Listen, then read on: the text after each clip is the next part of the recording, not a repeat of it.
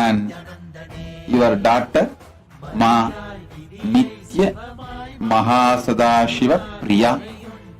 My blessings for both of you. I am with you. Tatast. Om.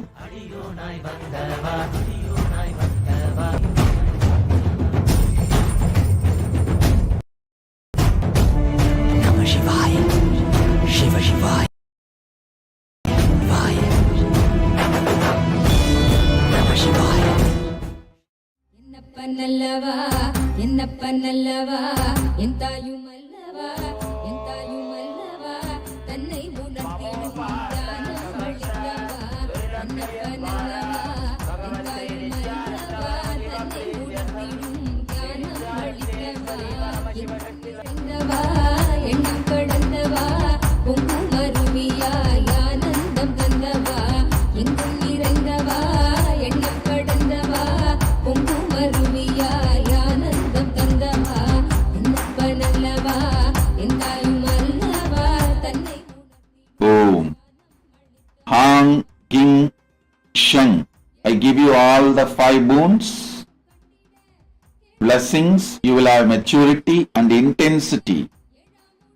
I'll give you enlightenment.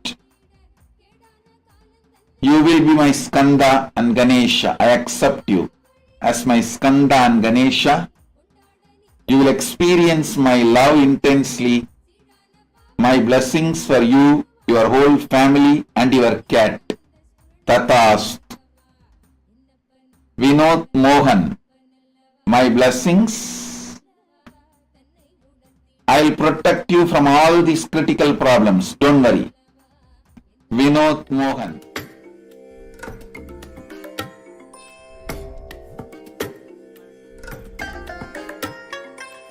I bless you all. Let you all open all your 3 eyes and manifest the powers of Mahasada Om Nithyanandam. Welcome to the Pratikshapada Puja today. Today a few devotees are offering their gratitude and devotion at the Divine Lotus feet of the Supreme Pontiff of Hinduism, Bhagavan Nithyananda Paramashivam, our beloved Swamiji. Before we begin the Pratikshapada Puja, let us take a few moments to understand the context and prepare ourselves mentally and our inner space beautifully for the Pratikshapada Puja.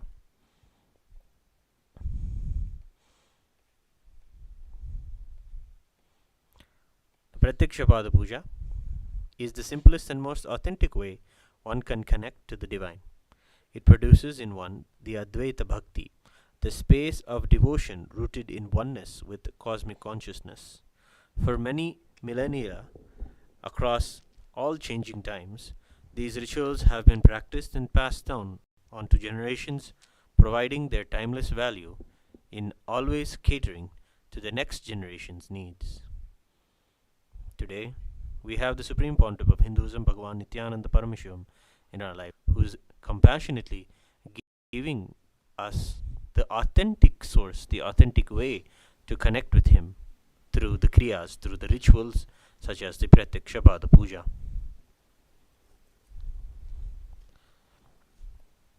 We begin the Pratikshapada Puja with the declarations. These 4 theistic declarations help us set the right context, coming out of any delusory or Maya matrix understandings that prevent us from experiencing blessings of the puja. Today, these 4 declarations are very important to help us cognize that first, cosmic energy exists. Yes, we usually understand only the physical world and we only interact with it, maybe a little bit of emotions here and there, but then it is only a physical connection. But when we cognize that cosmic energy exists, we understand the truth that there is the metaphysical. There is something that is governing this whole cosmos that isn't visible to the naked eye. It is, yes, invisible, but it is also invincible. It is intelligence. It has the power. It is literally running the whole cosmos. We also cognize it as Paramashiva and cosmic consciousness, Today we'll be declaring that it is the energy that pervades the whole cosmos as cosmic energy. So the first understanding we got understood is that cosmic energy exists. Next we'll be declaring that the Supreme Pontiff of Hinduism, Bhagavan Nithyananda Paramashivam, is the Chinmaya Vigraha, the embodiment and representation of that very cosmic energy. Yes, Hinduism is an avatar worshipping tradition where we know the cosmic energy manifests in our lives in the form of the Guru or the incarnation of Paramashiva and shares with us and transforms our lives and helps us realize our natural and true state of oneness. And they happen again and again to do the same whenever adharma or misconduct and injustice prevails in the world. The incarnations come again and again to re-establish dharma and to take humanity to the next level of consciousness.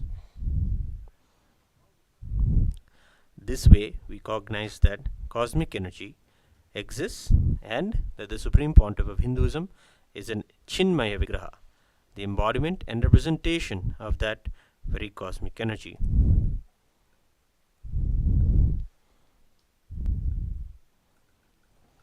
The next understanding that we'll be having is cognizing that whatever we offer in the Pratyakshapada Puja will reach the cosmic source of energy directly. Yes, the kriyas and the rituals that are there are not mere nostalgic performances to cherish our Guru in our lives, but they are actual processes that put us in a state of oneness and deep devotion to cosmic energy and our beloved Swamiji in our lives. The kriyas of today's ritual of Pratyakshapada Puja come from the very words of Paramashiva, the scriptures, the Kamika Agama, as well as the Guru Gita and the Kularnava Tantras. All of these were Shastras, Hindu scriptures, revived by the Supreme Pontiff of Hinduism, and they originate from Paramashiva himself. All of the kriyas or the parts of the ritual are directly from Paramashiva's very words on how to do the worship to a living manifestation of Paramashiva. Then we cognize that through the ritual, whatever we offer will reach the cosmic source of energy directly. Means the cosmic energy around us, the life around us, is embodied and represented in Swamiji. Whatever it is that we need to move forward in our life, if the life around us had a voice and told us what to do, this would be Swamiji in our lives. And that is exactly how many times again and again we find Swamiji telling us the exact thing at the right moment and gives us the right guidance to heal and to lift our consciousness. So with this understanding, we make the third declaration. Then the final declaration is the ultimate truth from the Upanishads, the truth of Sohamasmi, that even when we worship, we are Him. Yes, in no way in this puja are we declaring that we are anyway in any inferior position to Paramashiva. No, we are declaring and celebrating our oneness with Him. And because of the intense gratitude with which He has manifested in our lives, we are doing the Pratyakshapada Puja and celebrating that He has given us this oneness experience. And we cherish it and we pray that it becomes the goal of our lives. As we say in the Sadguru Vandanam, Tattvamasya Laksham, where we celebrate Swamiji as the one who is Paramashiva, who is the cosmic energy, and the one who, from whom who will take us to the very experience of oneness with the cosmos. So with these 4 declarations, we will be beginning the Pratyakshapada Puja.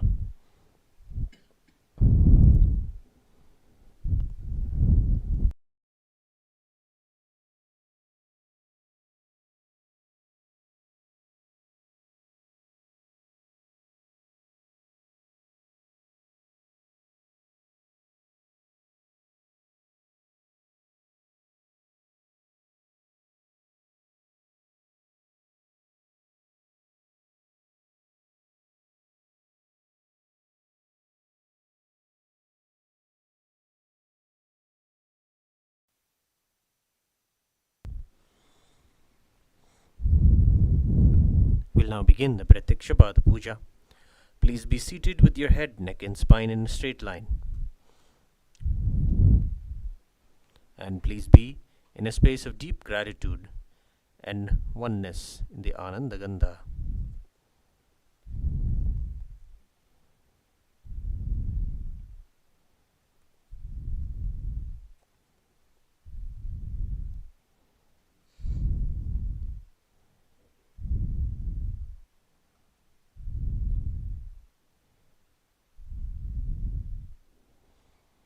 Before we begin the Pratyakshapada Puja, please make the following declarations with integrity and authenticity.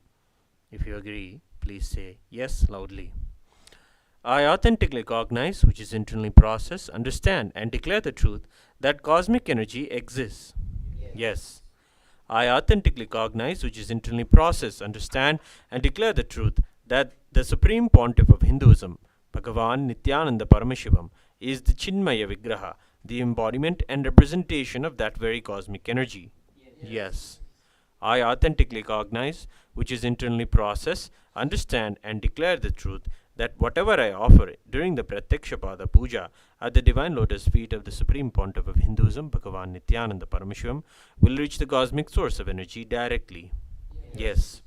I authentically cognize, which is internally process, understand, and declare the truth of Sohamasmi, that even when I worship, I am Him. Yes. We'll now begin the Pratyakshapada Puja. Please be in a space of deep, restful awareness and gratitude in the Ananda Gandha.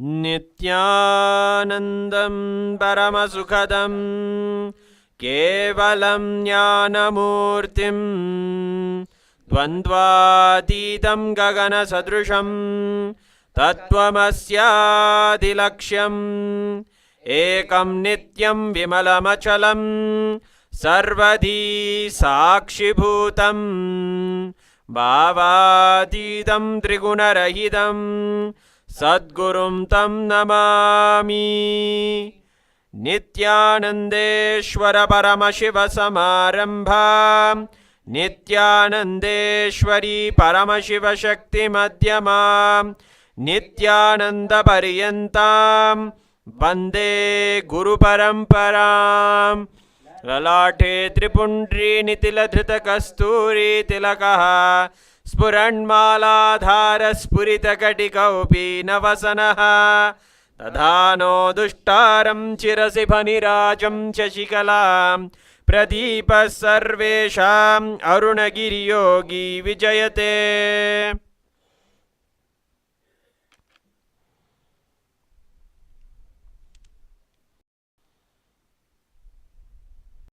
We'll now perform Tattvachamanam, ritualistic cleansing of the hands and the mouth. Om Atmatattvam Chodayami Svadha. Om Vidyadattvam Chodayami Svadha. Om Shivadattvam Chodayami Svadha.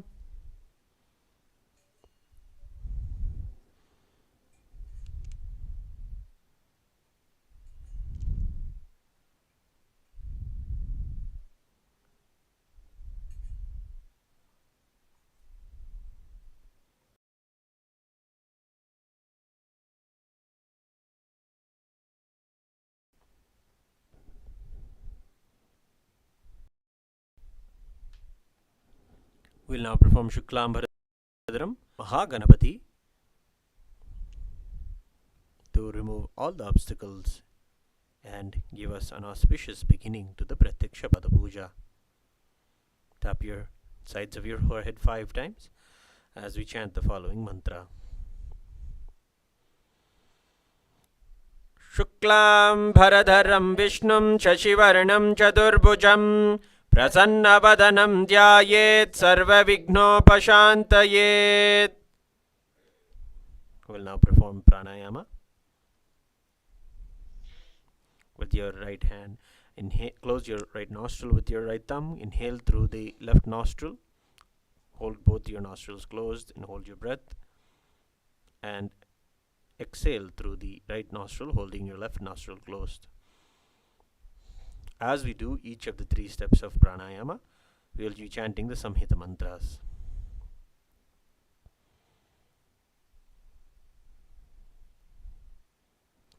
Om Hom Ishana Murtaya Namo, Om Him Tatpurush Vectara Namo, Om Hum Gurudaya Namo, Om Him Mamadevukya Namo, Om Him Satjojata Murte Namaha, Mam Mridaya Namo, Om Him Shirse Namo, Om Hum Shika Namo, Om Him Kavcha Namo, Om Netirabhyo Namo, Astra Namaha. Om Hom Ishana Murtaya Namo, Om Him Tatpurush Vectara Namo, Om Hum Gurudaya Namo, Om Him Mamadevukya Namo, Om Him Satjojata Murte Namaha, Om Mam Mridaya Namo, Om Him Shirse Namo, Om Hum Shika Namo, Om Him Kavcha Namo, Om Netirabhyo Namo, Astra Namaha. Om Hom Ishana Murtaya Namaha, Om Him Tatpurush Vectara Namo, Om Hum Gurudaya Namo, Om Him Mamadevukya Namo, Om Him Satjojata Murte Namaha, Om Mam Mridaya Namo, Om Him Shirse Namo, Om Hum Shika Namo, Om Him Kavcha Namo, Om Netirabhyo Namo, Astra Namaha. Touching your right ear, remember the river Devi Ganga and chant the mantra Om Pranava mantra.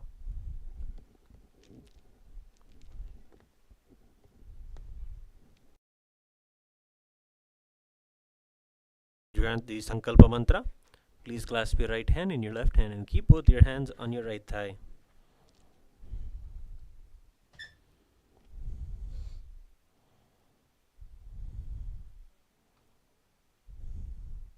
We will now make the conscious resolution for the Pratyakshavada Puja.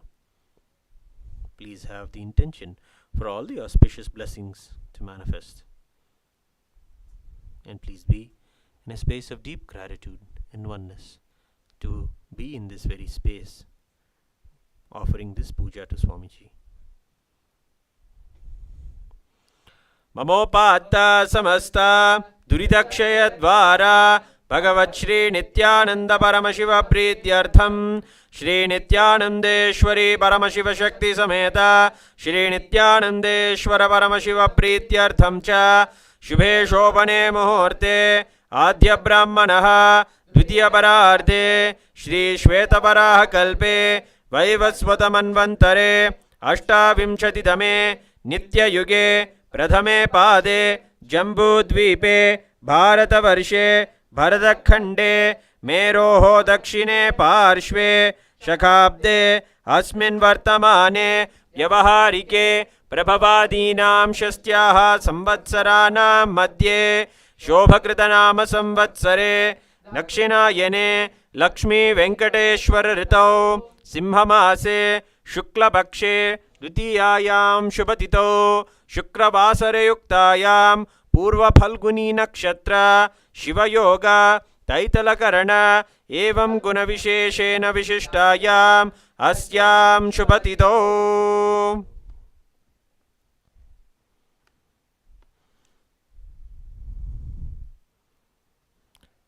Pashupaleti Gotrodbhavasya Anugula Pentaya Namadheyasya Anugula Sailila Nam Yaha Anugula Sairam Namadheyasya Kritika Nakshatre Vrishabhara Shojatayaha Shivani Anugula Nam Yaha Arav Sai Namadheyasya Yogi Sai Namadheyasya Anugula Sai Pavan Nam Yaha Anugula Monica Nam Yaha Anugula Aniket Sai Namadheyasya Anugula Anvit Sai Namadheyasya Sakutumbhasya Kaundinya Sagotrodbhavasya Tulara Shojatasya Lakshmi Ramulu Namadheyasya Mula Nakshatre Dhanurra Shojatayaha Ranjana Devi Nam Yaha Mula Nakshatre Dhanurra Shojatasya Mihir Ramulu Namadheyasya Sakutumbhasya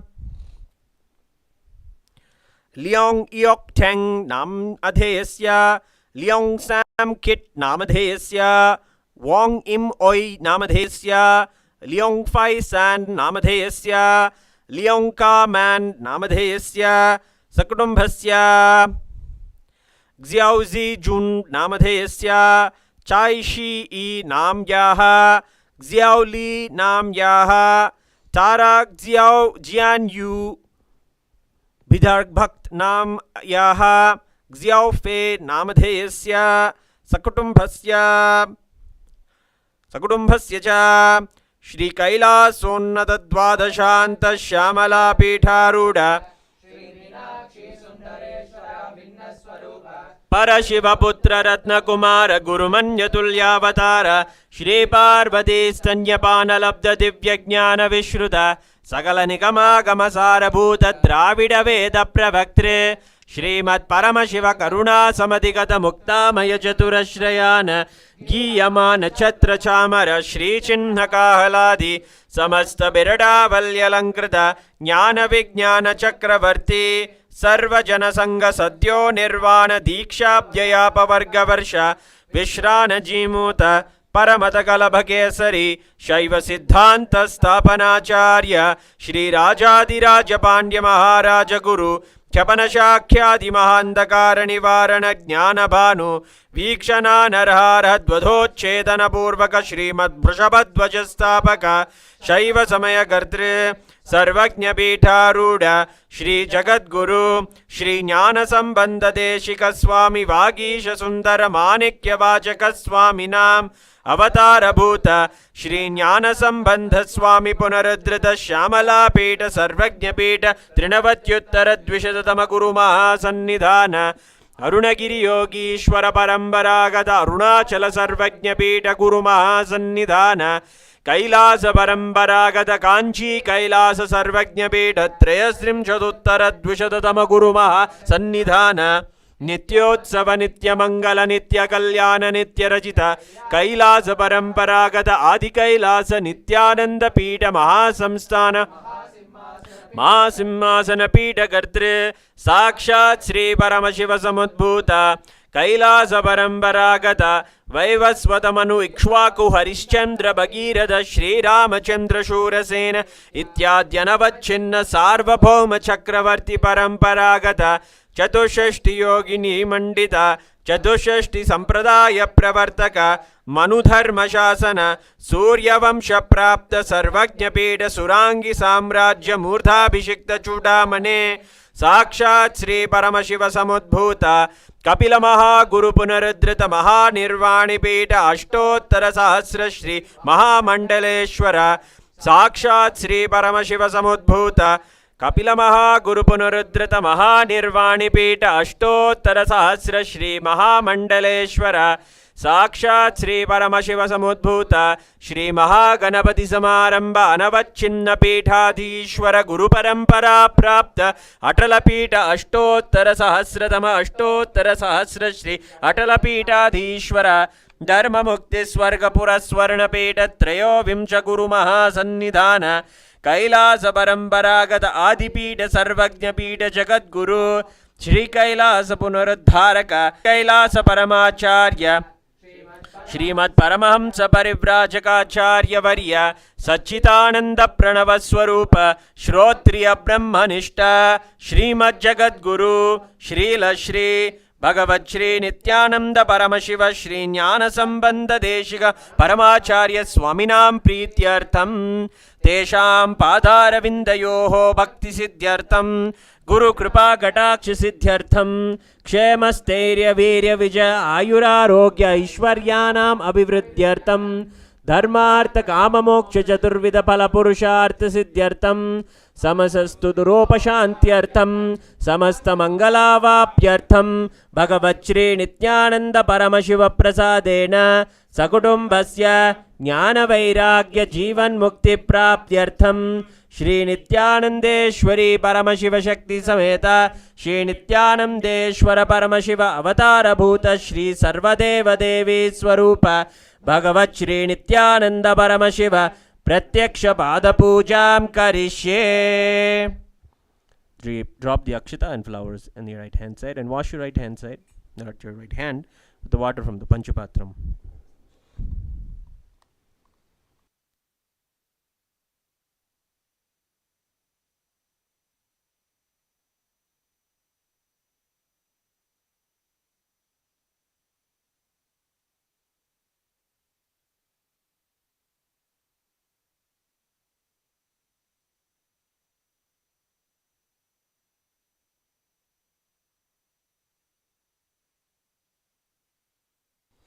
We'll now perform the Kantanadam.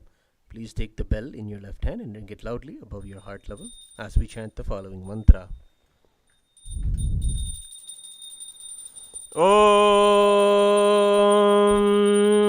Agamartantu Devanam Gamanartantu Rakshasam Gantanadam Karomnyado Devada Kwanalanchanam Ganta Devadabhyo Namaha. The next is the Manasa Puja, the internal worship. The beautiful meaning of the mantra that we will be chanting comes from the depths of Paramadvaita, of oneness. The very seat of our being is offered as the asana for Swamiji. Our very breath is offered as the incense. The prana, the life force within us, is offered as the incense. The intelligence within us that keeps us life positive and absolutely powerful with all the powerful cognitions is offered as the naivedya, the food. All of the qualities within us and the characteristics within us are all offered as various flowers. Various gunas are offered as flowers. The anahata dhvani, the perennial sound, the unstruck sound, is offered as the bell in the puja. The sushumna nadi, that is all of our chakras bloomed fully, or is offered as a flower garland to Swamiji. Now, please be seated with your head, neck and spine in a straight line. And please be in a space of deep restful awareness and gratitude in the Ananda Gandha.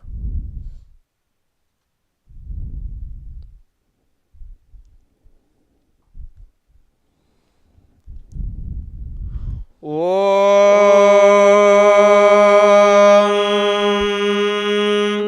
Hritpadmasanam dadyat sahasrarachyutamritaihi Padyam charanayor dadyat manastu arghyam nivedayet Tena amritena achamaniyam snaniyam tena cha smritam Akasha tattvam vastram syat Gandhasyat gandhatatvagam Chittam prakalpayet pushpam Dhupam pranan prakalpayet Tejastattvam cha deepartham Naivedyam syat sudham buddhihi Anahatadvanirghanta Vayudatvam cha chamaram Sahasraram bhavet chatram Shabdadatvam cha geetakam Nrityamindriya karmani Chanchalyam manasastadha Sumekalam padmamalam Pushpam nana vidham tatha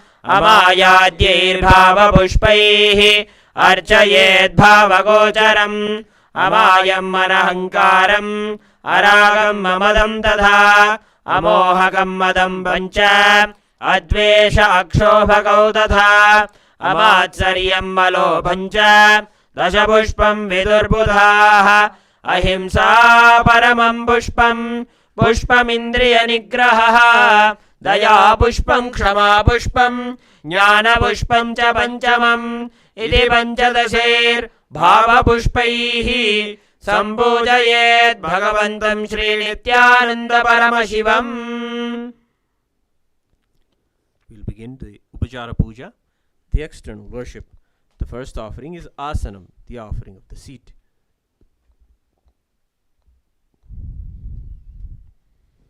The one who resides inside all the beings, the one who is the very soul of all beings. I offer this seat to you. I surrender, I surrender.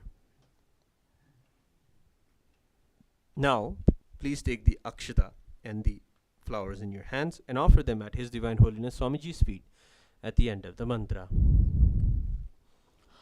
Asanam Om Sarvabhutantarasthaya Sarvabhutantaratmane Kalpayamyupaveshartham Asanam Te Namo Namaha. Om Hrim Idam Suvarnasanam Sarvadeva Devi Swarupaya Bhagavate Shri Nithyananda Paramashivaya Namaha.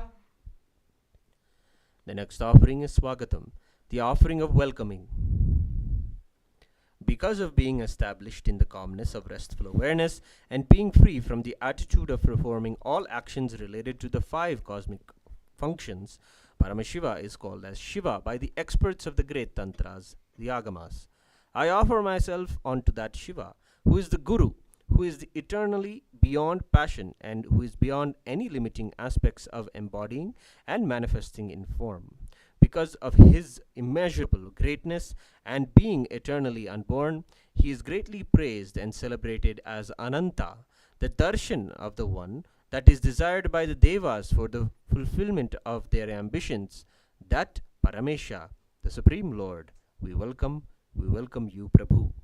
With this sacred sentiment, we now take the flowers in our hands and offer the Swagatam at the Divine Lotus feet of the Supreme Pontiff of Hinduism at the end of the mantra. Swagatam.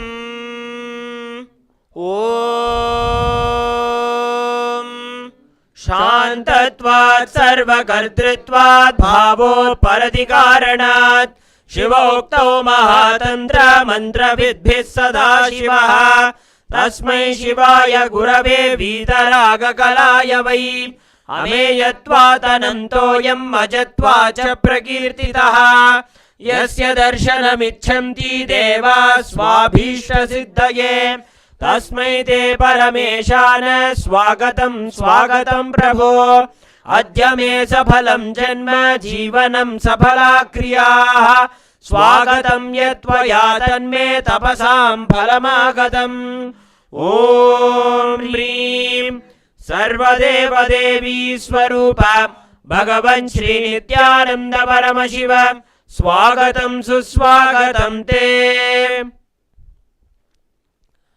The next offering is Padyam, the offering of water for washing the feet. I offer Padyam, that is the water for washing the feet of Paramashiva, the supreme divinity, the very devotion to whom brings the ultimate bliss. Now please take the Padyam water in your hands and offer it at His Divine Holiness Swamiji's feet at the end of the mantra. Padyam. Om यद्भक्तिलेश संपर्कात् परमानंद संप्लवः तस्मै ते परमेशान पाद्यं शुद्धाय कल्पयेत्. ॐ ह्रीं एतत् पाद्यं सर्वदेवदेवी स्वरूपाय भगवते श्री नित्यानंद परमशिवाय नमः.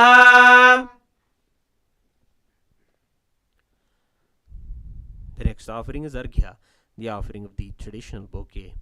O Maheshwara, please accept this Arghya, offering of the traditional bouquet with water made of Durva grass, a flower, a bilva leaf, and a rice pellet kept in a beautiful conch.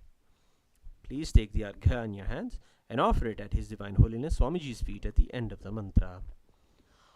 Arghyaha. Om दुर्वाक्षत समायुक्तं बिल्वपत्रं तथा परं शोभनं शङ्खपात्रस्थं गृहाणार्घ्यं महेश्वर. ॐ ह्रीं एषोऽर्घ्यः सर्वदेवदेवी स्वरूपाय भगवते श्री नित्यानंद परमशिवाय स्वाहा. The next offering is Achamaniyam, the offering of water for washing the hands and the mouth. Please accept this auspicious Ganga water, which dissolves all incompletions, as an offering of Achamaniya, the water for washing the mouth, as I offer unto you with devotion. Achamaniyam. Om मंदाकिन्यास्तु यद्वारी सर्वपापहरं शुभं ग्रहाणाचमनीयं त्वं मया भक्त्या निवेदितम्. ॐ ह्रीं इदम् आचमनीयोदकम् सर्वदेवदेवी स्वरूपाय भगवते श्रीनित्यानन्द परमशिवाय स्वधा. The next offering is Madhuparka, the offering of the nectarine drink. Now please take the cup of Madhuparka in your hands and offer it at His Divine Holiness Swamiji's feet along with the mantra. O bestower of impurities, the complete one, the essence of nectar, I offer this nectarine drink to you. Please be pleased. Madhuparkaha Om सर्वकल्मषनाशाय परिपूर्णसुधात्मकम् मधुपर्कमिमं देव कल्पयामि प्रसीद मे. ॐ ह्रीं एष मधुपर्कः सर्वदेवदेवी स्वरूपाय भगवते श्रीनित्यानन्द परमशिवाय स्वधा.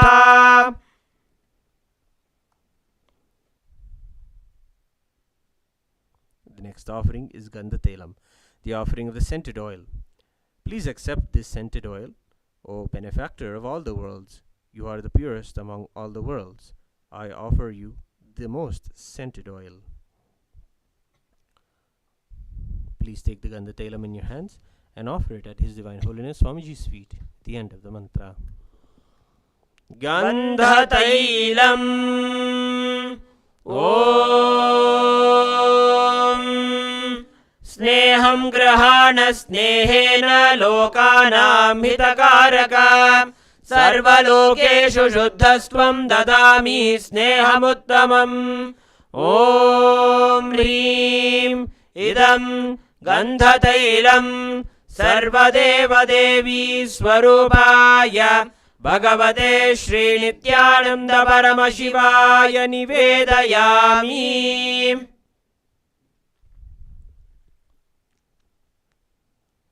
The next offering is the offering of Snaniyam, the offering of the sacred bath.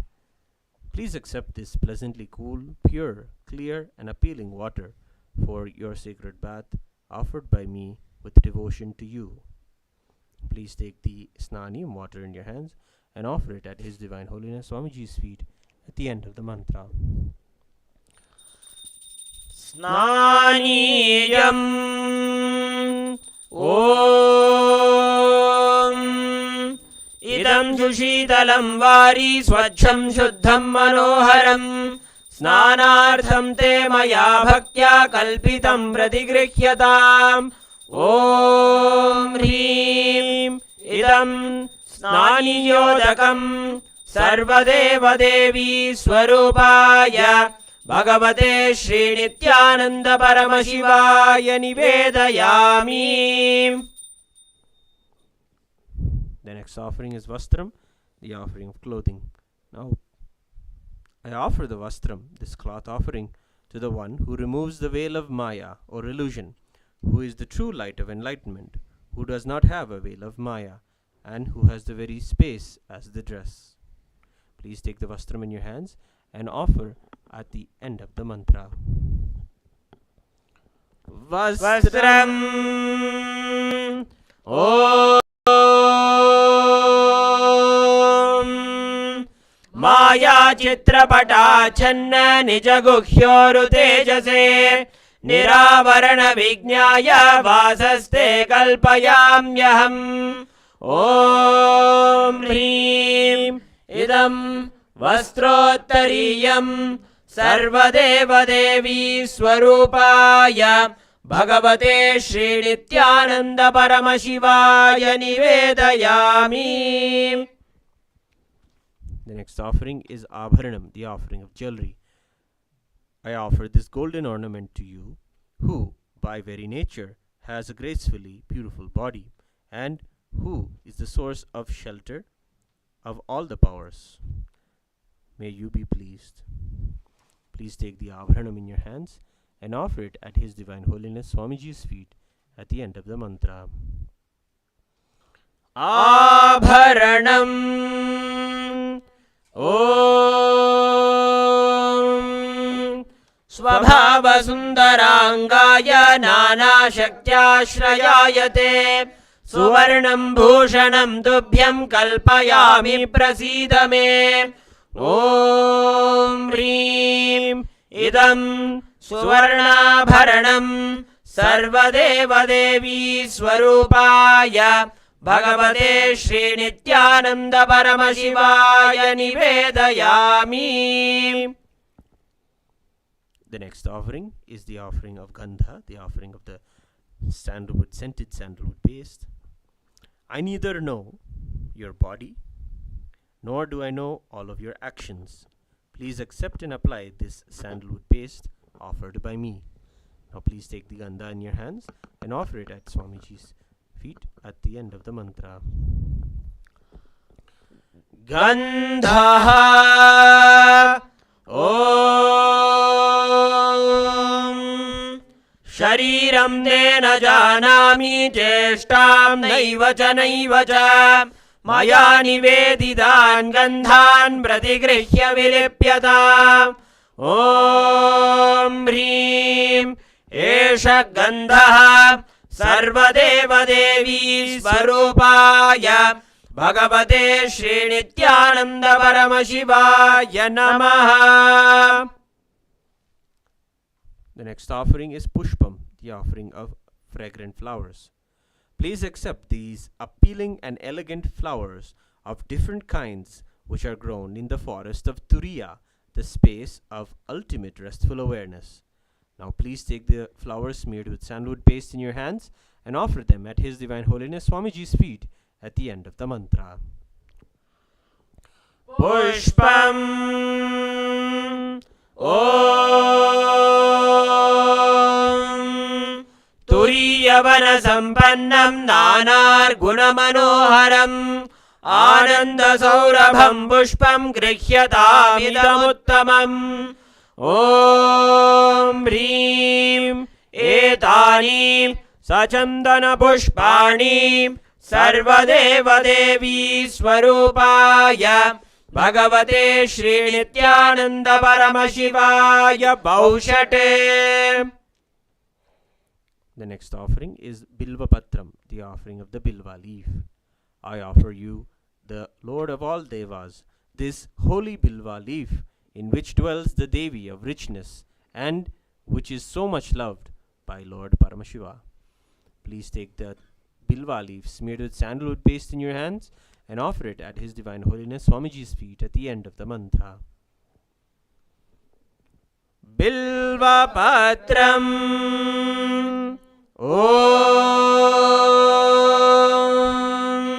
Amritodbhavam Shri Vriksham Shankarasya Sada Priyam Bilva Patram Prayachami Pavitram Te Sureshwara Om Hrim Etani Sajandana Bilva Patrani Sarvadeva Devi Svarupaya Bhagavate Srinityananda Paramashivaya Vaushate.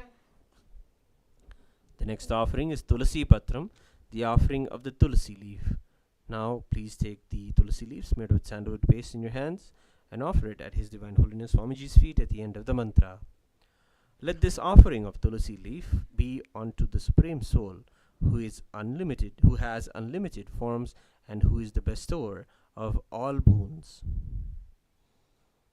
Tulasi Patram Om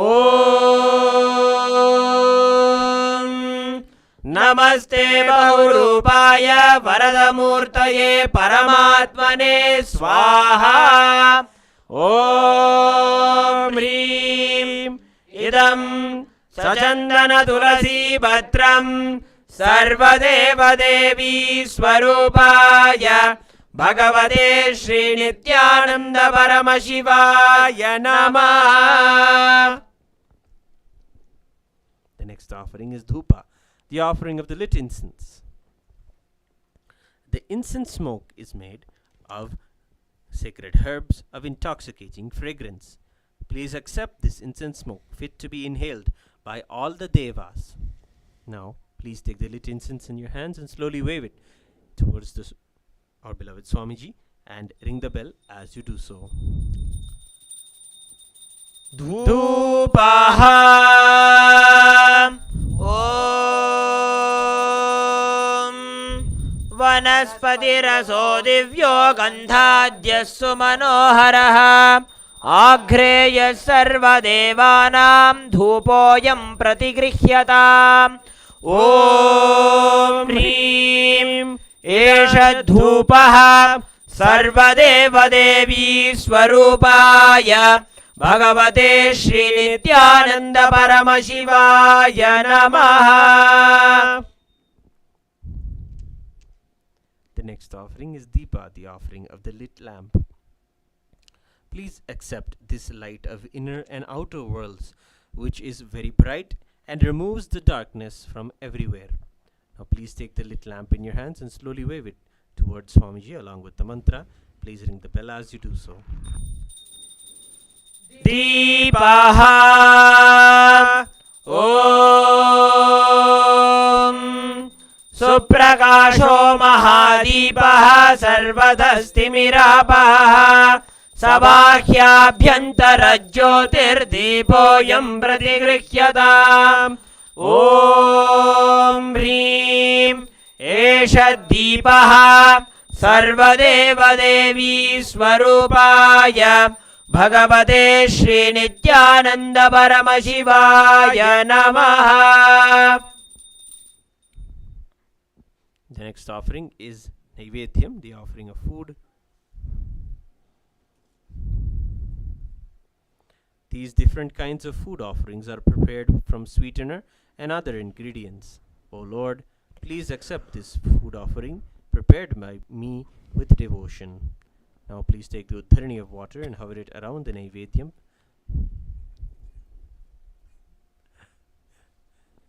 Three times and offer the water at His Divine Holiness Swamiji's feet along with the mantra. And please ring the bell as you do so. Naivedyam ॐ नैवेद्यं विविधं देव शर्करादिविनिर्मितं मया निवेदितं भक्त्या गृहाण परमेश्वर ॐ ह्रीं इदं शोभकर्णनैवेद्यं सर्वदेवदेवी स्वरूपाय भगवते श्रीनित्यानन्द परमशिवाय निवेदयामि. The next offering is Paniyam, the offering of water for drinking. O Supreme Divinity, the Lord of all the Devas, the one who bestows complete fulfillment upon us, please accept this water full of complete non-stop bliss. Please take the Paniyam water in your hands and offer it at His Divine Holiness Swamiji's feet at the end of the mantra. पानीयम् Om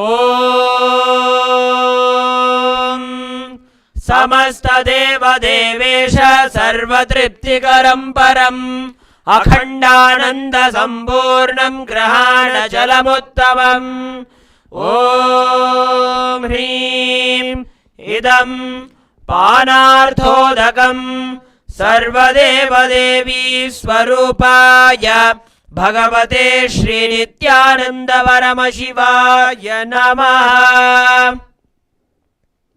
The next offering is Punarachamaniyam, the offering of water for washing the hands and the mouth. By the mere recollection of whom the purification and cleansing happens, may that person accept the Punarachamaniyam meant for obtaining absolute purification. Please take the Punarachamaniyam water in your hands and offer it at His Divine Holiness Swamiji's feet along with the mantra. पुनराचमनीयम् ॐ उच्छिष्टमप्यशुचिर्वा यस्य स्मरणमात्रतः शुद्धिमाप्नोति तस्मै ते पुनराचमनीयकम् ॐ ह्रीं इदं पुनराचमनीयोदकं सर्वदेवदेवी स्वरूपाय भगवते श्री नित्यानंद परमशिवाय स्वाहा. The next offering is Aratrikam, the offering of Arati. We salute the Kubera who blesses us with wealth, who is the supreme of all the kings, the one who possesses great patience. Let Kameshwara, the Lord of desire energy, fulfill our desires.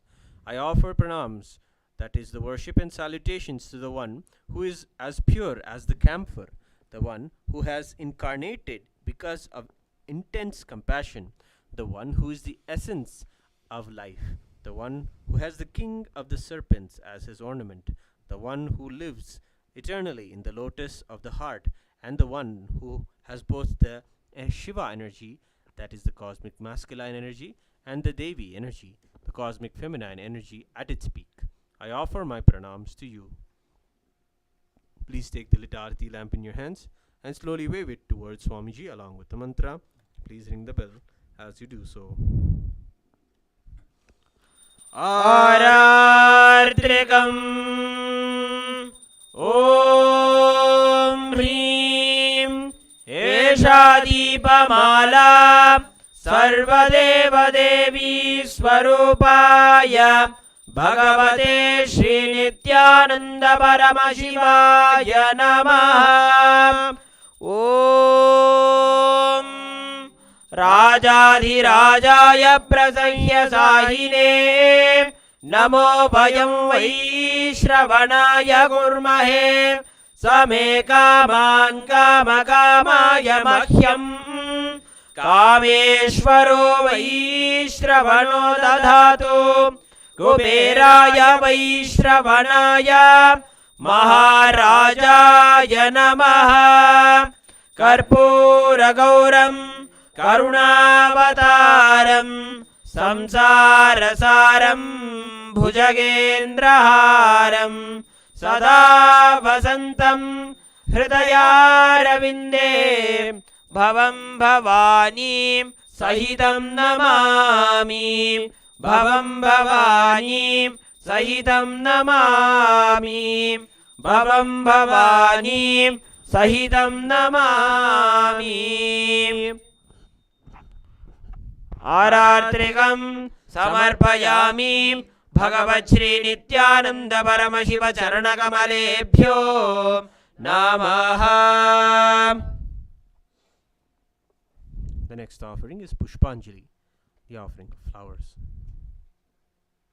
The Guru is the Brahma, who is the source of creation of the universe, Vishnu, who is the source of sustenance of the universe, and Shiva, who is the source of rejuvenation of the universe. Guru is the source of all three put together in a single form. Thus, I surrender to that Guru. I surrender to the Guru, who is omnipresent and also has given me a glimpse of his experience. I surrender to the Guru, who has with the brush of wisdom opened my eyes blinded by ignorance. I surrender to the Guru, who, by giving the knowledge about the self, has burnt my karmic baggage of so many births. I surrender to the Guru, who is the Lord of the cosmos, who is the Guru of the cosmos. My soul is the same soul which is in all the beings. I surrender to the Dakshinamurti, the primal Guru, who manifests himself differently in the form of Ishvara, Guru, and Atman, or the Self. Now please take some flowers in your hands and offer them at Swamiji's divine lotus feet at the end of the mantra.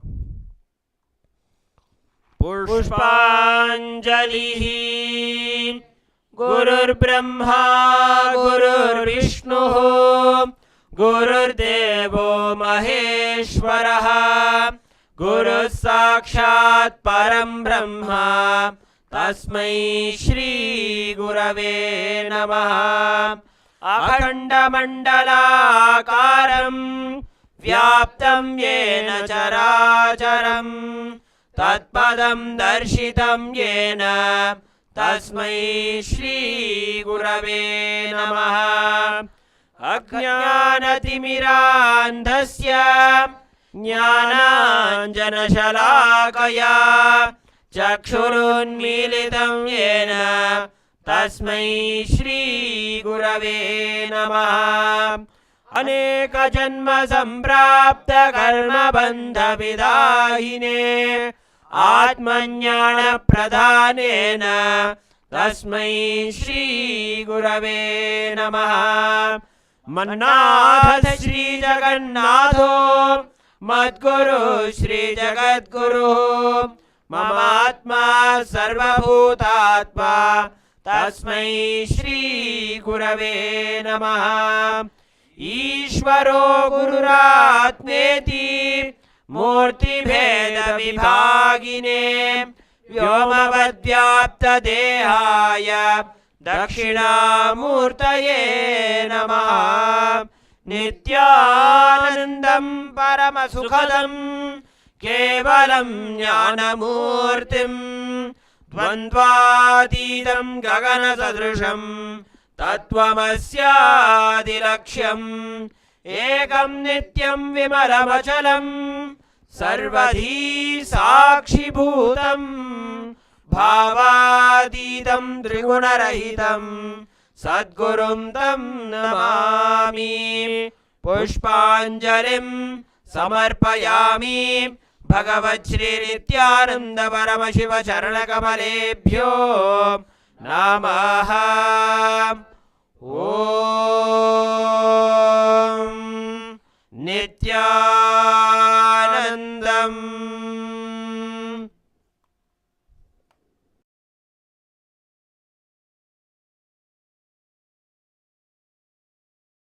Suddenly, one day, when I was reading one of the Shankara's work on this Maya, somehow the concept clicked. The word Maya cannot be translated into English. Thinking the lesser reality as the higher reality is what we call Maya. What you are seeing, you can't say this is illusion. No. This is not ultimate. Your understanding this is ultimate is illusion.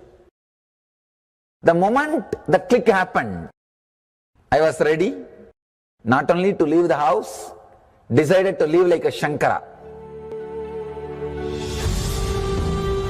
In the Vedic tradition, anybody wants to become enlightened has to leave their home. They have to become homeless. It is a basic condition for enlightenment. You can't be in your hometown. You have to start wandering, studying, because to enter into the ultimate truth, you need to have the courage to go behind wherever it leads. There is a beautiful sutra in Brahma Sutra, the first sutra of Brahma Sutra. It says, Atato Brahma Jignasa. Let us inquire into the reality. It says, only a courageous person who is ready to go behind wherever truth leads can enter into this science. In those days, we had a beautiful system. When somebody becomes enlightened, he will go around and sit with all other scholars, pandits, learned people, and he will open up his understanding. The other person will open up his understanding. Whoever can take the other person to the deeper level of understanding will follow him. That's all. That is why exploring the truth into the deeper and deeper level has been made as a compulsory basic value for anybody who wants to explore the reality, explore into the truth. What we need to understand from this story, courage to go behind the truth, wherever it leads. Even they are ready to gamble with their life, but they are ready for truth.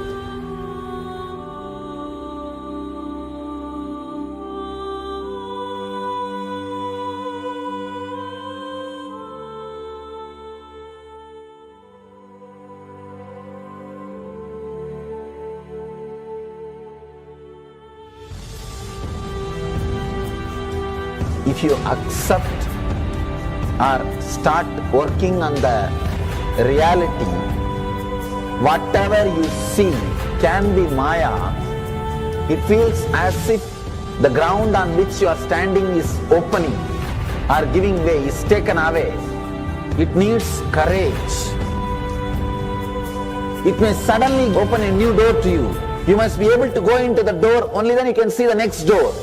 Because I am trying to reproduce the same understanding and experience which happened in me. Understand? When I understood that Maya, the concept of Maya, it gave me so much of joy and courage to do anything. I decided I will live like a Shankara. There is every possibility you will catch the glimpse. I am not telling you will run away from a home. You will have the same energy and excitement and liberation when you realize this truth. If this one concept Maya is understood logically by you, no suffering can make low curve in you. Nobody can exploit you easily. If you can just open that courage, this understanding can open new doors for you. If you understand this clearly, you will have the courage. If you have little courage, you will have understanding. It's like a circle. Who will start first? I represent Kailasa nation led by Supreme Pontiff of Hinduism, Sri Nithyananda Paramashivam, which speaks on behalf of 2 billion Hindus around the world who do not have a voice representing them in these international forums.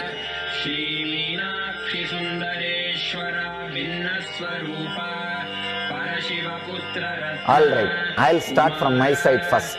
I'll give the understanding. Let you add courage to it. Let's enter into the sutra. Illusions deceive, colors circumscribe, even divisibles are indivisible. Look becomes Shiva.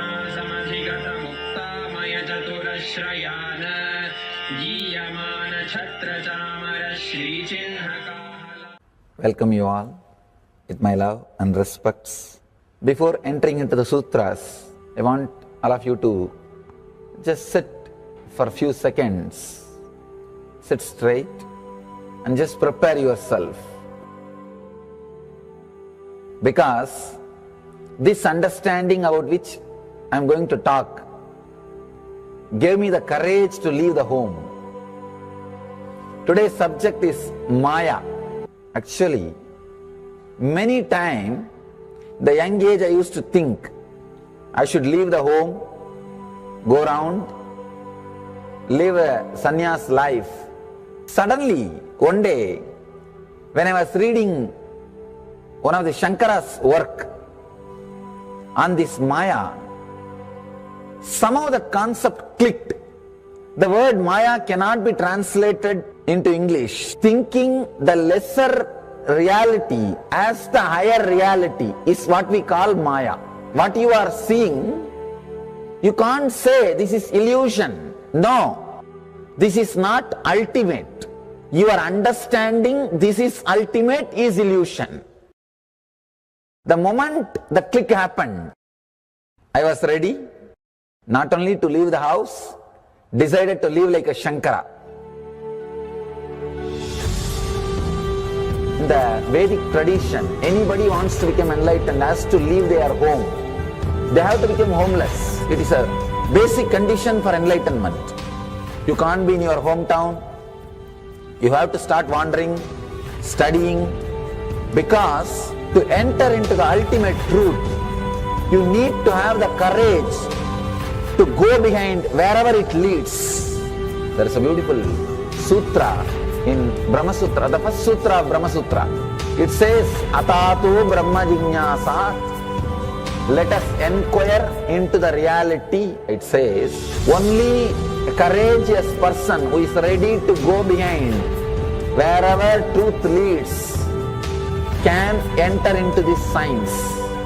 In those days, we had a beautiful system. When somebody becomes enlightened, he will go around and sit with all other scholars, pandits, learned people, and he will open up his understanding. The other person will open up his understanding. Whoever can take the other person to the deeper level of understanding will follow him. That's all. That is why exploring the truth into the deeper and deeper level has been made as a compulsory basic value for anybody who wants to explore the reality, explore into the truth. What we need to understand from this story, courage to go behind the truth, wherever it leads. Even they are ready to gamble with their life, but they are ready for truth.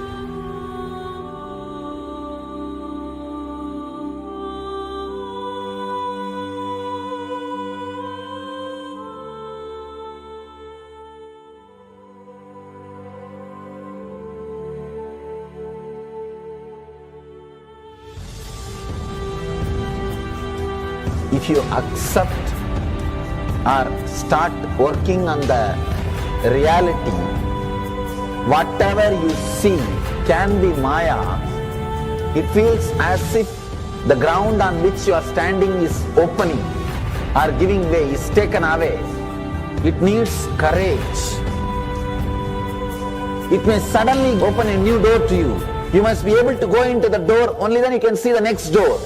Because I am trying to reproduce the same understanding and experience which happened in me. Understand? When I understood that Maya, the concept of Maya, it gave me so much of joy and courage to do anything. I decided I will live like a Shankara. There is every possibility you will catch the glimpse. I am not telling you will run away from a home. You will have the same energy and excitement and liberation when you realize this truth. If this one concept Maya is understood logically by you, no suffering can make low curve in you. Nobody can exploit you easily. If you can just open that courage, this understanding can open new doors for you. If you understand this clearly, you will have the courage. If you have little courage, you will have understanding. It's like a circle. Who will start first? I represent Kailasa nation led by Supreme Pontiff of Hinduism, Sri Nithyananda Paramashivam, which speaks on behalf of 2 billion Hindus around the world who do not have a voice representing them in these international forums.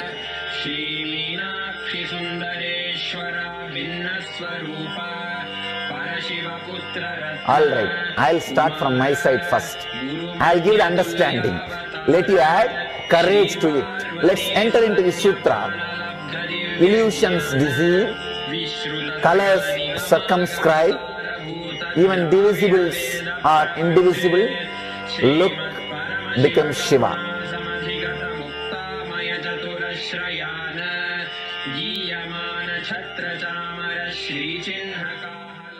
Welcome you all with my love and respects. Before entering into the sutras, I want all of you to just sit for a few seconds. Sit straight and just prepare yourself. Because this understanding about which I am going to talk gave me the courage to leave the home. Today's subject is Maya. Actually, many times, the young age I used to think I should leave the home, go around, live a sannyas life. Suddenly, one day, when I was reading one of the Shankara's work on this Maya, somehow the concept clicked. The word Maya cannot be translated into English. Thinking the lesser reality as the higher reality is what we call Maya. What you are seeing, you can't say this is illusion. No, this is not ultimate. Your understanding this is ultimate is illusion.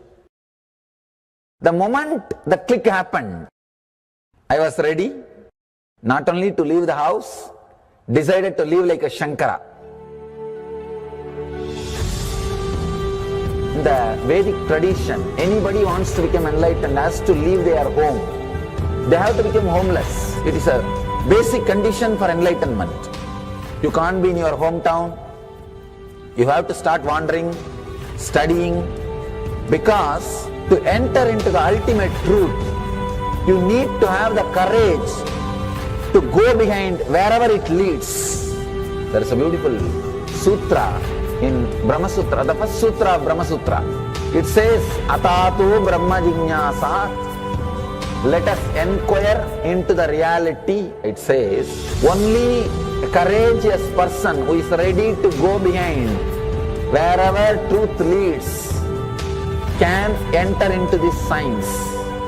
In those days, we had a beautiful system. When somebody becomes enlightened, he will go around and sit with all other scholars, pandits, learned people, and he will open up his understanding. The other person will open up his understanding. Whoever can take the other person to the deeper level of understanding will follow him. That's all. That is why exploring the truth into the deeper and deeper level has been made as a compulsory basic value for anybody who wants to explore the reality, explore into the truth. What we need to understand from this story, courage to go behind the truth, wherever it leads. Even they are ready to gamble with their life, but they are ready for truth.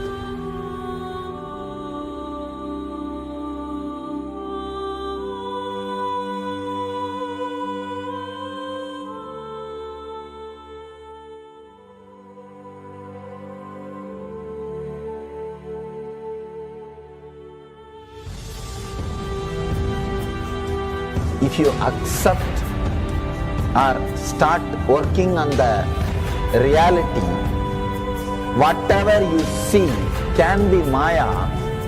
It feels as if the ground on which you are standing is opening or giving way, is taken away. It needs courage. It may suddenly open a new door to you. You must be able to go into the door, only then you can see the next door. Because I am trying to reproduce the same understanding and experience which happened in me. Understand?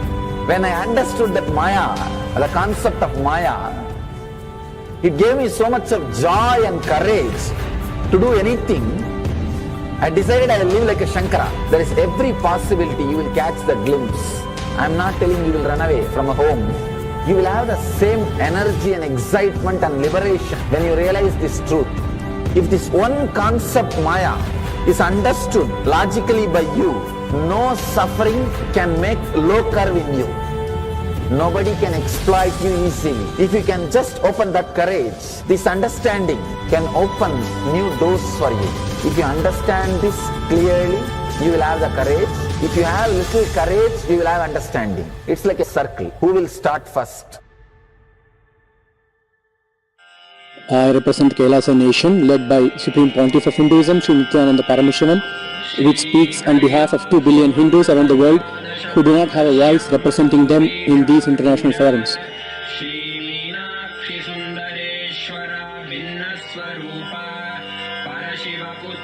Alright, I'll start from my side first.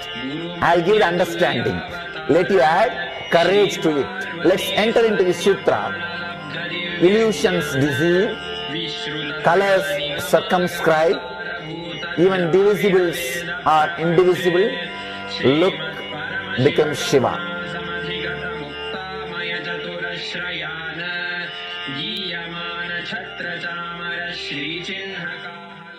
Welcome you all.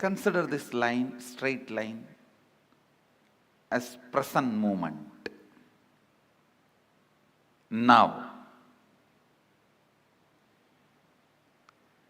Every thought happens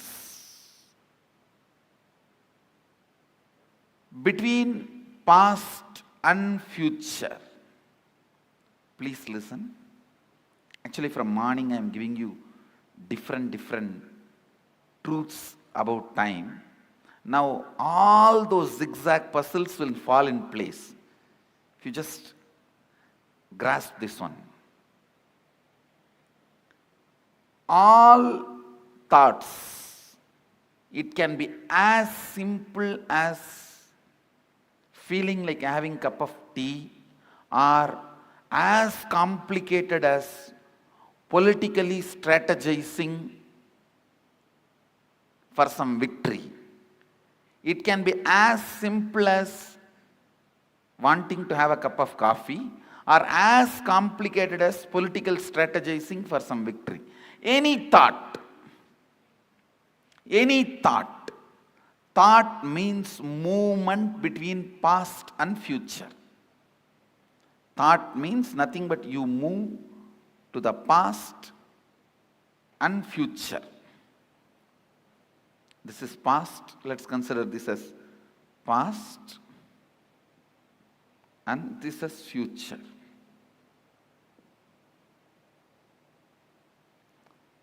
The center moment, present, where the present meets the past and future. That moment is now. This is that now. Present.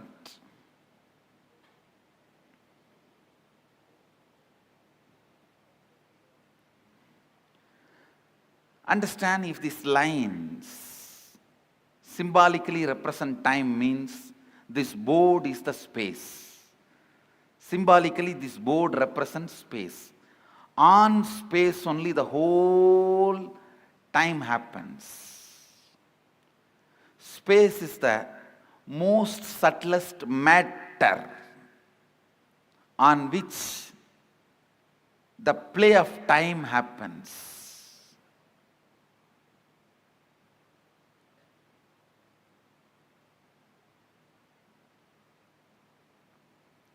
Just understand this example. Your movement between past and future is thought. Like you jump from there to here, here to there to here, here to there to here. That is what I call your perception about you, life, your existence. Your existence is nothing but the movements. Because till you know your real reality, as of now, whatever you know about you is nothing but your thinking. Am I right? Is there anything you know about you more than your thinking? Anybody? If you know something more about you, more than your thinking, this seat is for you. See, whatever you know about you is all based on your thinking. So, I can very comfortably assume your thinking is your reality, as on now. Am I right? So, it is all about you jumping into the past and future, past and future, past and future. That's all is your thinking. That's all is your, what you call as you. See, what I call as you is much beyond than what you call as you. So now I am talking about what you call as you. It's all about movements between the past and future. And I want you to know, it has a direct utility in your life's balance sheet. So please don't think it is some philosophy it is some metaphysics, it is some intellectual stuff. Allow every word to enter into you. It can increase your everyday balance sheet. Double. It can increase your everyday balance sheet. So allow this understanding to set into your system. I can make you alive. Listen. Your will can never be against the will of the cosmos. Your will can never be against the will of the planets. Your will can never be against the will of the universe. Because you have not willed, planets continue to do their allotted responsibility. If you will, they always come to you. Listen, in 3 ways they come to you. If you are praying, they come to you as God.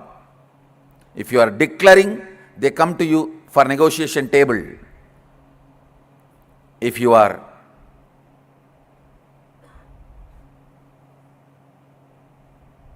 responding from the depth of oneness, Sadashivoham, they just do what you say.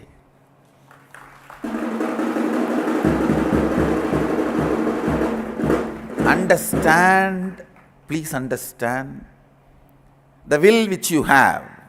See, all of you have will. That is why you are, even if you want, you can move your hand, you can close your eyes, you can turn your head. Whatever will you have to run your body and your mind, this will and the cosmic will which runs the sun, moon, planets, these two only quantitatively differ.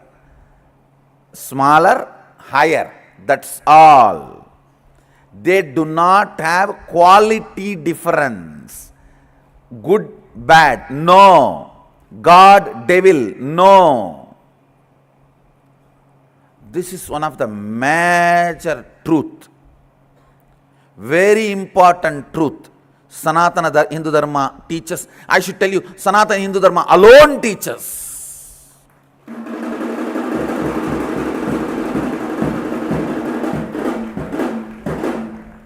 Whole Upanishad introduces you, Shrunvandu Vishwe Amritasya Putraha. You are junior putra, son of immortality. So there is only quantitative difference. You are small and that is high. Amritasya, the state of Amritatva is bigger and you are smaller. You are putra of that. But nowhere it says there is qualitative difference. Understand? The ideas you cognize are very important for the realization and manifesting your reality. Understand? The physiology of the reality.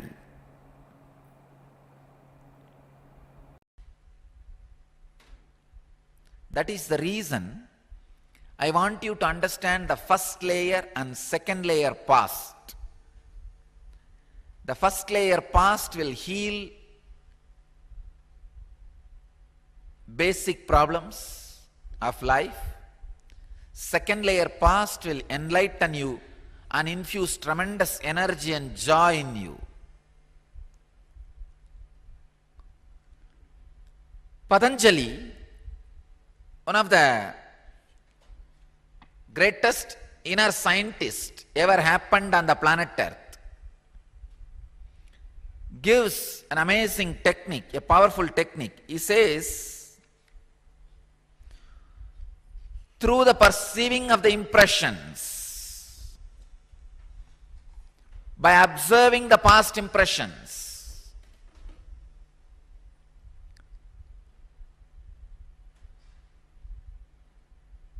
you can achieve the past life memory. I'll give you now the exact technique, what to do to open up your past life memory. You need to do this process at least for 21 days. Night before going to the bed, just sit.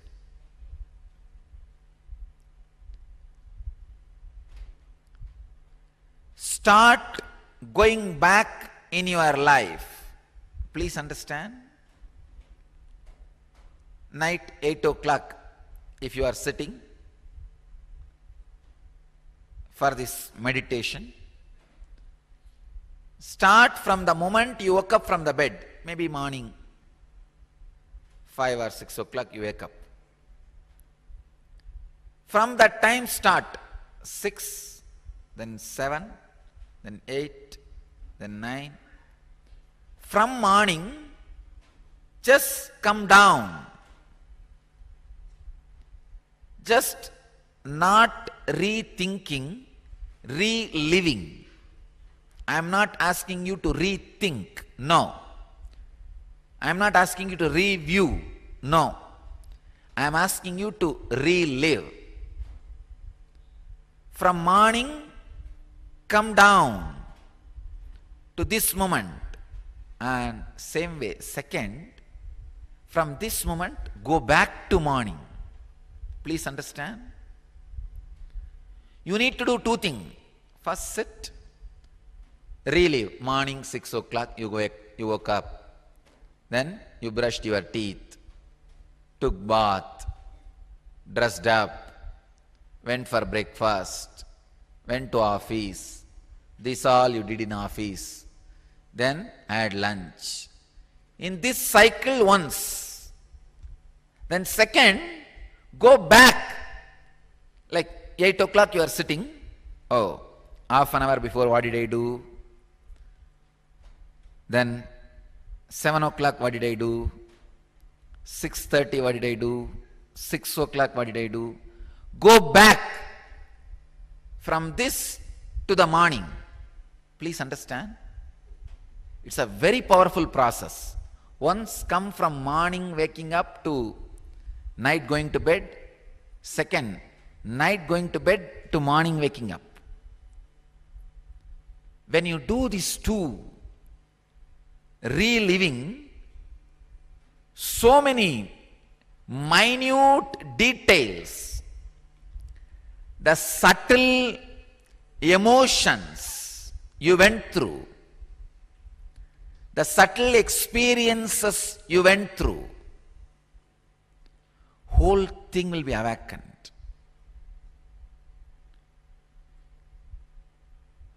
I can say, I can actually assure, within 21 days,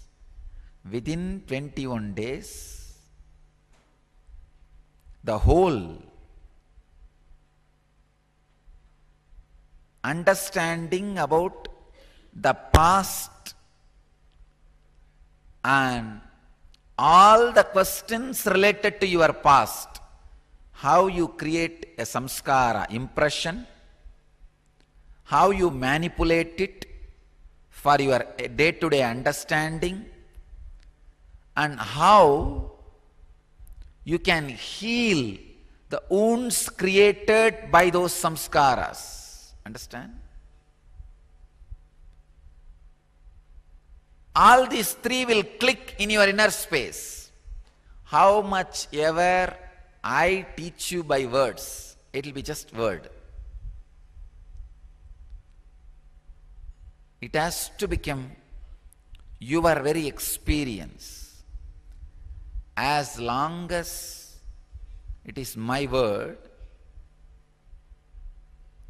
you will never have the deepest understanding. Only when it becomes your own word, it will become your deepest understanding. It's the exact technique. What Patanjali means by this word, samskara sakshatkaranat purvajati jnanam. Samskara sakshatkarana.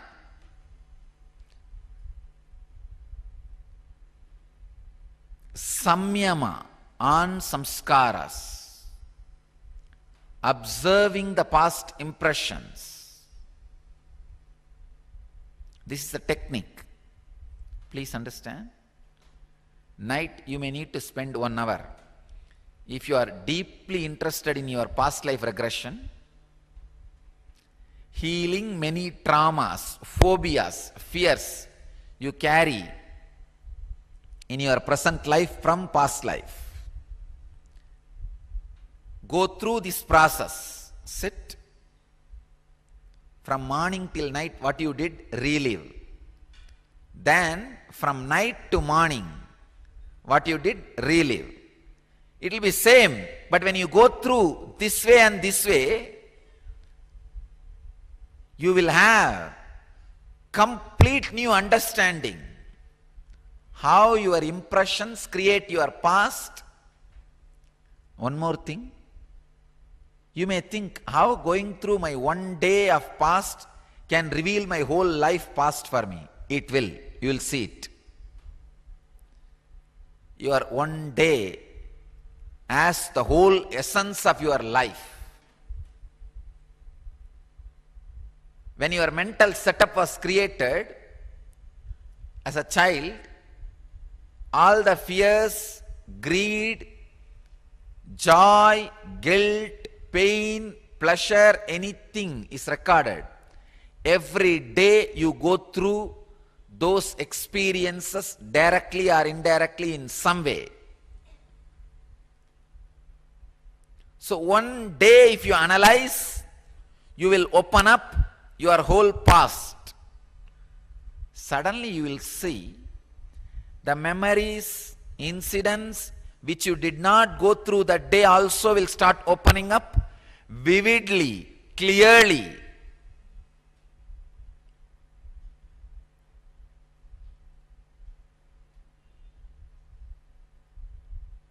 Actually, when you see and experience the whole past, the first thing will happen to you is you will start laughing about life. How foolishly you are doing the same thing again and again and again.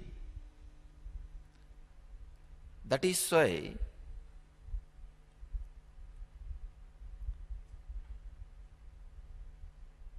in Zen tradition, they call the ultimate laughter is enlightenment. Or enlightenment is ultimate laughter. Laughing at the whole foolishness. Actually,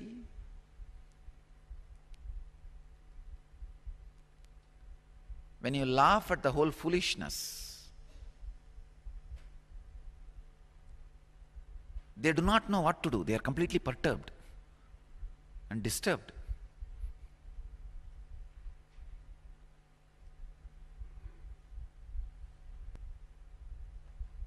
Laugh at the whole mind and samskaras which is attacking you in the inner space. Suddenly they will lose power over you and disappear. So today, practice. Listen.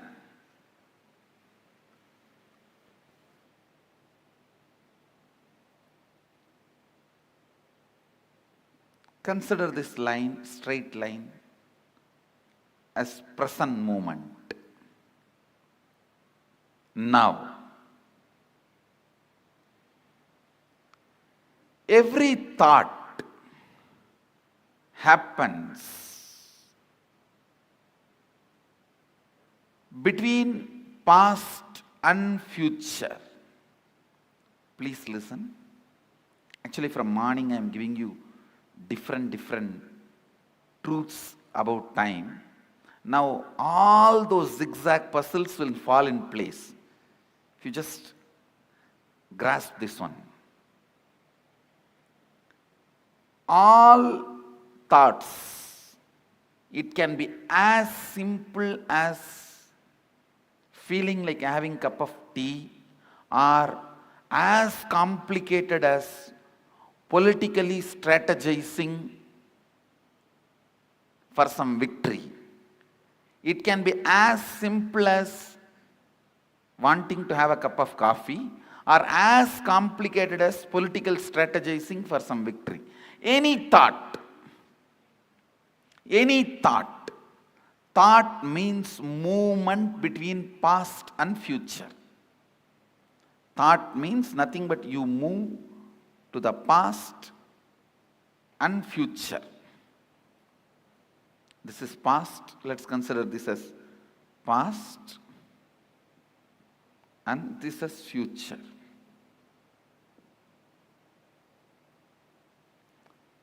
This center movement, present. Where the present meets the past and future, that moment is now. This is that now. Present.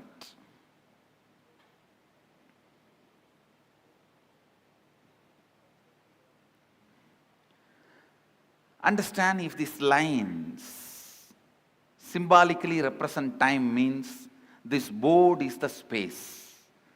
Symbolically, this board represents space. On space only the whole time happens. Space is the most subtlest matter on which the play of time happens.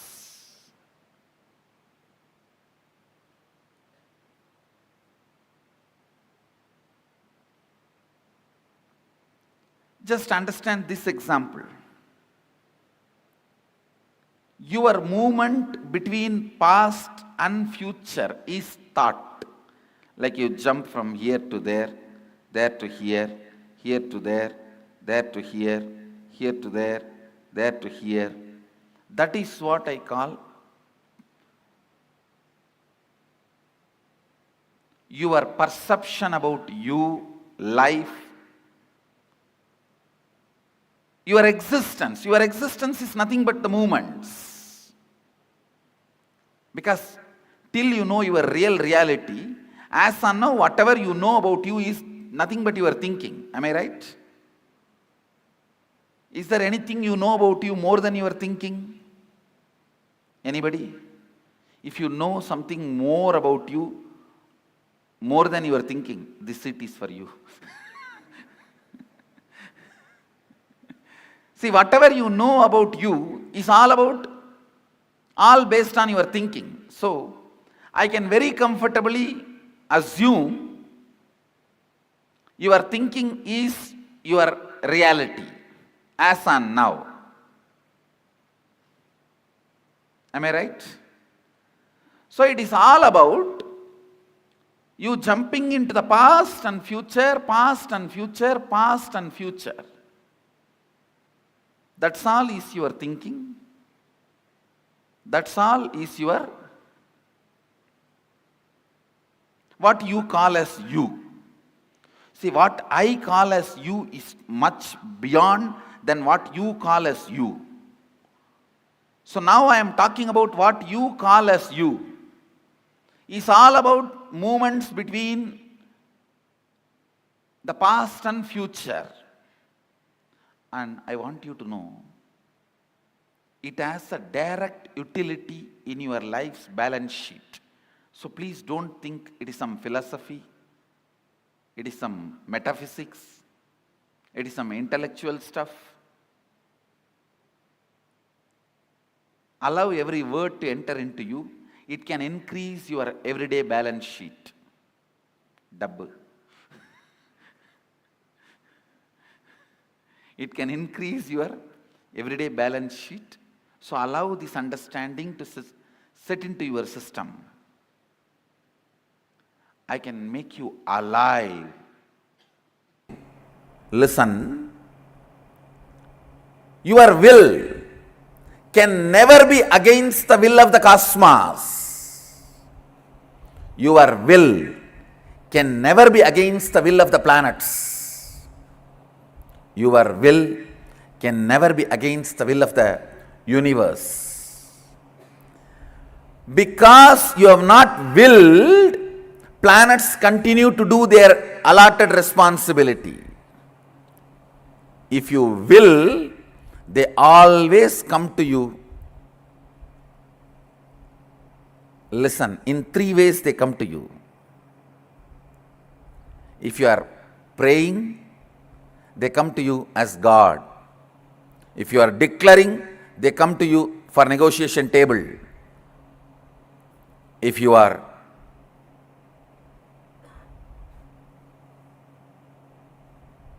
responding from the depth of oneness, Sadashivoham, they just do what you say.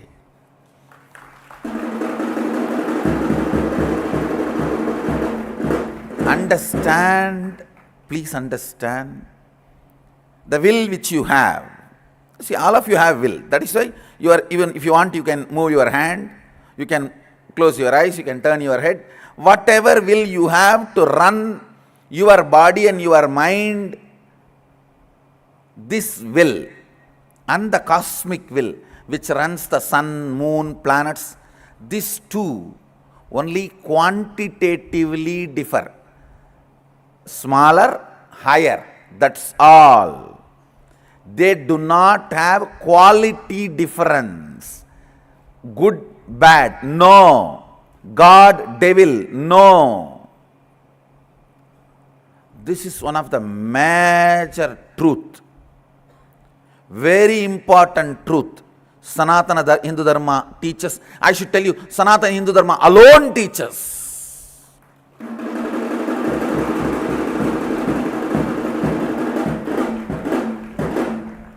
Whole Upanishad introduces you. Shrunvandu Vishwe Amritasya Putraha. You are junior Putra, son of immortality. So there is only quantitative difference. You are small and that is high. Amritasya, the state of Amritatva is bigger and you are smaller. You are Putra of that. But nowhere it says there is qualitative difference. Understand? The ideas you cognize are very important for the realization and manifesting your reality. Understand? The physiology of the reality.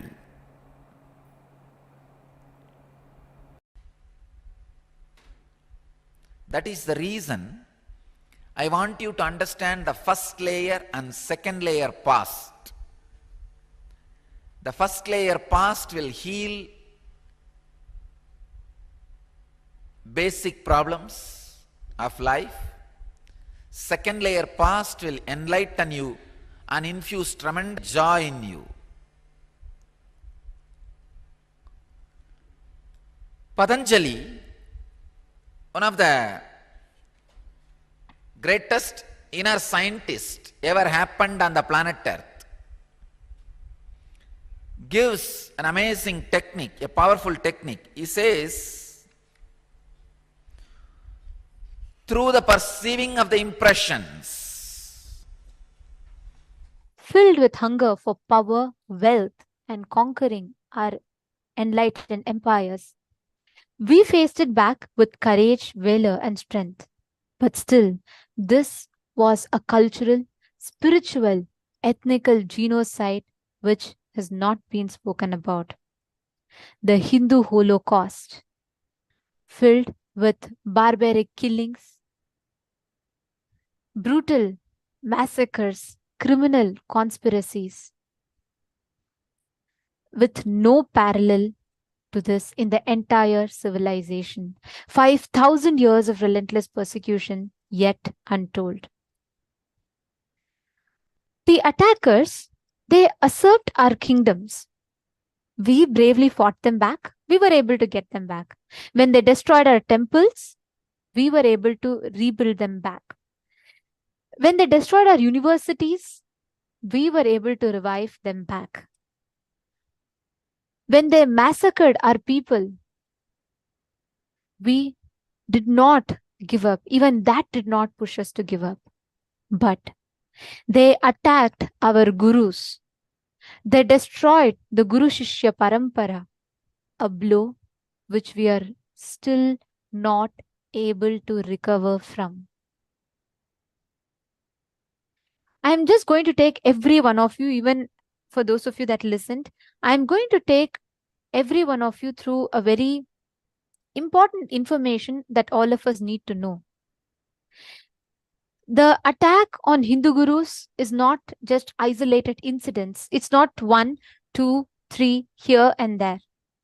This is a genocide that has been going on and on. But before I enter into this segment, I'd like to take a few minutes to tell all the viewers. The next 1 hour, we are going to be presenting to you some of the most important statistics, facts, and information. And many of this might be little graphic, and the viewer discretion is advised. But this we have to show to each and every one of you so that we as Hindus understand the facts. And we are going to take you all through a very quick statistics of just last 97 years. And for those of you that missed yesterday, you can listen to this again because it is very important that we understand. Just we know and remember this one statistic.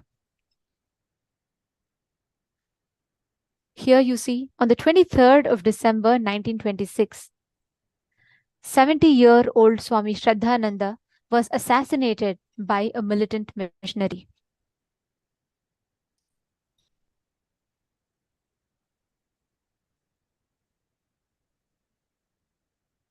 November 1966, during an anti-cow slaughter rally, 5,000 Hindu sadhus were killed in a police action. The official numbers reported is just 8 to 375. On 15th of February 1973, falsely accused and arrested was the leader of Ananda Marg, Sri P.R. Sarkar, and master, a great Hindu guru, who was poisoned in prison allegedly by the jail doctor. After recovering, he went on a fast seeking justice. He fasted for the next 5 years, 4 months, 2 days until 2nd of August 1978. And do you know what happened to his disciples? Just a few years later, after this guru's fasting, 16 male and 1 female Hindu sannyasis of this exact same Ananda Marg were pulled out of a cab and burnt alive near a bridge in the broad daylight. To this day, no justice is served. 23rd of August 2008, Swami Lakshmanananda Saraswati and 4 of his disciples were murdered in the state of Odisha in India. He was a highly revered spiritual leader who lived a life dedicated to the welfare of the forest dwellers in Kandhamal, Orissa. 21st February 2011, Swami Premananda was killed in the Kadalur Central Prison. He was imprisoned on the false charges of rape. Forensic evidence by the UK experts made it very clear, which was presented during the trial, proved his innocence. Later, the forensic experts even went on to write a book describing the detail of the court proceedings as a kangaroo court. To this day, no justice served. 1st September 2013, another Hindu guru and enlightened master, Asaram Bapu, was arrested on the false charges of rape. He is still fighting in the prison. 19th November 2014, 6 disciples of Sant Rampal killed, and he was arrested and he was sentenced to life imprisonment. Still no justice. I'm sorry, this is a little graphic, but 21st of February 2016, in the Panchagar district of Bangladesh, Hindu priest was beheaded, and I'm talking about 2016. Here, 22nd September 2015, Swami Avimukteswarananda was dragged on the street and beaten while he was performing his religious rites in the sacred river Ganga. 26th August 2017, 30 disciples of Hindu Guru Ram Rahim were killed in broad daylight. 27th September 2018, Palhari Baba received jail term till death on the false allegations of rape. He was a great yogi who lived only on fruits, that and hence his name, Phal Ahari, means the one who only eats fruits. 25th January 2019, Hindu sadhu mob lynched, and the lynching was justified, claiming he was a beggar sadhu. To this day, no justice served.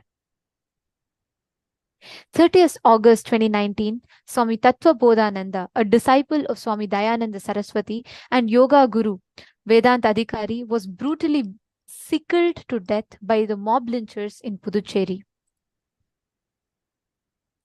16th April 2020, two sadhus and their driver were mob lynched in broad daylight and brutally murdered. Their murder was telecasted live on all social media platforms. This video was circulated online. It's been 3 years. To this day, no justice served. 20th September 2021, the head of Akhada Parishad, the apex organization of 10 million Hindu monks, the largest of its kind, Mahant Sri Narendra Giriji Maharaj, was assassinated. This murder was falsely represented as suicide by Hindu music terrorists. Thousands assassinated. Relentless persecution on gurus still continues.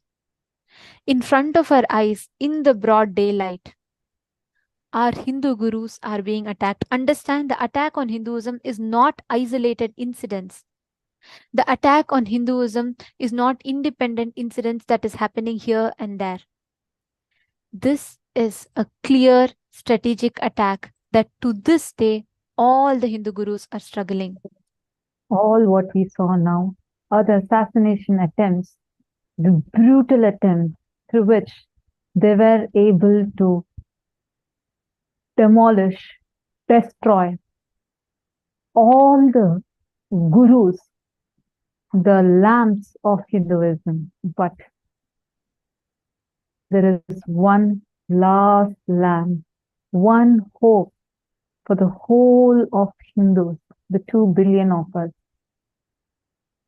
The one person on who so far 100+ assassination attempts have been attempted.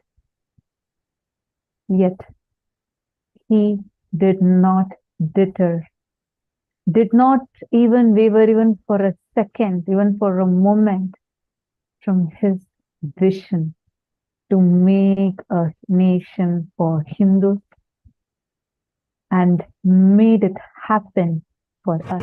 Society will hate you, rate you, judge you, attack you, abuse you.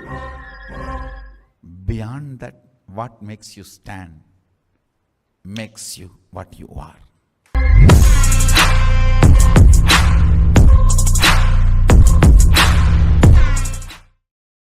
Every time I'll shock everyone by making it happen.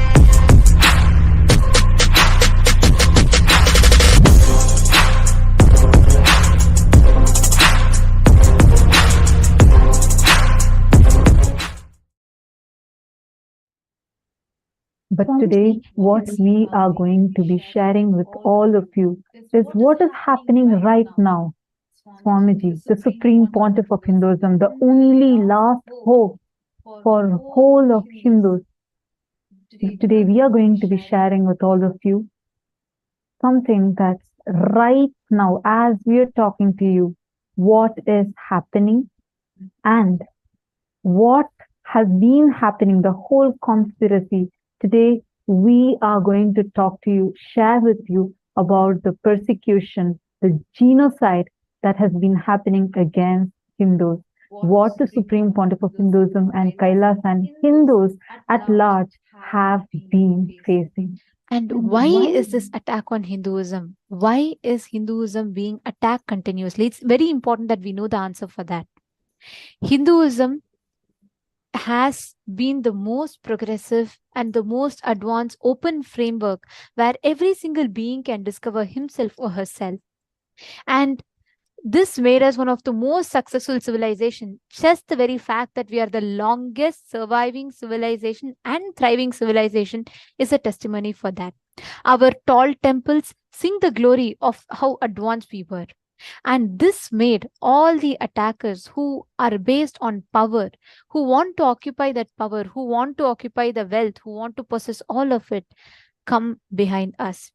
And it is not, I am not talking about an ancient past 500 years ago. I have just shown you all the statistics of what's happening just the last 97 years. We can see how many deaths.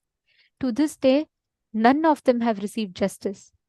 And only because Swamiji was the loud and clear voice for all of this, Swamiji has been facing the attacks continuously. Before we enter into this, let's go back a few years before. We are going to go back to the year 2007. Much before this attack even started. We're going to go back and understand how exactly all this even began. And joining with us here, we have Ma Nitya who is Nityananda Ma.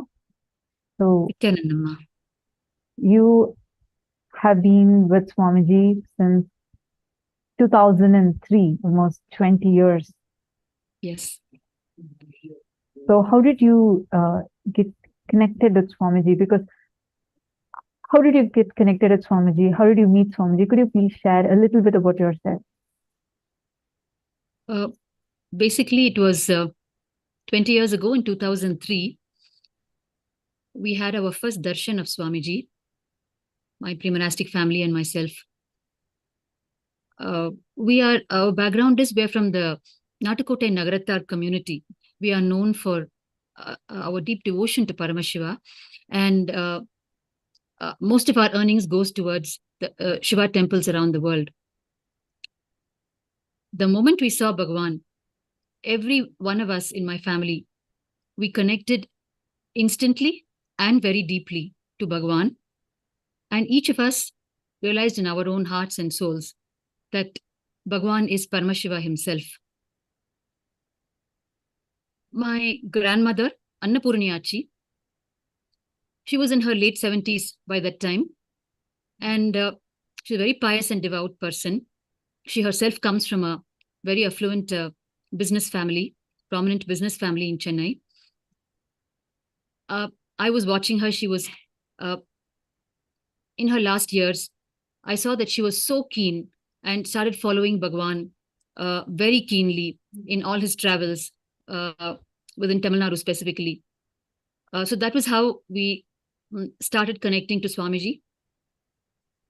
And in the year 2007, it was the time the Guru Purnima celebrations were happening.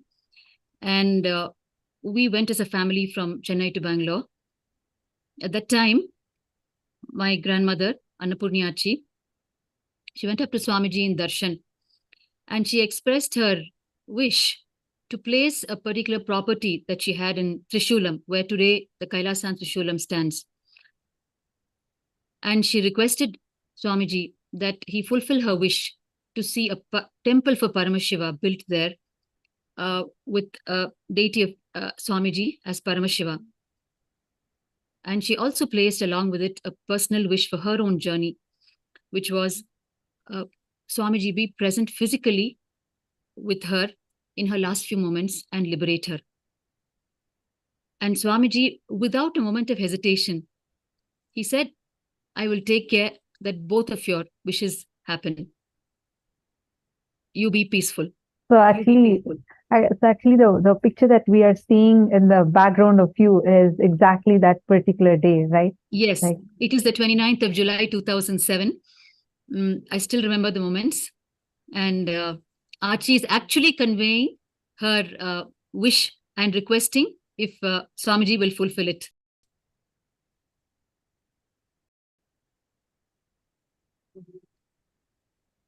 So it was that time, that word that Swamiji gave to her, saying that don't worry, I will make the Paramashiva temple as won't happen, as well as be with you even even when you are in your last moment, even when you were about to leave your body, I'll be there with you.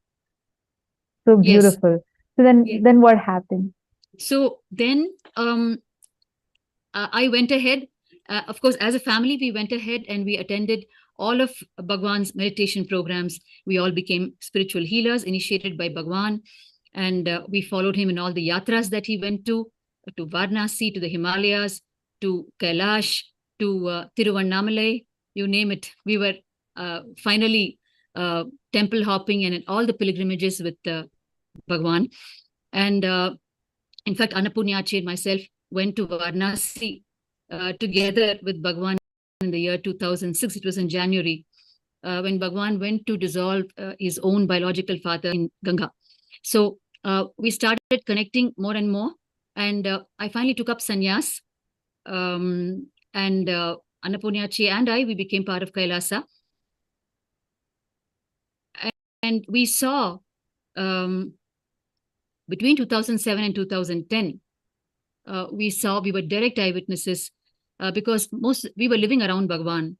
And he was like a sensation by then. He was like a rising phenomena, a guiding force for the whole of humanity. We saw all the mass satsangs where lakhs of people would gather. And specifically in 2006, where Bhagwan flagged off the Kodikan Radayatra, where he actually facilitated darshan for 1 crore people, darshan of the presiding deities of the mission, Nithyanandeshwara Paramashiva, Nithyanandeshwara Paramashiva Shakti. And we witnessed how Bhagwan traveled thousands of kilometers on road and gave darshan. How many ever lakhs gathered, he gave individual darshan to each person. We would follow him around continuously and be part of all the roads as much as we could. And we saw how Bhagwan worked with scientists when he went abroad on the world tours, and how he tried to bridge science and spirituality, because it is so important. When science is able to explain the phenomena of spirituality to people, then that is when a huge, so many more people will connect instantly to what he's trying to do for humanity. So we saw all the facets of Bhagwan and the mission. You're seeing here, those were the early days when we saw all of it live. So this we saw between 2007 and 2010. In 2010, while all this was happening, and Archie had already placed the Trishulam property at the feet of Bhagwan, by then the Hindu Mesic elements were watching Bhagwan very closely, and they saw how he was empowering the Hindu to their roots, and how he was able to explain to them the Palashruti, the benefits of Hinduism.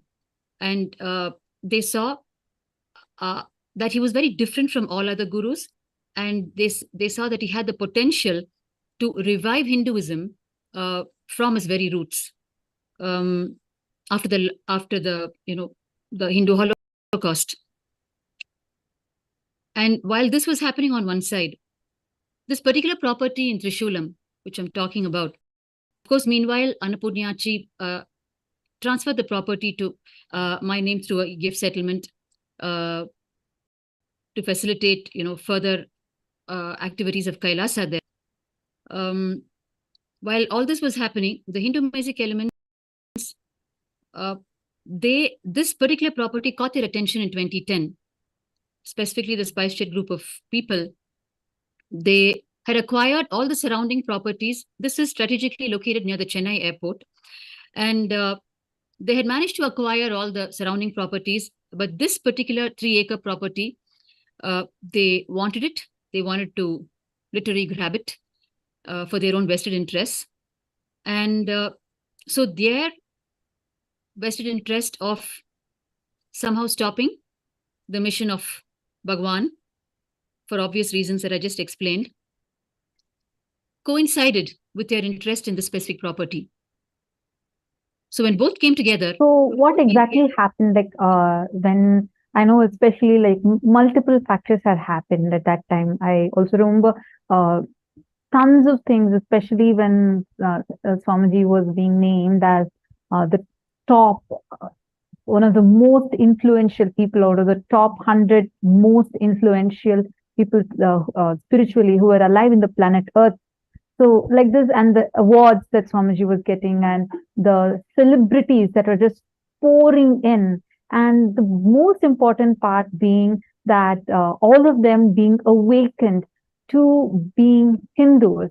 And especially I remember it was this Kodikan Rath Yatra that you were mentioning about. It was a time where people that had lost their connection with Hinduism, who were either forcefully converted to other religions or brainwashed and converted to other religions, all of them started coming back to Hinduism.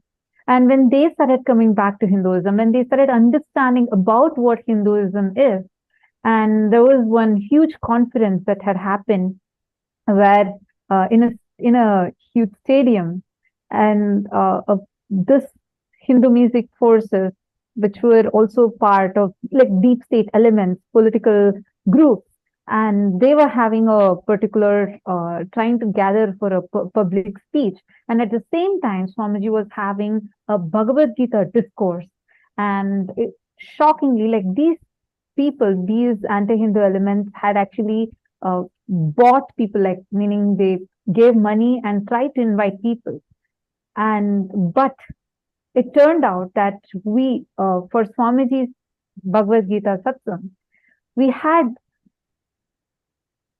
10 times more amount of people that had gathered here and crowded the entire place. And this was also a point where they started feeling threatened, especially seeing that Swamiji was extremely young.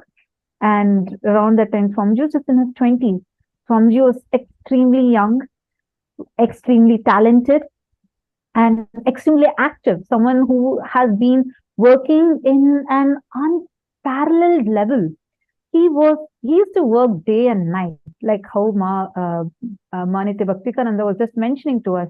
He used to work tirelessly, like day and night, meet with the scientists, meet with the like in people from all walks of life. He would meet with a person from the most affected areas, like the visuals we just saw a few minutes ago.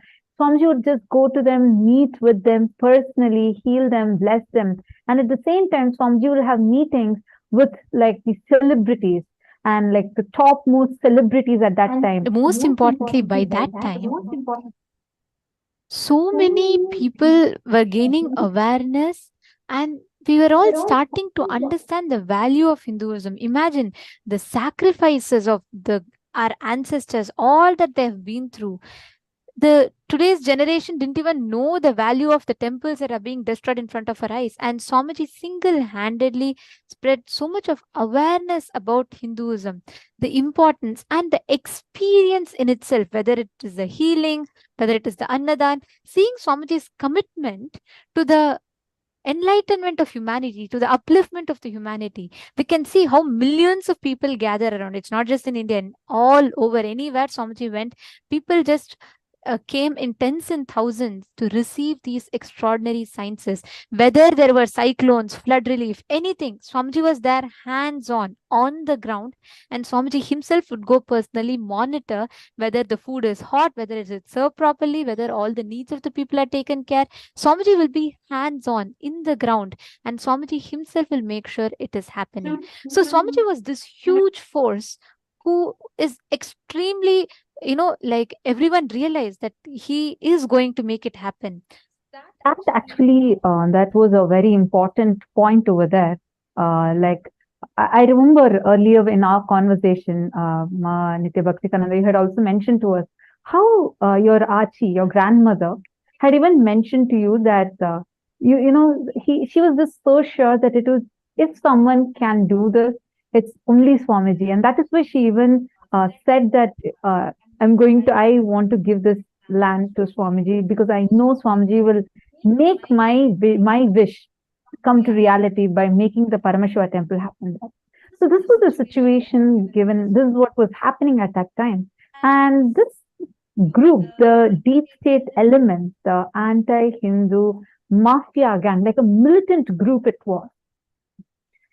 They, at the same time, wanted to build an airport at that particular place, and they wanted to get this land. And what happened, Ma? What happened after that? When they wanted to build, like they tried to encroach land, what exactly happened? Multiple things happened at the same time, Ma. One is they started sending out a series of threats, blackmail, and other means towards Bhagavan. Bhagavan's reply to them was very simple. He said, I have no personal interest in this property. It was given by a devotee of Paramashiva to Paramashiva, and I'm here to fulfill it. If the devotee is willing to change her request, then I will go by that. That was the response from his side. And he said, I have given my word to her.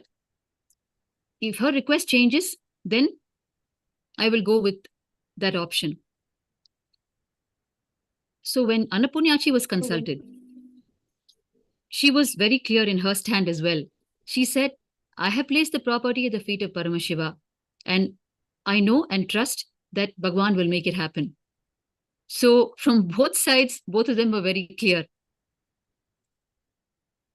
So then what happened was, the other parallel things that were happening were, meanwhile, these elements started moving through encroachers. They instigated people to encroach on the property. And as on date, 3/4 of an acre is actually under encroachment. And these encroachers are not just sitting, sorry? These encroachers are not just sitting on our property. They continuously, they give everyday disturbances of all types to our sannyasis there. If I have to detail it, it ranges from, they would, and they're already inside the campus. They would come and they would very obscenely eve tease the female sannyasis. They would come and throw meat when we're performing our Guru Puja or when we're performing our homas. Or they would come and they would go to the police and file false complaints against Bhagavan, saying that he's grabbing the land. And then we would go running to show our documents. All the original documents we have right from 1958 when Annapunyachi acquired the land till date. But they would, there's no shred of document on their side. And yet they managed to prevail just by the sheer brutal force. And actually, what you're bringing up is a very important fact. The moment the anti-Hindu elements realized that they could neither blackmail Swamiji to get that land, because Swamiji was unshaken, his commitment, Swamiji was unwavering to his commitment to his disciple, like you beautifully said. Just that one word that Swamiji said, because your pre-monastic grandmother had the will, Swamiji, I want a Shiva temple because you are my Paramashiva. I want to build a temple for you in this land, and that is the reason I'm giving you this property. That one commitment, just that one blessing that Swamiji gave to that devotee, because of that, Swamiji said, like you beautifully said, Swamiji said, come what may, I will not deter from this commitment. And even when the anti-Hindu elements tried going and pushing your grandmother, persuading her to give this land for the uses that they want, and she also said, I know whatever happens, Swamiji will build the temple. That trust and that commitment of Swamiji's. And when the anti-Hindu elements could not persuade, and when they could not get through with their blackmails, what they next started was a spiral of attack, character assassination attempts, lawfare,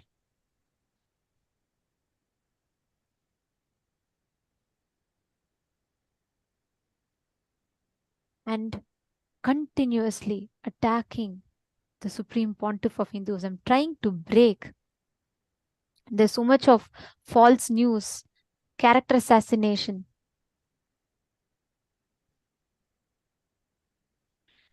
The violence, false misinformation spreading, inciting hatred in the eyes of the public.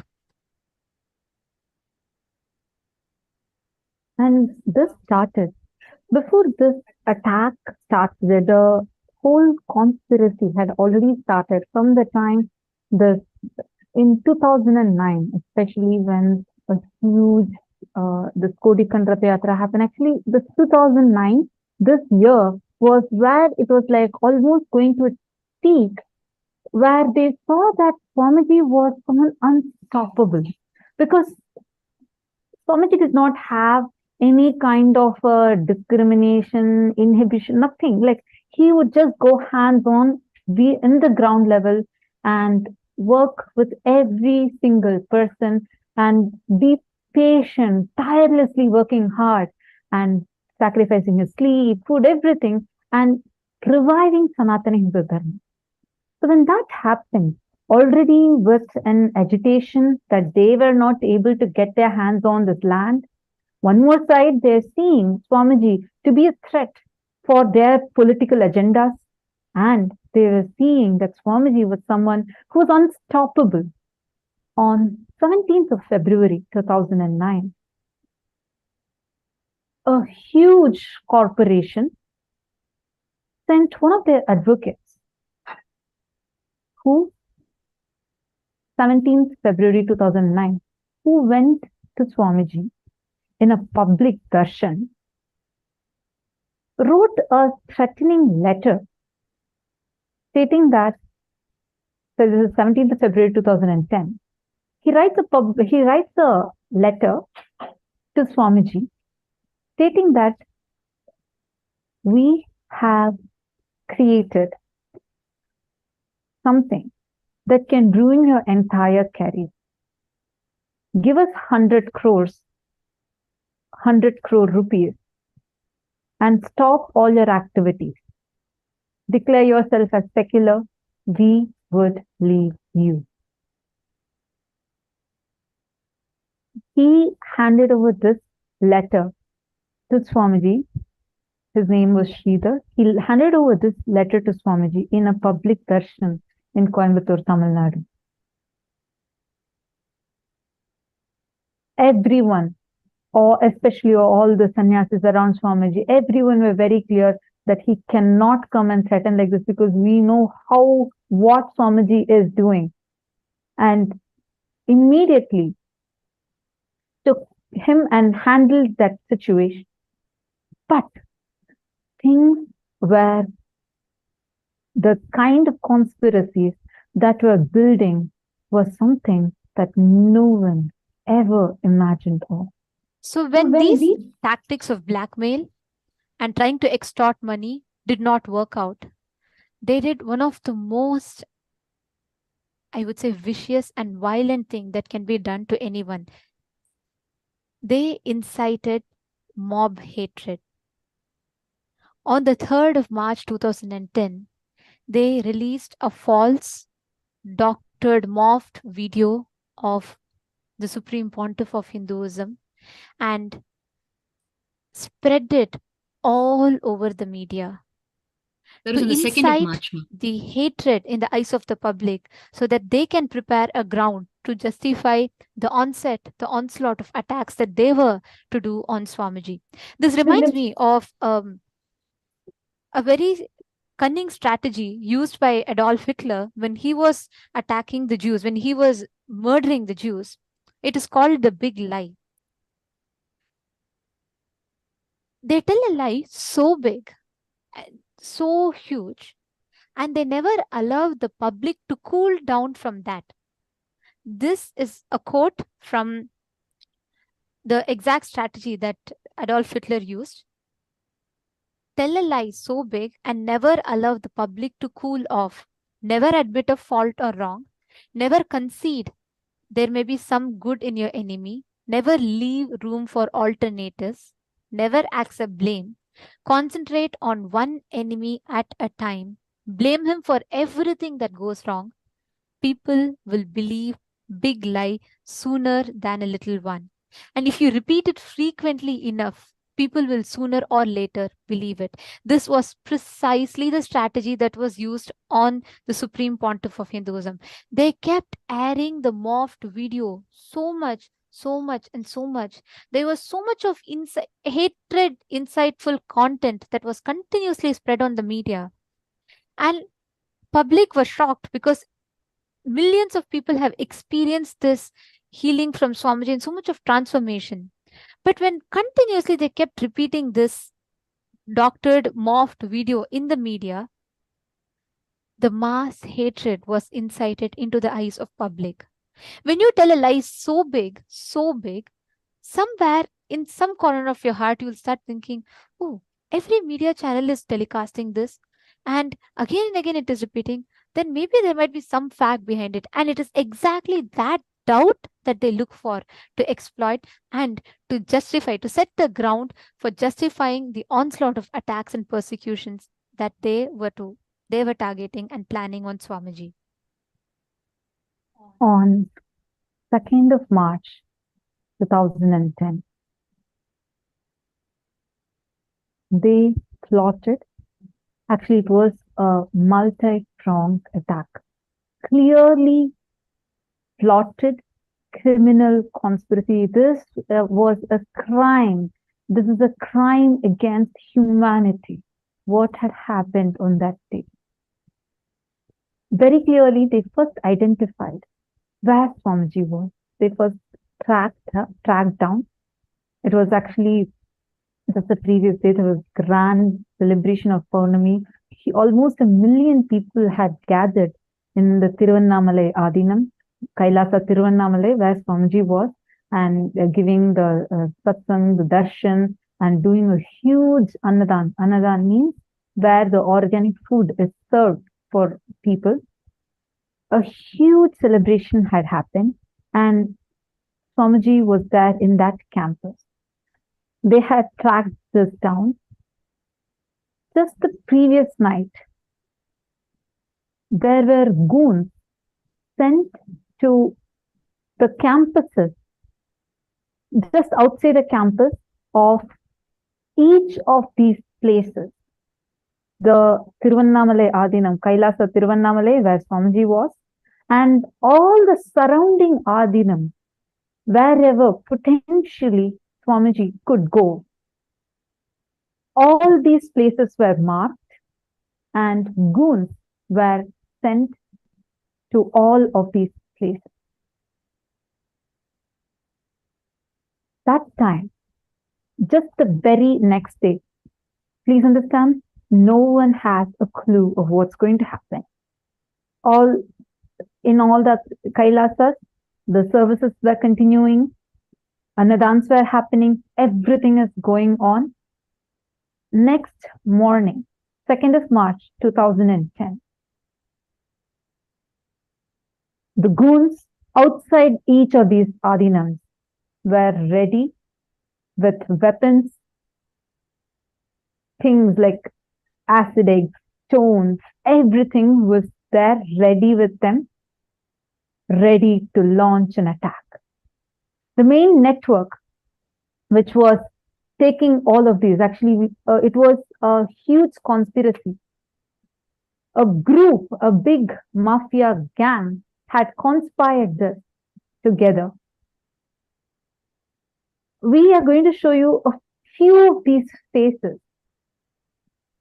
Many are still not even out. We are showing you some of the faces of the conspirators who had conspired and launched this attack, trying to extort 100 crore rupees, threatening, trying to blackmail Swamiji. And when they saw clearly that Swamiji is not going to budge, nor is he ever going to be even giving up on his vision, and instead continued it more intensely, they launched this attack. As soon as the network called Sun TV released the morphed video through all of its channels, it's a huge network. It's a huge network. Actually, some of its cases, for example, just one scam that it was a part of, I'm just giving you an example. The scam that this particular network had done had even crossed GDPs of many nations.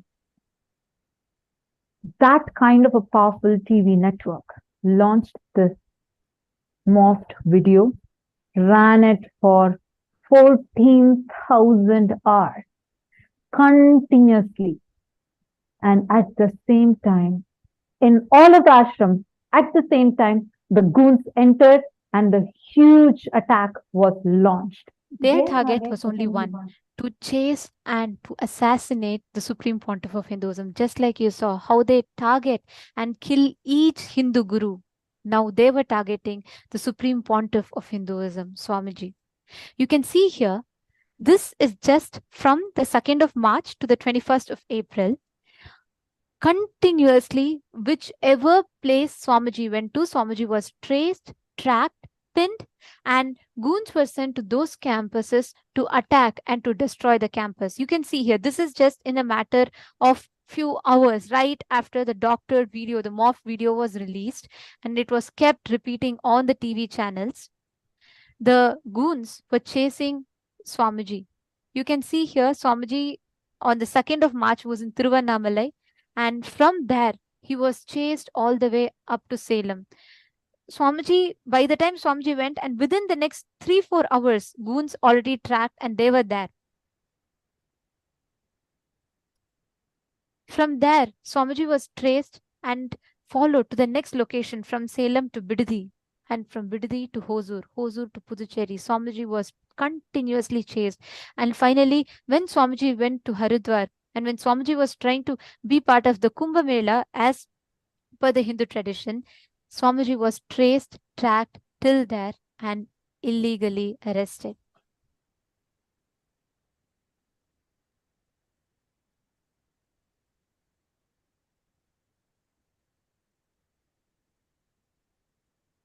And I just want to tell a very, very important fact to everyone over here. This time, they just wanted to get their hands on Swamiji. All they were looking for is to get their hands on Swamiji. They tried. They went behind Swamiji. They kept chasing. One of the most gruesome, most cruel attack had happened at this point. When they were chasing Swamiji, when I say chasing, literally a huge group of mafias, thugs, goons, and media were hounding Swamiji, and they already tracked every possible place that Swamiji would go, and they had already launched their goons. Every time it was a narrow escape. Just to save Swamiji's life, that all the sannyasis around Swamiji literally had to take Swamiji to every different adinam possible. But the goons wouldn't leave. They had already infiltrated, they had already identified all the ashrams where Swamiji could go, and they were continuously behind Swamiji. And at one point, Swamiji had come back to Bidadi. In Bidadi, in Adi Kailasa, Bengaluru Adinam. And at that time, the Adinam used to be like, especially when Swamiji's quarters used to be just thatched roof. And they planned something really, really gruesome. They planned something really brutal.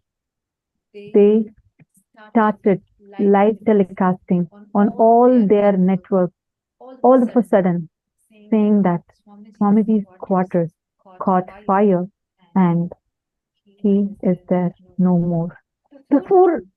And people started calling the Adinam. Everything seemed normal because no one was aware what's going on. Devotees are calling in, people are calling in and are inquiring what's happening, why is the ashram burning? People are saying there's no fire. Suddenly, a mob jumps in, lights fire in the quarters of Swamiji.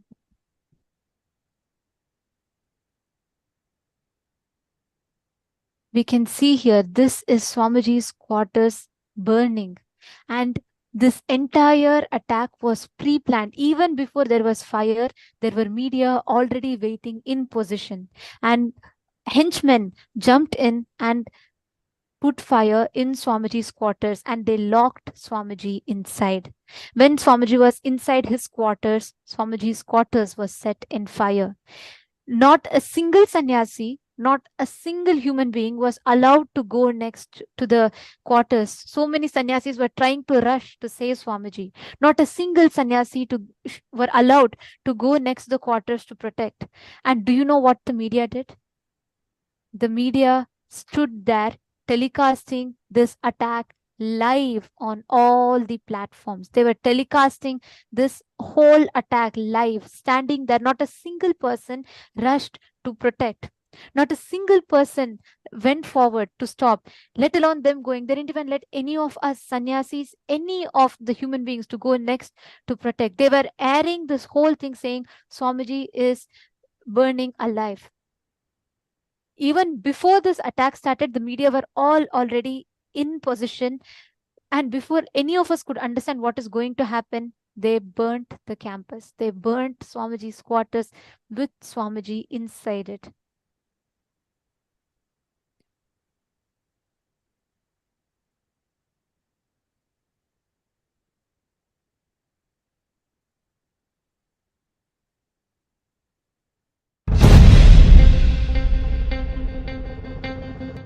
My name is Srinidhya Yogananda Swami. This is in 2010. The media telecast something wrongly about Swamiji. Like a group, like a lot of people, like 50 to 100 people with sticks, stones. They just barged into the area and like just pulled up my shoulder, pushed me against the wall. They just like slapped me left and right, started kicking me and pushing me, just holding my neck and asking like, where is Swamiji, where is Swamiji? I couldn't see a trace of humanness in them. So one after another, people started surrounding me, tied my hand behind, one after another, like one guy after another. Where is Swamiji, where is Swamiji? They started putting fire to everywhere, beating up like every single person they see. Even though the whole thing looked like a random mob activity, they were very clearly targeting Swamiji only. They were very well armed with all the fire ammunitions and petrol bombs. Such an organized manner. They were having like a camera crew also. They were so precisely, very clearly going behind Swamiji. They're just putting it on fire. Every single place where Swamiji could be, like they were like burning it up. They are actually going to kill the Swamiji. They have planned to kill. The mob was going in every direction, very wild, putting fire at every single possible place where he could be. That is the most disturbing thing. Praying like nothing should happen to him and somehow he should escape this whole thing and be alive only. I couldn't do anything for the whole world. It was shown like a public thing, but we know what was the original intention. We faced it. And the truth has to be told. Truth has to be told. It is not anything general. It is a very targeted thing. It is very much targeted thing. It is not a general thing at all. It was a targeted attack. It was a targeted attack. It is not at all what was told out in the media. But very fortunately, some of the people helped Swamiji from this whole thing and got him to safety. A lot more of these things. But this is one of the most painful things, like for the very first time that I was like seeing things, how this world is behaving in such a ruthless manner, like not considering any single human thing. Just going behind somebody just to kill, no matter what. It was such a wild experience. That was really wild experience. It is not at all what the world is shown. It is completely different. The world is deliberately shown something. What happened is, this is what was happening.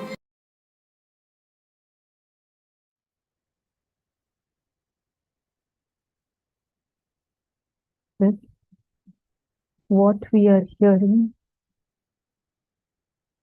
every sannyasi over there who were in Adi Kailash at that particular time, it was extremely difficult. It was really in front of our eyes. The very living quarters of Swamiji, where Swamiji was living, and at that time, they actually pushed Swamiji inside and they burned the quarters where Swamiji was there. And they started announcing, saying that Swamiji is burnt inside, and they were looking for his body. Police were there, but they did not go and stop the fire. They did not go and stop the fire. Instead, they stopped the sannyasis who were trying to rush to protect Swamiji, who were trying to rush to go and put off the fire. But the police instead stopped the sannyasi. The henchmen that were there were trying to increase the fire. And on the other hand, the TV media network was announcing, saying that Swamiji burned here. The very same hands that served food to millions of people, the very being who walked so many people out of their deathbeds, who healed so many millions of people, was made to burn in his own quarters. Swamiji, all that Swamiji did, sacrificed his entire life from his young age, lived, breathed to serve humanity. And today, that same place that he served, that same people that he lived for, that same place that he healed, the people who benefited from his healing, the people who benefited from the free food that Swamiji offered, the people who benefited from the free education that Swamiji offered, that same society gave this back to Swamiji. An avatar who dedicated his entire life for humanity, this is what humanity gave back to the avatar. Telecasting this assassination attempt, murder attempt live, and inciting mob hatred, justifying.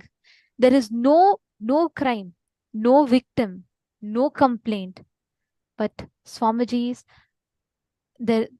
assassination attempt was projected live, telecasted live on all national media channels. If so many of you here, I see so many of the participants posting, saying it is very cruel and it is so heartbreaking. Ma Tatiana has posted, Ma Tanja Devani has posted, what cruelty. And Ma Priyatma Swarupini has posted, it is so heartbreaking. There's a lot of injustice and killing. So many of you have posted how pained you are to see it. Please understand, as long as we as Hindus let this happen, every guru that stands up for Hinduism will be attacked. We showed you all the statistics. Just last 97 years, how many gurus were killed. And Swamiji, as the supreme pontiff of Hinduism, Swamiji from his young age has dedicated his life for Hinduism, for serving humanity. And because Swamiji was such a loud voice, who was unwavering from his commitment for humanity, who was undeterring from his commitment to serve the humanity, Swamiji is being attacked not once, not twice. To this day, Swamiji is continuously being attacked. What can me or you do? If we Hindus, so many of you that are asking, what can you do for this? You want to do something about this. Please understand, as long as we Hindus choose to be criminally negligent or choose to be in ignorance about all the gurus that are being attacked and killed, The last hope for Hinduism is Swamiji. The only hope for Hinduism today is Swamiji. To this day, sadhus are being killed. To this day, Hindu gurus are being attacked. There is no voice. There is no justice. It is only Swamiji who took Hindu Holocaust and who even voiced the persecution on Hindus at the United Nations. If not for Swamiji, the sacrifices of all the gurus, the torture our ancestors went through will go in vain. To this day, Swamiji is standing as a shield, taking every single attack on himself. The attacks that our gurus have been through, the attacks that Hindus have been through. To this day, Swamiji is the hologram of all their sacrifice. Single-handedly, they continuously try to assassinate Swamiji, chase Swamiji. The hand, that very hand that fed food to millions of people, was denied food, illegally imprisoned. The very being who healed millions of people from their deadly diseases was tortured, was attempted to burn alive. The only response that Swamiji has given back each time to each of the attack is Sarva Parityaga.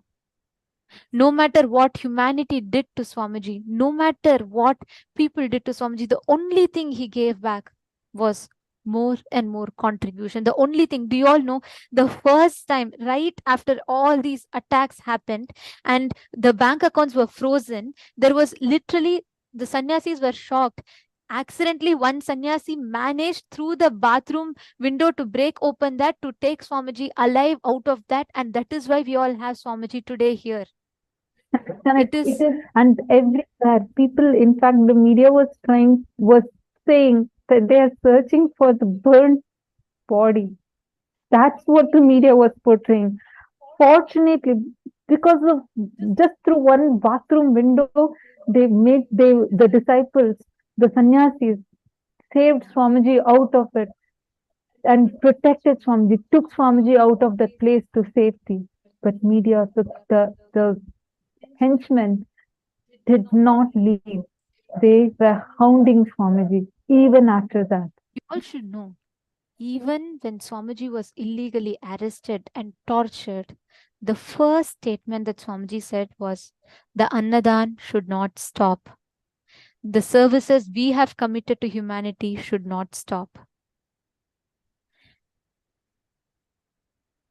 There, Swamiji's only response was, I will not deter from my commitment to humanity. Even at this point in time, they continuously blackmailed. You just budge to our demand. You give this to us. You give the property to us. You stop standing up for Hinduism. You just be secular. They continuously forced, blackmailed Swamiji. Swamiji's only response was, come what may, I will not deter from my commitment to humanity. I will not deter from my commitment to my disciple. It is that Sarva Parityaga, that one Tyaga of Swamiji that continuously he does again and again and again, that all of us Hindus, today so many of you posted how you enjoyed the past life regression process. So many of you posted how you enjoyed so many different experiences that you have been receiving from the program. It is that one Sarva Parityaga of Swamiji. It is his sacrifice that today all of us are able to enjoy. Understand? Right now, we really need Kailasa. We have not even started. We have not even actually even touched the tip of the iceberg of what Swamiji has gone through, just for the sake of all of us. Understand? It's high time. Each of the gurus that we saw, every single assassination that we saw, understand, all of these groups are targeting Swamiji. And this has been going on for 13 long years and it's still continuing. We're going to share further more details with you, but please understand, right now, it's an emergency need, a necessity. If we want to protect the last lamp of Hinduism, it is really needed, one, to protect the Supreme Pontiff of Hinduism, and for all of the Hindus, the only thing that Swamiji is standing up for is to make a nation for Hindus, to give protection to Hindus, so that this onslaught of assassinations, murders of Hindus, Hindu sadhus, Hindu gurus will not happen. For this, We need Kailasa, and for that, we need the seed money for Kailasa.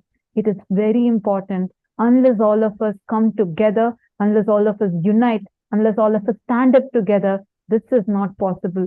Single-handedly, as one person, sacrificing everything, he didn't deter at any point till now, continues with what his commitment for humanity is.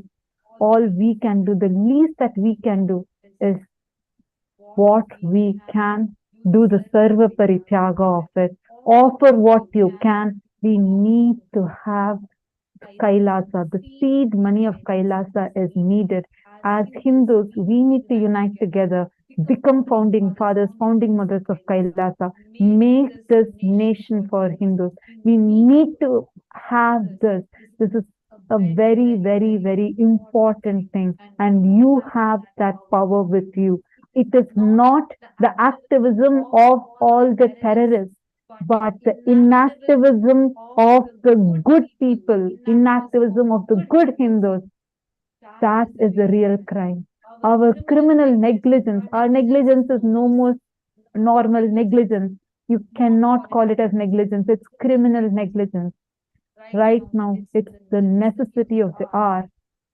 In the world, there are 2 billion Hindus, yet not a single Hindu nation is there. It's really needed that all of us come together. It is necessity that all of us come together, united, and make Kailasa happen. We request all of you, every single one of you.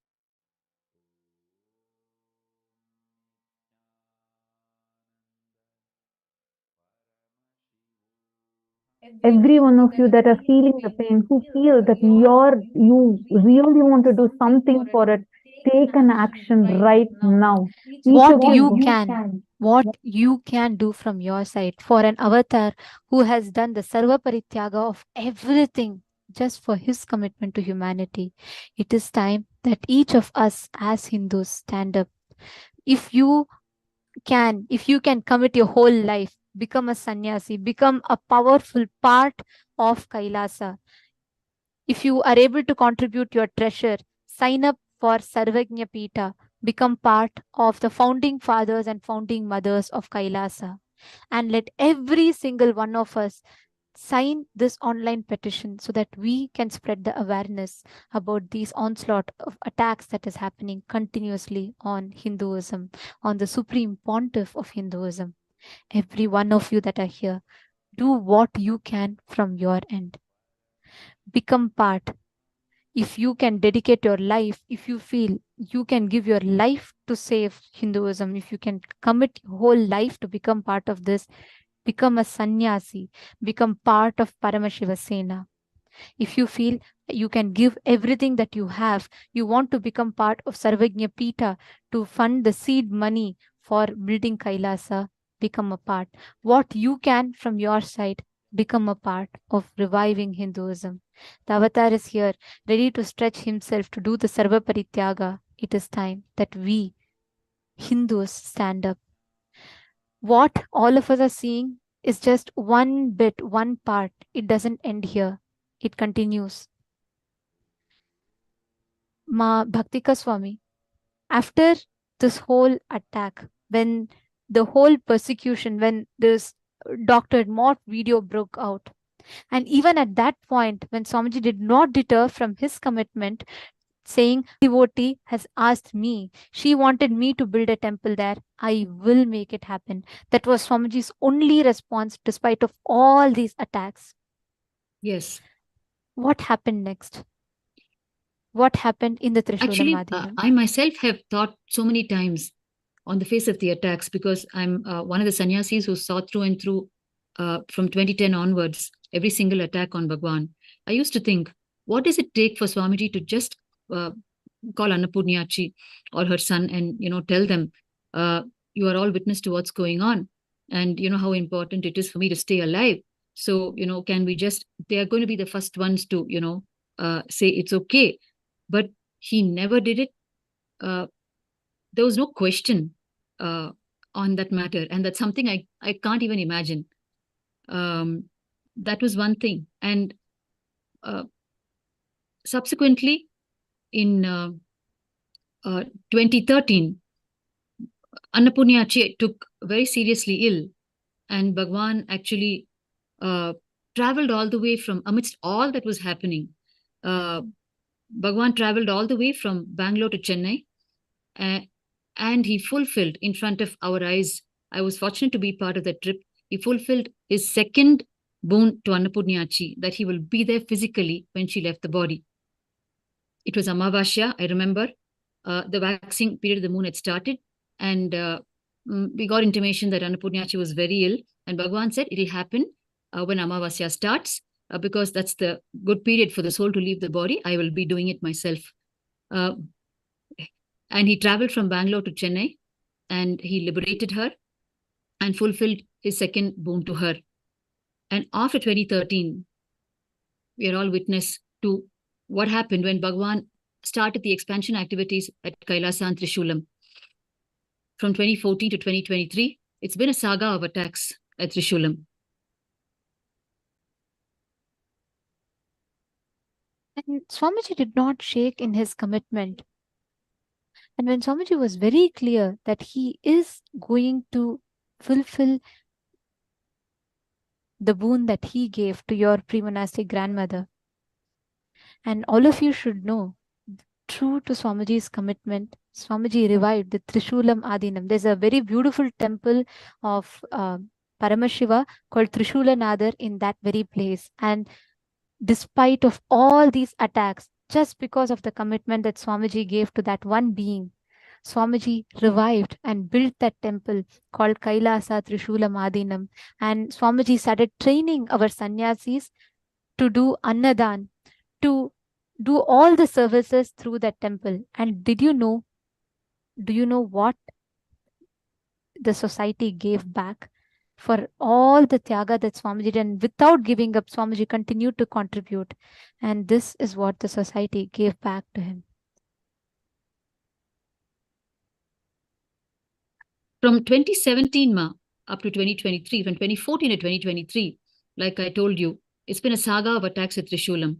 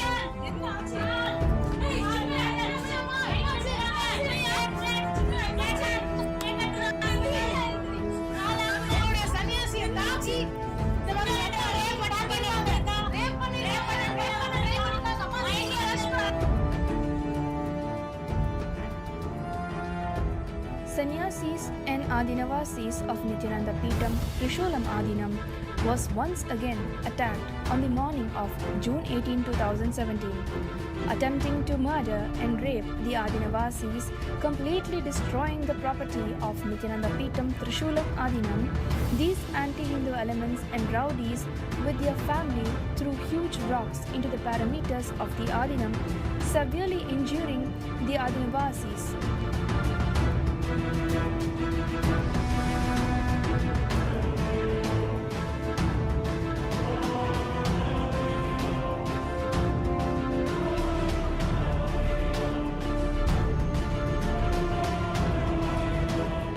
Our property worth lakhs was completely destroyed. The sacred Hindu temple housing Nithyanandeshwara Sadashiva, Nithyanandeshwari Adishakti and Nithyananda are defiled, and also a criminal named Sundar attempted to rape one of our sannyasis. With about 50 of such anti-Hindu elements led by Krishnan and family, Sundar and Indrani, who have been illegally occupying the hill, ran riot at the sacred temple, and on these Adinavasis who have set their foot into the campus with the sole mission of operating the vision which Paramahamsa Nithyananda had for Trishulam Adinam, which is offering the community with a hospital and a temple.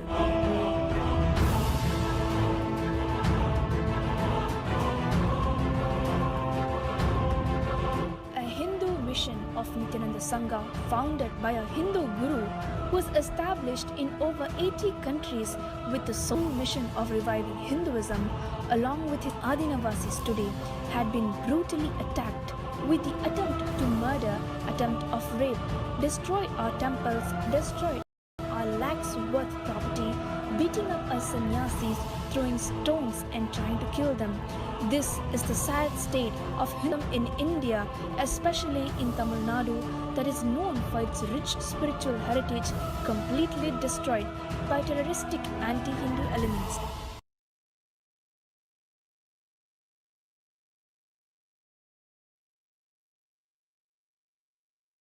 You see the violence. Imagine the mob broke the temple into pieces. Our deities were broken. You all saw how the Ratham was upturned. What the vehicle that they upturned was the Ratham and the caravan that used to travel around the city and give free people. The mob, it was a very, very cunning strategy that was planned. They purposely kept inciting hate to the mob. And mob lynching is the strategy that they always use to assassinate sadhus, Hindu sannyasis, and Hindu gurus, because a mob has no face. And they incite the mass hatred and incite the mob to agitate the mob to go and attack. And you can see the way they attacked. Our sannyasis were raped and they hurled stones at our sannyasis. They destroyed every single piece in the Adinam, in the temple, in the monastery. The monastery that was serving free food to people. The monastery that was offering free healing services to people. The monastery that was doing the free community services to people. That same monastery was destroyed into pieces.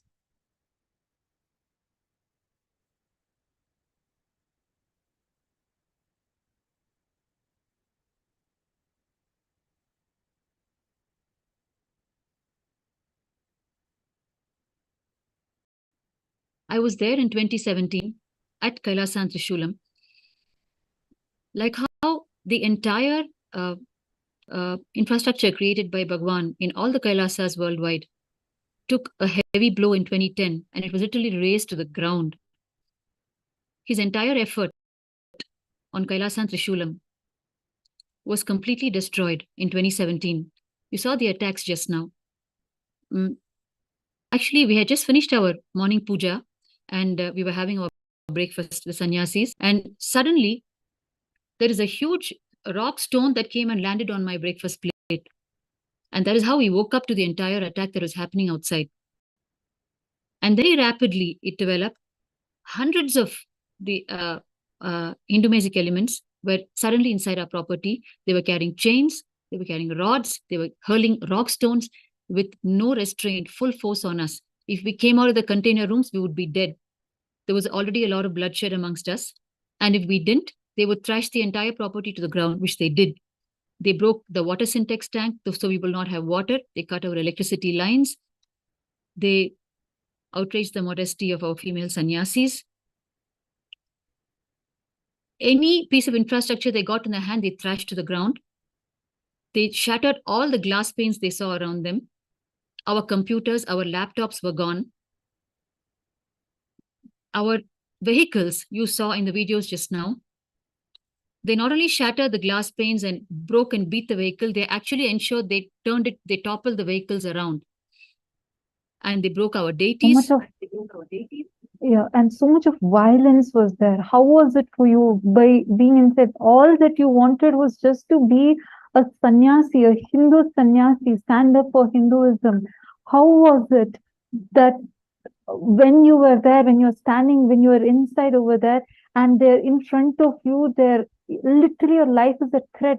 Men are barging in, raping our women, sannyasis. How was it for you at that time? And how did you feel like, I'm shaking just seeing these visuals. When you were there inside and when you were there experience the whole thing firsthand, they're breaking our deities. How was it for you? What exactly happened? It happened so fast and under so much murderous force from their side. And the whole thing was a complete surprise for us as well. When they broke the deities, that was really the last call. We just didn't know what was happening. The whole world collapsed when we saw that. And when we turned, we saw what you just saw in the videos, our female sannyasis. I can't even describe what we went through. We tried calling the police. And the SI said, I'm not here, I'm not there at the moment, we will come. And they did after the whole thing was over. The entire Kailasan Trishulam was just a pile of debris. I remember just walking through the whole campus. It was just debris lying everywhere. It was either glass or they smashed our CCTVs when they realized that we had CCTV cameras. In fact, the footage that you saw was the little bit we could capture before they broke the CCTVs. It was very difficult, especially for me, because on the one side, I have been witness to what happened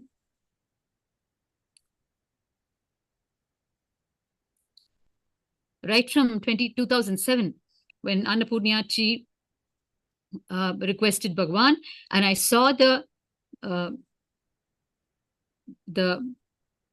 Bhagavan's side, the humongous effort he's been putting in just for the one word he gave to one devotee in one corner of the world. And I was also witness to the scene where he personally traveled 500 kilometers to liberate her soul, to keep that word of his to her. And for me, I had taken on sannyas to serve humanity, and particularly Kailasan Trishulam. I was so happy that my pre-monastic community had taken that step. My grandma had taken that step to give the property. So it was like everything was collapsing on all sides. And I was like, what is going on? And again, what I saw was, on the one side, for me, it was a complete shattering of Swamiji's vision. There were so many questions unanswered in the top of my head. And one more time, we saw the response from Bhagavan's side. As per Swamiji's vision, I can even now see how you're choking, your voice is literally choking, reliving that experience. Because especially given that this land was donated by your, meaning your grandmother, as you were mentioning, your grandmother's, there was that one commitment Swamiji gave to your grandmother, and you had donated that wealth, like you, it was, and you were there as Swamiji sannyasis being there, and in front of you, they're grabbing the whole thing, demolishing our deities,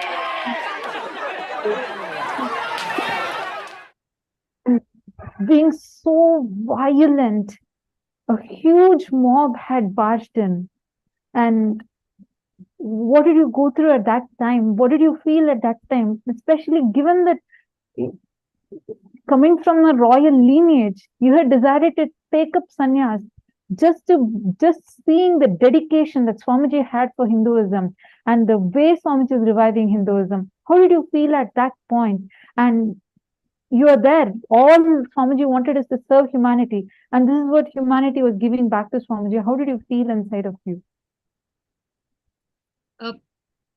I was completely broken, Ma, because it's the vision of Swamiji to serve humanity that inspired me to take sannyas. And after I started living around Swamiji, I have been direct eyewitness to his 24 hours of untiring work day after day after day.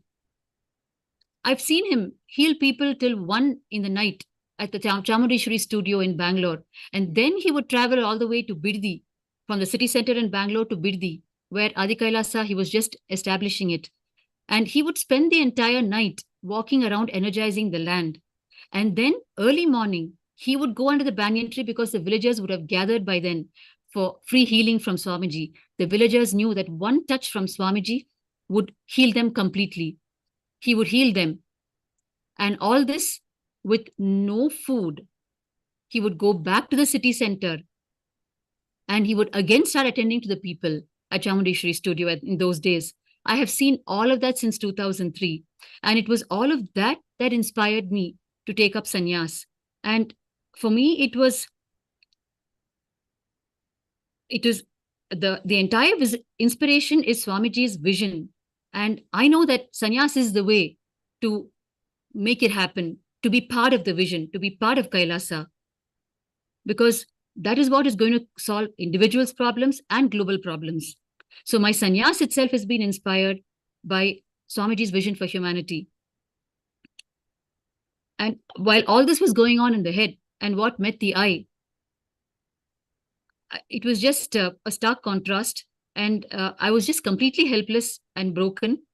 And like I said, they had just raised the whole of Trishulam, Kailasa and Trishulam, to just an expanse of debris. And this happened not once. I can understand. And yes. Yes, one of, like you're saying, a very important point. All the campus, the entire monastery campus, which was serving people, was completely destroyed, razed to grounds. There was no one to protect the monks. There were no one to protect our female monks who were getting raped. You all can see how the buildings, the monastery campus is being broken. Men, women, everyone as a mob gathered together, shattered the entire monastery campus into pieces. The same campus that was serving people. You all can see the pictures. How our deities were broken. How the rathams that used to serve the community around was shattered into pieces. This was the state of the entire monastery campus. When a mob attacks, they say that a mob has no face. The entire mob, with so much of violence, barged into the campus, broke things, shattered things into pieces. And this is happening to this day. To this day, we have not received the justice. Continuously being attacked. The very same temple that is standing and serving the humanity continuously is being attacked.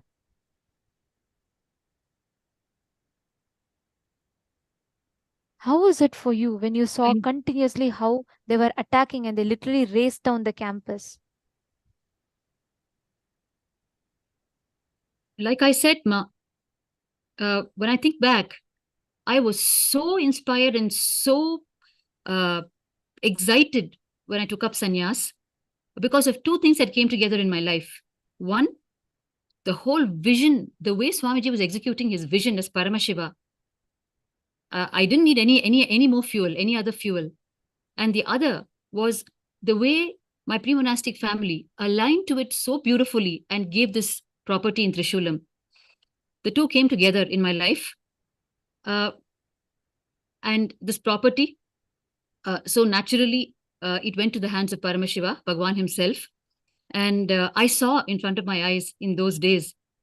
It was 40 kilometers from the city center where Bangalore was, where Bhagavan was staying. He actually stayed in a shed given to him by a devotee whose life he had saved.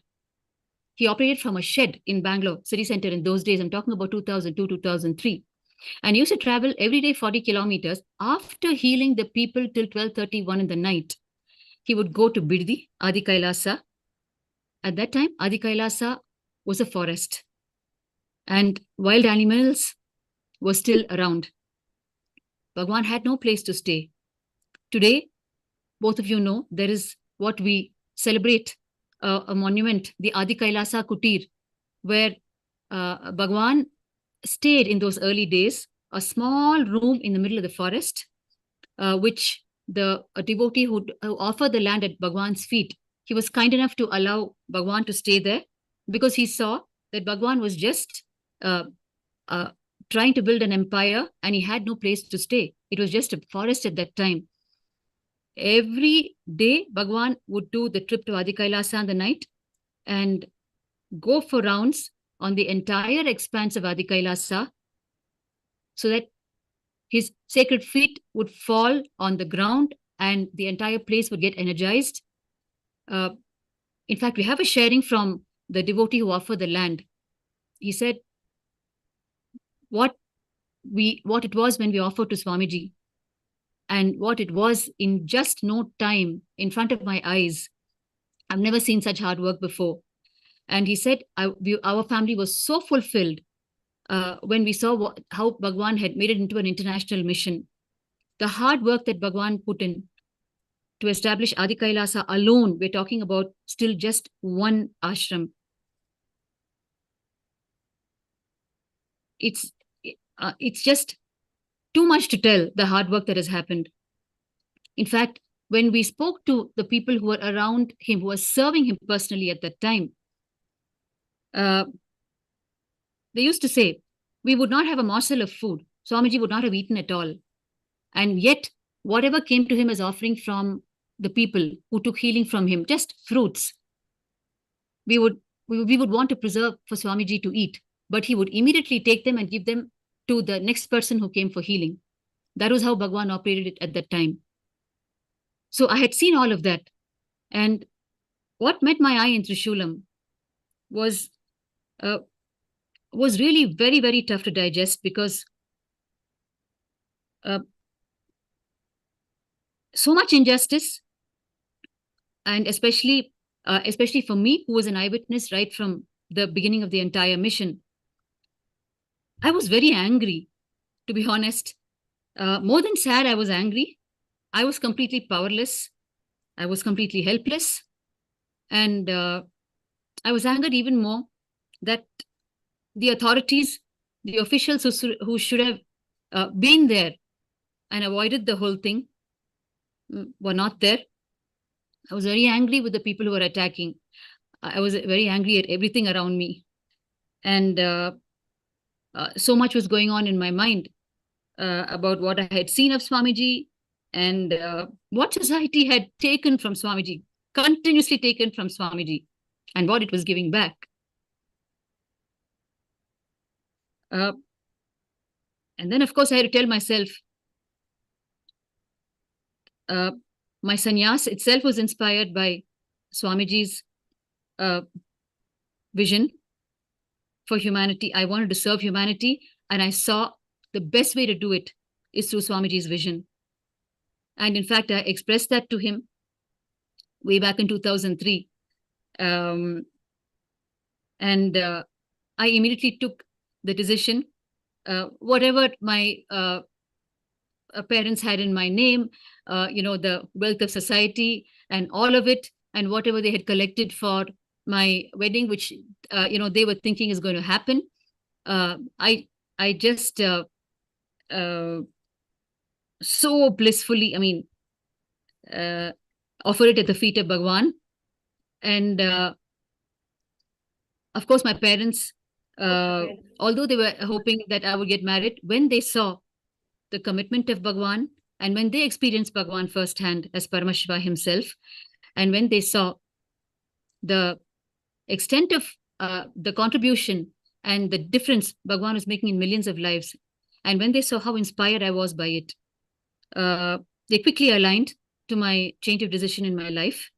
And that was how the whole thing evolved so naturally. It evolved so naturally because of Bhagavan's, the way Bhagavan was prevailing at that time. Obviously, two things. One, the Hindu mystic elements saw the whole thing and understood that it's huge. Same way, my parents also, they understood that it is God's own mission. And therefore, it was a smooth transition for me.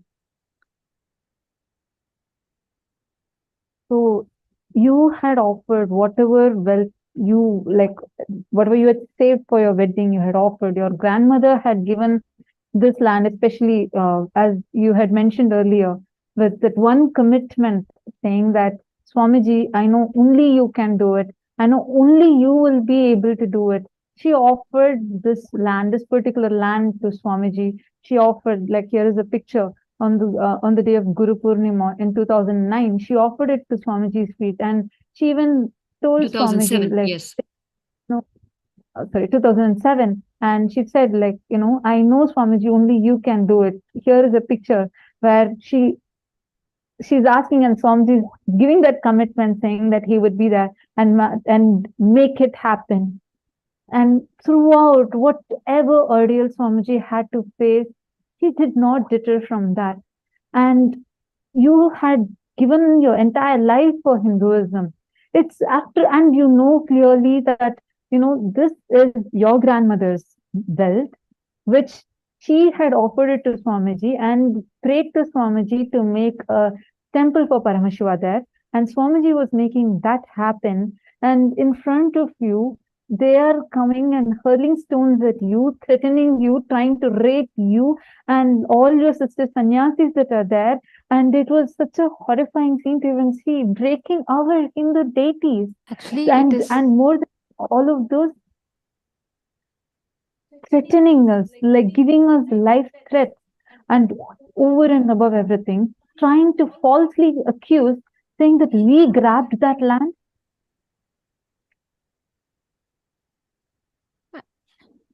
This, basically, Ma, if you see, it's been the same thing for us across all the attacks in all Kailasas worldwide, calling Bhagavan land grabber.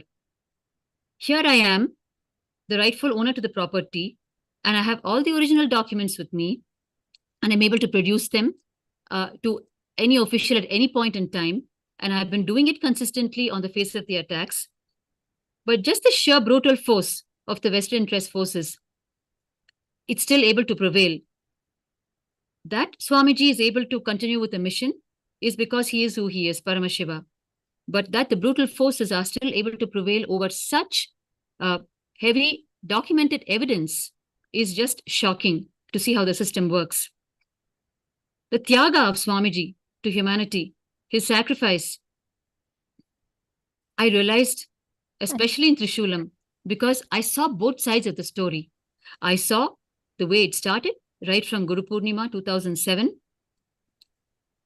from Annapurnachi's side, and I saw from Bhagavan's side his utter sacrifice to make it happen.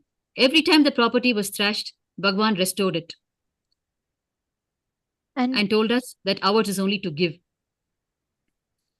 Ma, this it is always just one way. amazing. Listening to the whole sharing that you just shared with us now, and In the last 1.5 hours or so, what each of us saw is just a testament of Swamiji's unwavering commitment. No matter how many times the anti-Hindu forces, the deep state, how many times they use the henchmen, strategically attack Swamiji, incite hatred, isolate Swamiji, and continuously attack because he's the only hope for Hinduism. This was a very clear conspiracy by the anti-Hindu elements and the Hindu music forces. This is not today or yesterday. This has been happening for past decades, and this is the status of every single guru who wants to stand up. And because Swamiji is a loud, clear voice, at a very young age itself, Swamiji had done so much for Hinduism, and everyone knew that Swamiji was the person who's going to make it happen, who's going to revive Hinduism, and they know Swamiji is going to do it. That is the reason relentless persecution, relentless attacks. What all of us shared with you all today is just Swamiji's commitment, the way Swamiji stood for the commitment for one of the devotee. Each of us, you, me, every one of us, have a story to tell. Each of you that are enjoying the boons, the blessings that we are receiving from the darshan, that is a result of the Sarva Parityaga that Swamiji did. From his young age, sacrificed every single thing for the sake of Hinduism, for the sake of humanity. It is the Sarva Parityaga of the avatar. The ultimate Tyaga of the avatar is Kailasa. Actually, there's so much that I want to tell. There's so much of that each of us here have to tell you all. If we start telling about this, so many of you have a lot of questions. We will be sharing this every single day with you all because there's so much to tell. And what Swamiji has done is not something small. And what humanity has given back to Swamiji is not something small. Swamiji has done so much of Tyaga, so much of sacrifice and undeterring, unwavering commitment to humanity. And it was the clear conspiracy strategy by the anti-Hindu elements.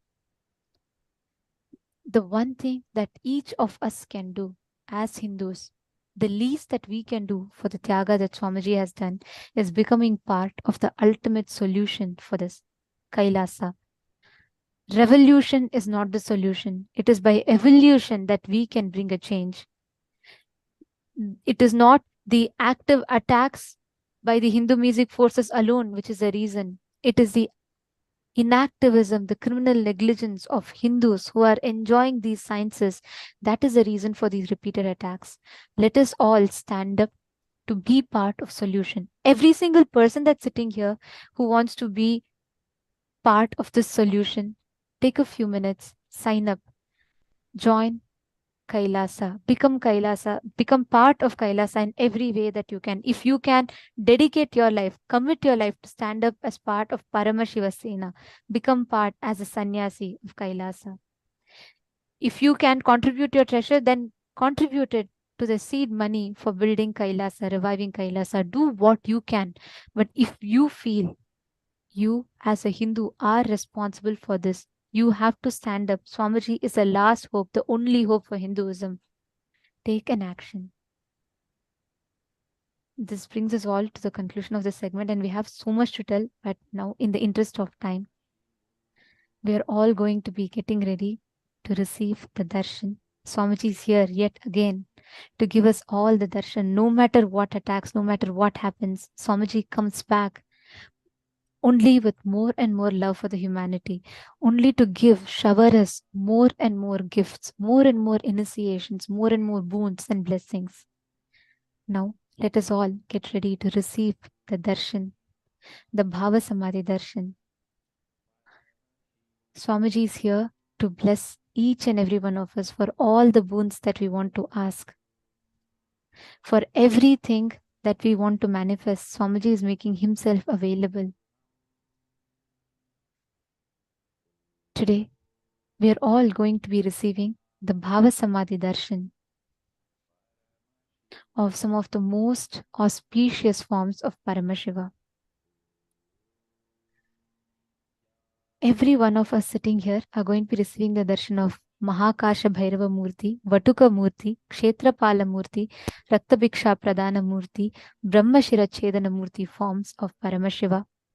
Today, Swamiji is going to be liberating all of us from all the incompletions, all the past that we are stuck in, and infusing that ultimate auspiciousness into us, the Akasha Bhairava initiation.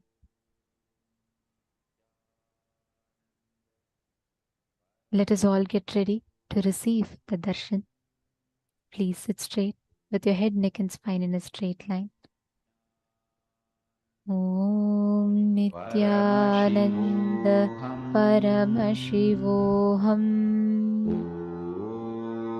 Nithyananda Paramashivoham.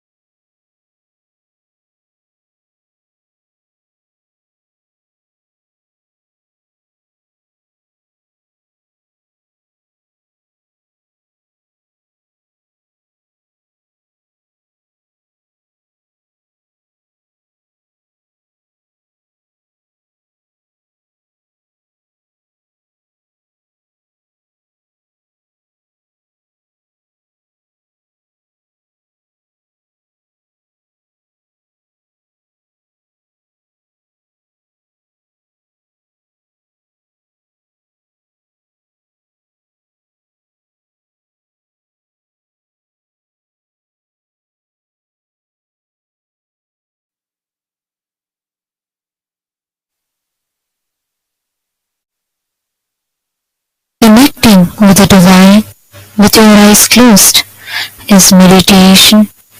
Connecting with the divine with your eyes open is darshan. Come, let us all now move from meditation to darshan. Slowly, very slowly, please open your eyes.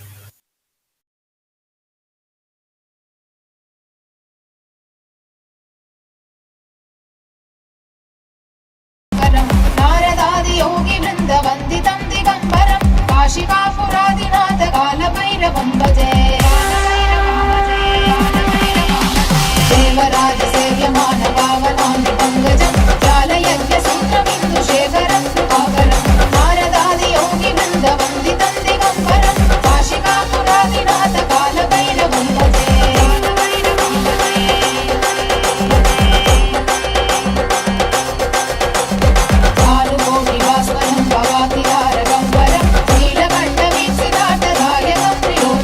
काल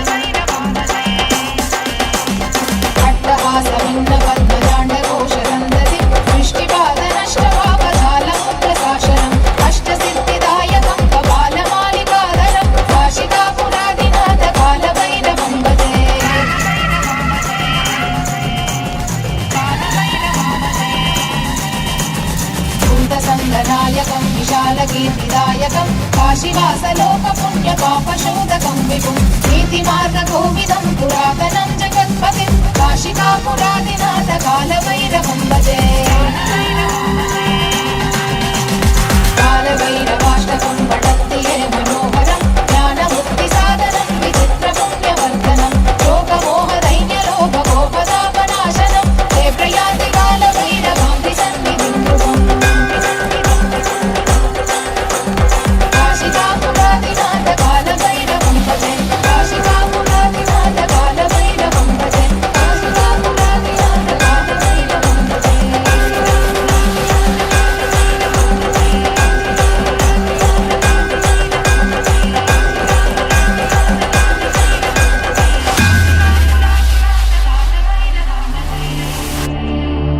மண்ணே மாமலகே மணியே மாணிக்கமே மரகதமே வைரமே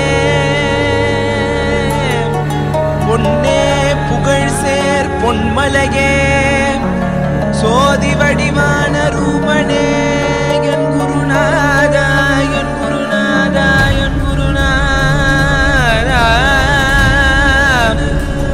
அஞ்ஞான கடல் நீங்கி கணக்கு ஆத்ம ஞானம் அளிப்பாய் குருநாதா நித்யானந்தா ஆத்ம ஞானம் அளிப்பாய் நித்யா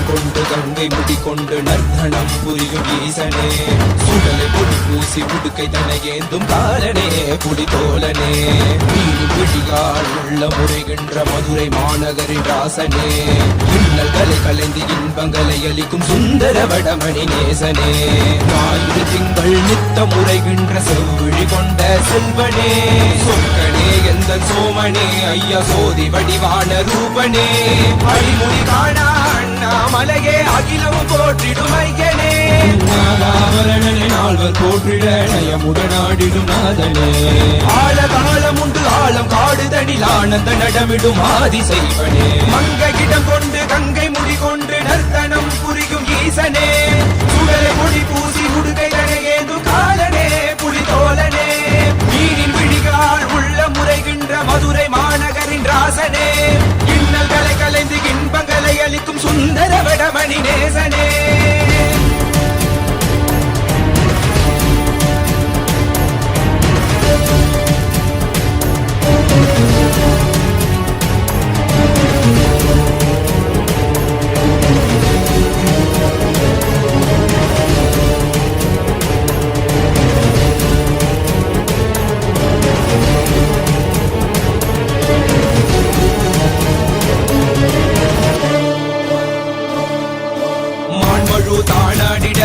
மங்கையவளிடம் கொண்டு நீயாடி வாடியார்க்கு இருவினைகள் தீர்த்தருளவே நித்யனே இடவத்தின் மேலேறிவா என்றென்றும் ஈசனை தானாடிட புவிதனில் சுந்தரனை நீயாடிவா தினமும் நீ விசும்பு தந்தருளவே நேசனே மலனே நீயாடிவா இமையோர்கள் இன்னலை கலந்திடும் தேவா தேவாதி தேவா சதா சிவா பாபா குருவாக வந்து திருவருள் புரிவாய் நித்யானந்தனே முக்தி தரவாவா பிறவியில் உரைகின்ற பிரமனே நீயாடிவா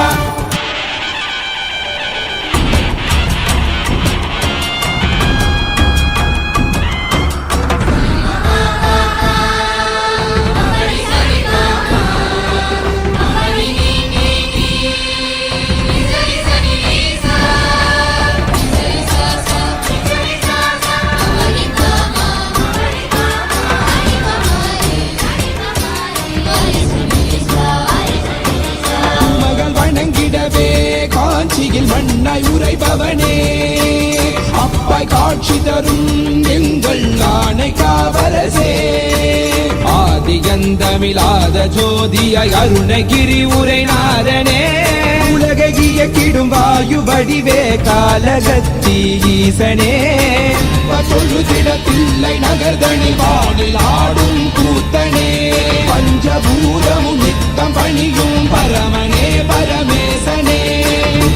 रचित नित्य वैभव गुप्त कैलैवासने ईशने सर्वेशने परमेशने जगदीशने नित्यने आनन्दने यन् जीवने गुरुदेवने नित्यने आनन्दने यन् जीवने गुरुदेवने नित्यने आनन्दने यन् जीवने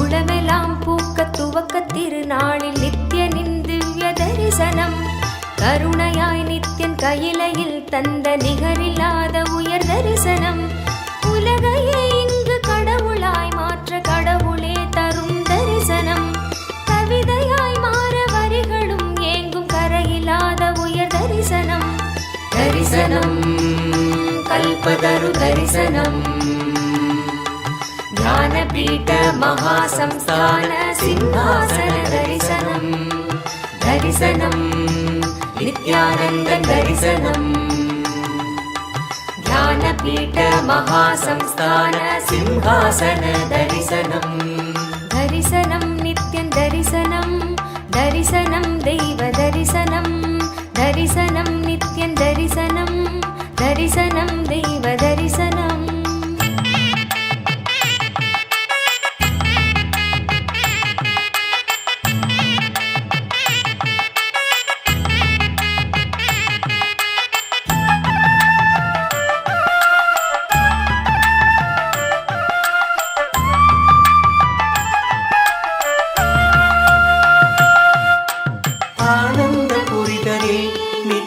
அரசாட்சி செய்யும் தரிசனம் ஞானத்தின் ரூபமாய் தெய்வத்திருக்கோலம் பூண்ட தரிசனம் ஆனந்த புரிதனில் நித்யன் அரசாட்சி செய்யும் தரிசனம் ஞானத்தின் ரூபமாய் தெய்வத்திருக்கோலம் பூண்ட தரிசனம் அன்பு வழிதனை அண்டம் முழுதிலும் நித்யனும் என்னும் நிலை பெற செய்யும் தரிசனம் இதுவோ பொங்கும் கடலென பக்த குழுமிட நித்யனின் தெய்வ தரிசனம் புண்ணிய தரிசனம் அல்லவோ அருள் வாழ்வின் பொருள் இந்த தரிசனம் மறைநாதன் முதல் நாளின் தரிசனம் தரிசனம் கல்பதரு தரிசனம்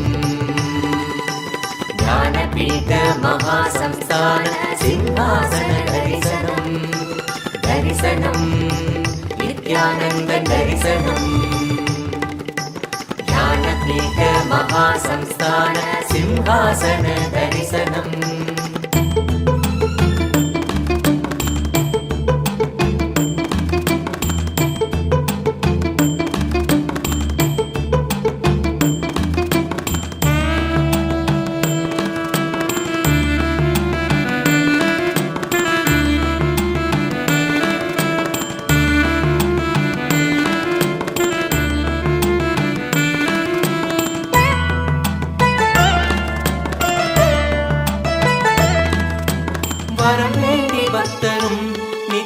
பதம் நாடக்கூடும் தரிசனம் பலம் ஓங்க பூமியில் நித்யன் தவ கோலம் பூண்ட தரிசனம் வரம் வேண்டி பக்தரும் நித்யனின் பதம் நாடக்கூடும் தரிசனம் பலம் ஓங்க பூமியில் நித்யன் தவ கோலம் பூண்ட தரிசனம் மண்ணும் மகிழ்ந்திடும் விண்ணும் முறைந்திடும் ஆனந்தத்தின் எல்லை கடந்திடும் திவ்ய தரிசனம் எதுவோ பக்தர்களும் பொங்கும் எண்ணம் கடந்திட தியானம் தனி வையம் தனி சொல்ல வந்த தரிசனம் அல்லவோ அருள் வாழ்வின் பொருள் இந்த தரிசனம் மறைநாதன் முதல் நாளின் தரிசனம் தரிசனம் கல்பதரு தரிசனம்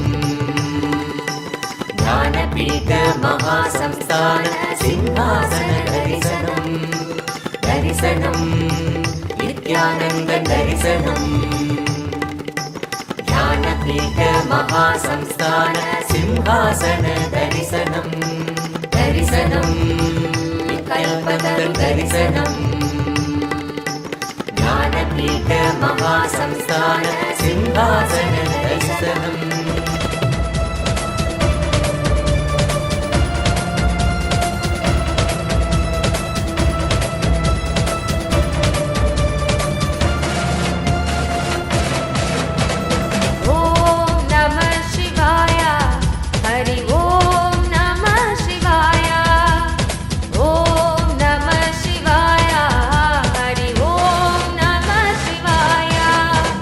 Om Namah Shivaya.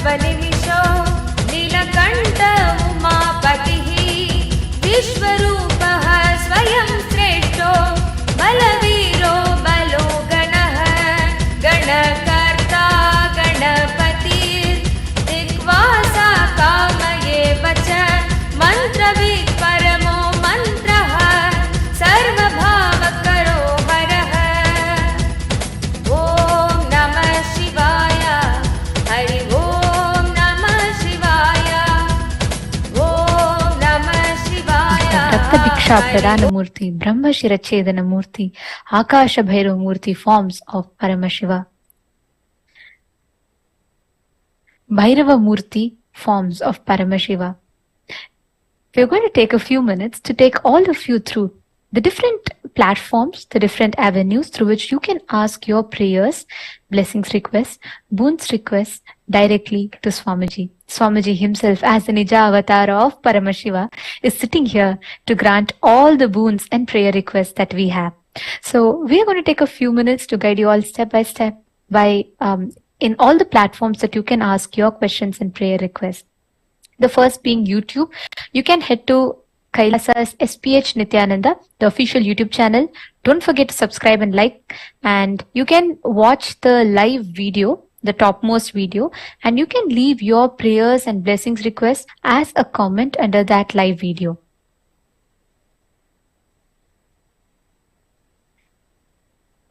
Take a moment and head to YouTube immediately. The next platform is WhatsApp.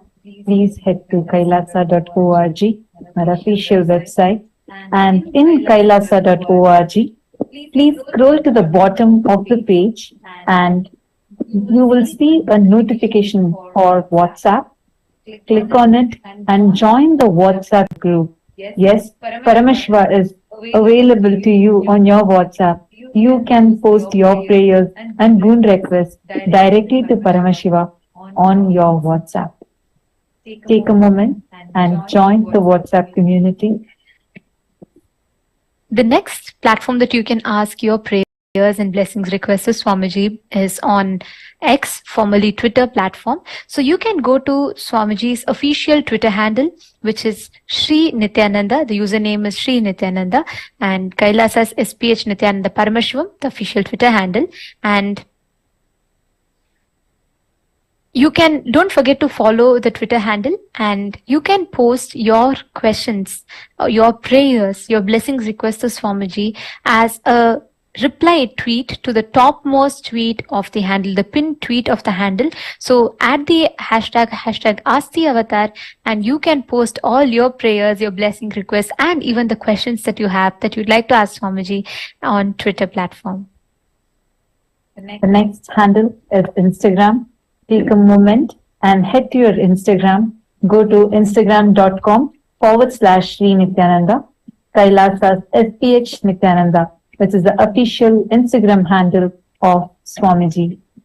And just go click on the profile picture. You will see the notification of live over there. Head to the live video, post your heartfelt prayers, deep gratitude messages there in the live chat section. And if you are not yet following, make sure to hit the follow button and so like the live feed as you're watching, enjoying, and sharing it with your friends. Form is Facebook, and you can head to our official Facebook page, Kailasa's SPH Nithyananda Paramashivam Facebook page, and you can, don't forget to like the Facebook page and scroll down. You will see our live feed right on top. Go to the live video, like, share it with your near and dear ones, and you can post your prayer requests, blessing requests, everything to Swamiji just under that live video. And today whole day we have all prepared for this darshan. We learnt about so many beautiful secrets to receive this ultimate darshan. And it is important that we know the software, the significance of the initiations that we are receiving. And today we also did the past life regression process. All of these are directly personally designed by Swamiji to give all of us the best experience. So it is very important that all the participants attend the full day program so that you can prepare your inner space to directly receive these initiations and experience them, manifest them as powers in the best possible way. Through the day, your software is programmed with the most ancient techniques directly revived from Hinduism and personally designed by the Supreme Pontiff of Hinduism for each and every one of us. And during the initiation, the software upgrade for you happens. So do not miss out on attending the whole day program. It's very, very important that you can start manifesting all these realizations as power. Now, let's all continue to enjoy this very powerful, intense, auspicious darshan of Bhairava Murti.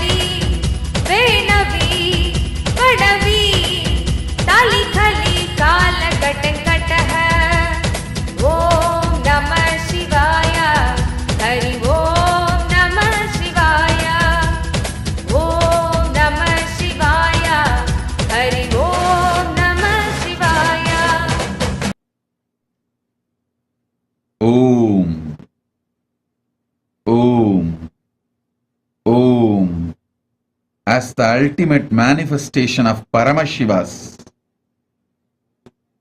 Bhairava Murti, Vatuka Murti, Kshetrabala Murti, Brahma Siraschetana Murti, Raktaviksha Pradana Murti. I bless you all and I give you all Paramadvaita.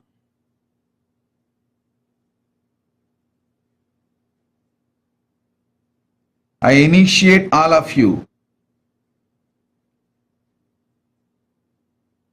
into intense energy of Bhairava. I burn all your past and initiate to rewrite your future. My blessings, I clear all your past, shower you with Paramadvaita and future as Paramashiva. I shower you all with Akasha Bhairava initiation. I'll pour the Akasha Bhairava energy into all of you now. And settle you in Sahaja Samadhi. Sit, see through your three eyes into my three eyes.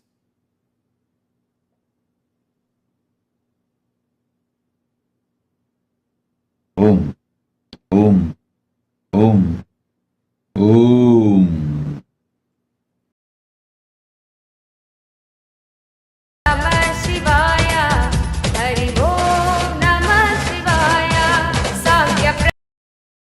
Young Ayok Teng, I give you all 10 boons you want.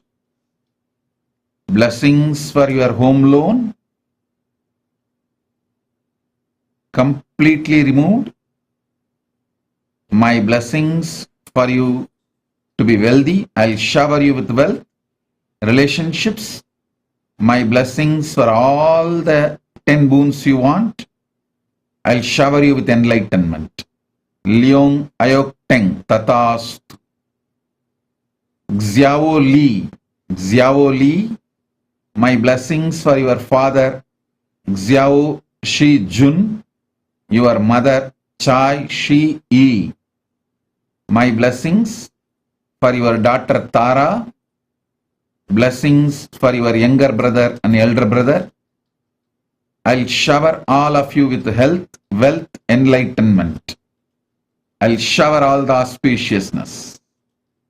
Tatast. Xiao Li, Tatast. Umesh Gosalia, Chidambarananda and Premayananda, my blessings. Manitya Premayananda, my blessings. I'll heal you right now.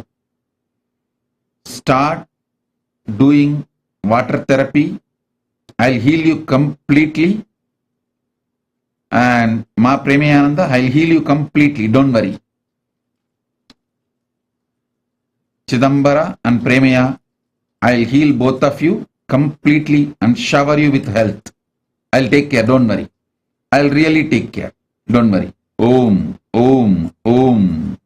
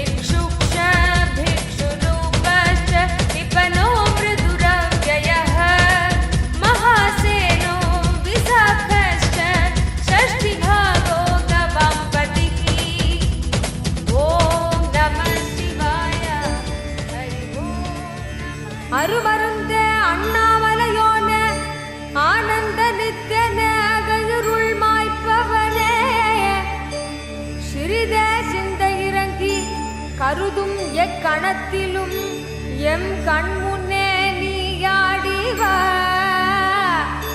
அழகு திருநடமிடும் எங்கள் அம்மையப்பனே பழகு தமிழில் உன்னை பாடி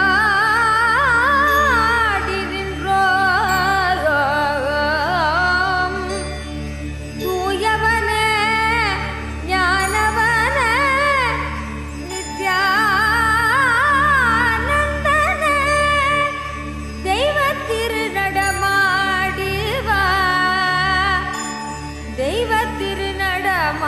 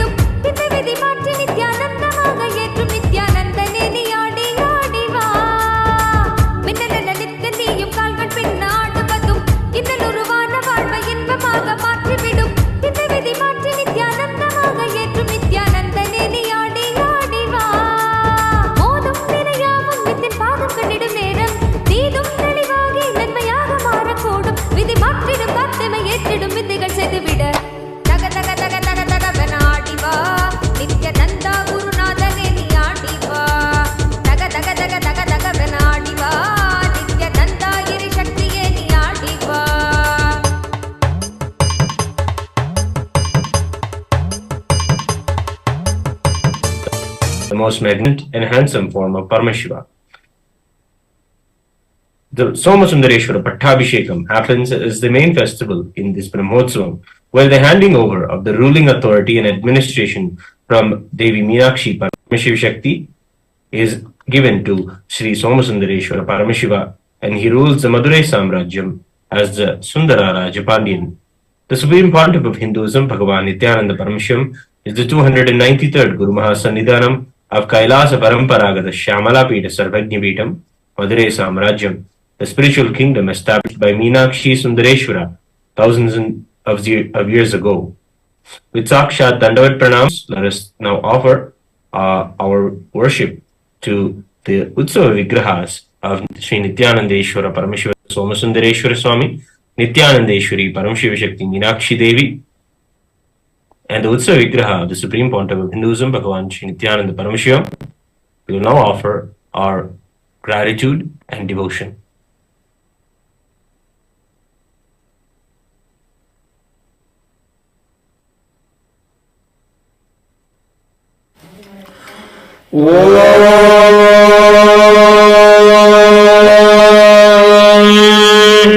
जीवन मुक्ति पुरीशाय श्रीकंठाय नमोस्तुते नमो हालास्य नाथाय शंकराय नमो नमः श्रीमत्सुन्दरनाथस्य देवीं च परलोचनां कलये हृदये नित्यं कदं भवनवासिनीम् अथ धूपः ॐ दशाङ्गं गुग्गुलोपेडं सुगन्धं च समनोहरम् आग्रेय सर्वदेवानां धूपोऽयं प्रतिगृह्यताम् श्री नित्यानन्देश्वरी परमशिवशक्ति मीनाक्षी अम्बिका समेत श्री नित्यानन्देश्वर परमशिव सोमसुन्दरेश्वर स्वामिने नमः धूपमाघ्रापयामि अथ दीपः ॐ साज्यं त्रिवर्ति संयुक्तं वह्निना योजितं मया ग्रहणमङ्गलं दीपं त्रैलोक्यतिमिरापहम् श्री नित्यानन्देश्वरी परमशिवशक्ति मीनाक्षी अम्बिका समेत श्री नित्यानन्देश्वर परमशिव सोमसुन्दरेश्वर स्वामिने नमः दीपं सन्दर्शयामि अथ नैवेद्यम् ॐ अमृते अमृतोद्भवे अमृतवर्षिणि अमृतं श्रावय श्रावय स्वाहा श्री नित्यानन्देश्वरी परमशिवशक्ति मीनाक्षी अम्बिका समेत श्री नित्यानन्देश्वर परमशिव सोमसुन्दरेश्वर स्वामिने नमः अमृतमहानैवेद्यं निवेदयामि निवेदनानन्तरमाचमनं समर्पयामि नीराजनम् ॐ तन्महेशाय विद्महे वाग्विशुद्धाय धीमहि तन्नः शिव प्रचोदयात् ॐ गणाम्बिकायै विद्महे महातपायै धीमहि तन्नो गौरी प्रचोदयात् ॐ हंसाय विद्महे परमहंसाय धीमहि तन्नो हंस प्रचोदयात् कर्पूरगौरं करुणावतारं संसारसारं भुजगेन्द्रहारं सदा वसन्तं हृदयारविन्दे भवं भवानी सहितं नमामि भवं भवानी सहितं नमामि भवं भवानी सहितं नमामि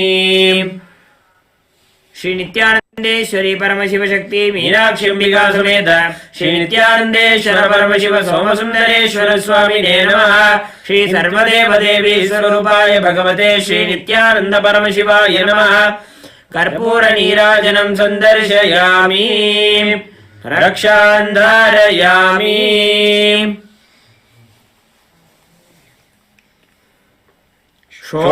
शोणाद्रीशावताराय ज्योतिस्तम्भस्वरूपिणे श्रीकैलासप्रधानाय नित्यानन्दाय मङ्गलम् तत्त्वज्ञानप्रदाताय नित्यानन्देश्वररूपिणे श्रीकैलासप्रधानाय नित्यानन्दाय मङ्गलम् मूलप्रकृतिरूपाय परमशिवशक्तिस्वरूपिणे श्रीकैलासप्रधानाय नित्यानन्दाय मङ्गलम् दण्डत्रिशूलहस्ताय कालकालस्वरूपिणे श्रीकैलासप्रधानाय नित्यानन्दाय मङ्गलम् आदिपूज्याय देवाय सकृत्पूर्णत्वरूपिणे श्रीकैलासप्रधानाय नित्यानन्दाय मङ्गलम् सर्वाभयविनाशकाय शत्रुसंहाररूपिणे श्रीकैलासप्रधानाय नित्यानन्दाय मङ्गलम् योगपट्टाभिषिक्ताय राजसन्न्यासधारिणे श्रीकैलासप्रधानाय नित्यानन्दाय मङ्गलम् सार्वभौमैकपत्याय राजराजार्चिताय च श्रीकैलासप्रधानाय नित्यानन्दाय मङ्गलम् मङ्गलम् कल्पवृक्षाय मङ्गलम् ज्ञानदायिने परमशिवाय श्रीनित्यानन्देश्वराय मङ्गलम् मङ्गलम् श्रीविद्याम्बायै मङ्गलम् कामदायिन्ये सर्वमङ्गलदात्रे नित्यानन्देश्वर्ये मङ्गलम् मङ्गलम् गुरुदेवाय मोक्षमूलाय मङ्गलम् परमावताराय नित्यानन्दाय गुरवे मङ्गलम् त्वम् श्रुतमहम् धन्य मम प्राणमहेश्वर गङ्गाधरनामेति स्तोत्रस्थानम् ददाम्यहम् हरिः ओम् तत्सत् सर्वम् भगवत् श्रीनित्यानन्द परमशिव पादुकार्पणमस्तु ओम् नित्यानन्दम्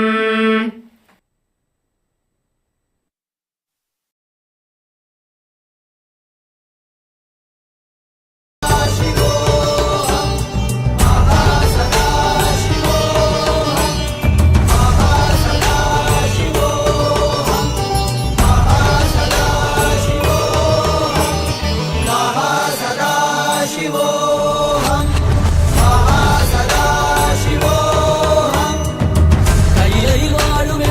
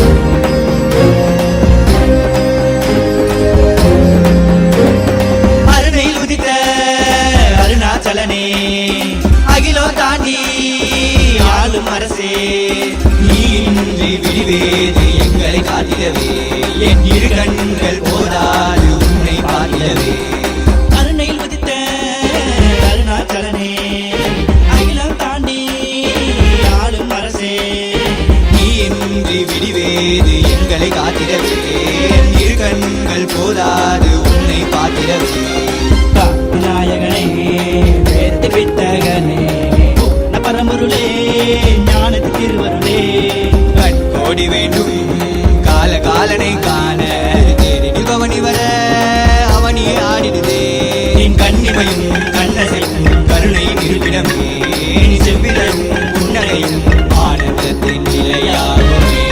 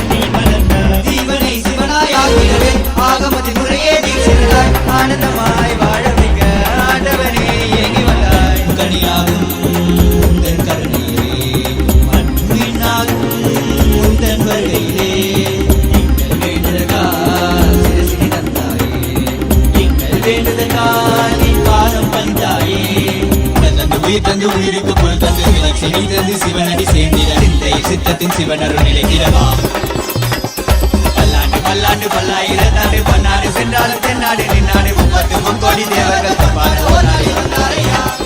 வாராரு வாராரையா எங்க கொண்டசாமி வாராரையா கொண்டாடு கொண்டாரையா இந்த நாள கொண்டாரையா வந்தாரு வந்தாரையா எங்க குலசாமி வந்தாரையா தந்தாரு தந்தாரையா நித்யான தந்தாரையா திசையெங்கும் மனசு கொட்ட வென்று காட்டி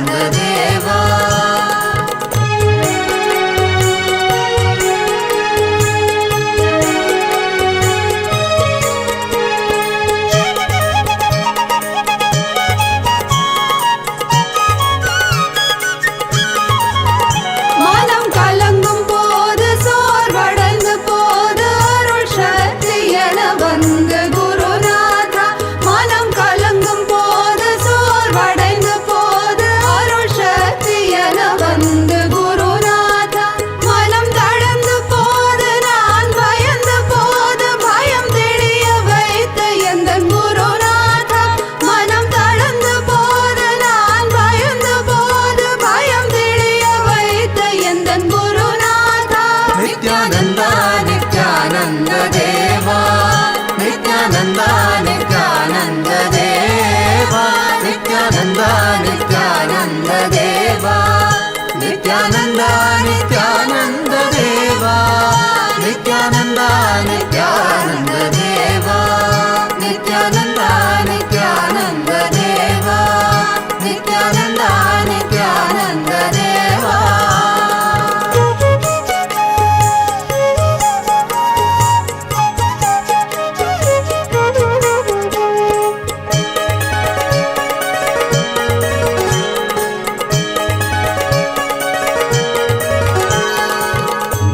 பாடுவோமே பேரானந்தமுடனே பாடுவோமே பேரானந்தமுடனே சத்குரு பாதமல சுடுவோமே சத்குரு பாதமல சுடுவோமே பாடி பாடி கொண்டாடுவோமே குருநாதா குருநாதா என்று பாடிடுவோம் நித்யானந்தா நித்யானந்தா என்று பாடிடுவோம் பாடுவோமே பேரானந்தமுடனே பாடுவோமே பேரானந்தமுடனே சத்குரு பாதமல சுடுவோமே சத்குரு பாதமல சுடுவோமே பாடி பாடி கொண்டாடுவோமே குருநாதா குருநாதா என்று பாடிடுவோம் நித்யானந்தா நித்யானந்தா என்று பாடிடுவோம் குருநாதா குருநாதா என்று பாடிடுவோம் நித்யானந்தா நித்யானந்தா என்று பாடிடுவோம் குருநாதா குருநாதா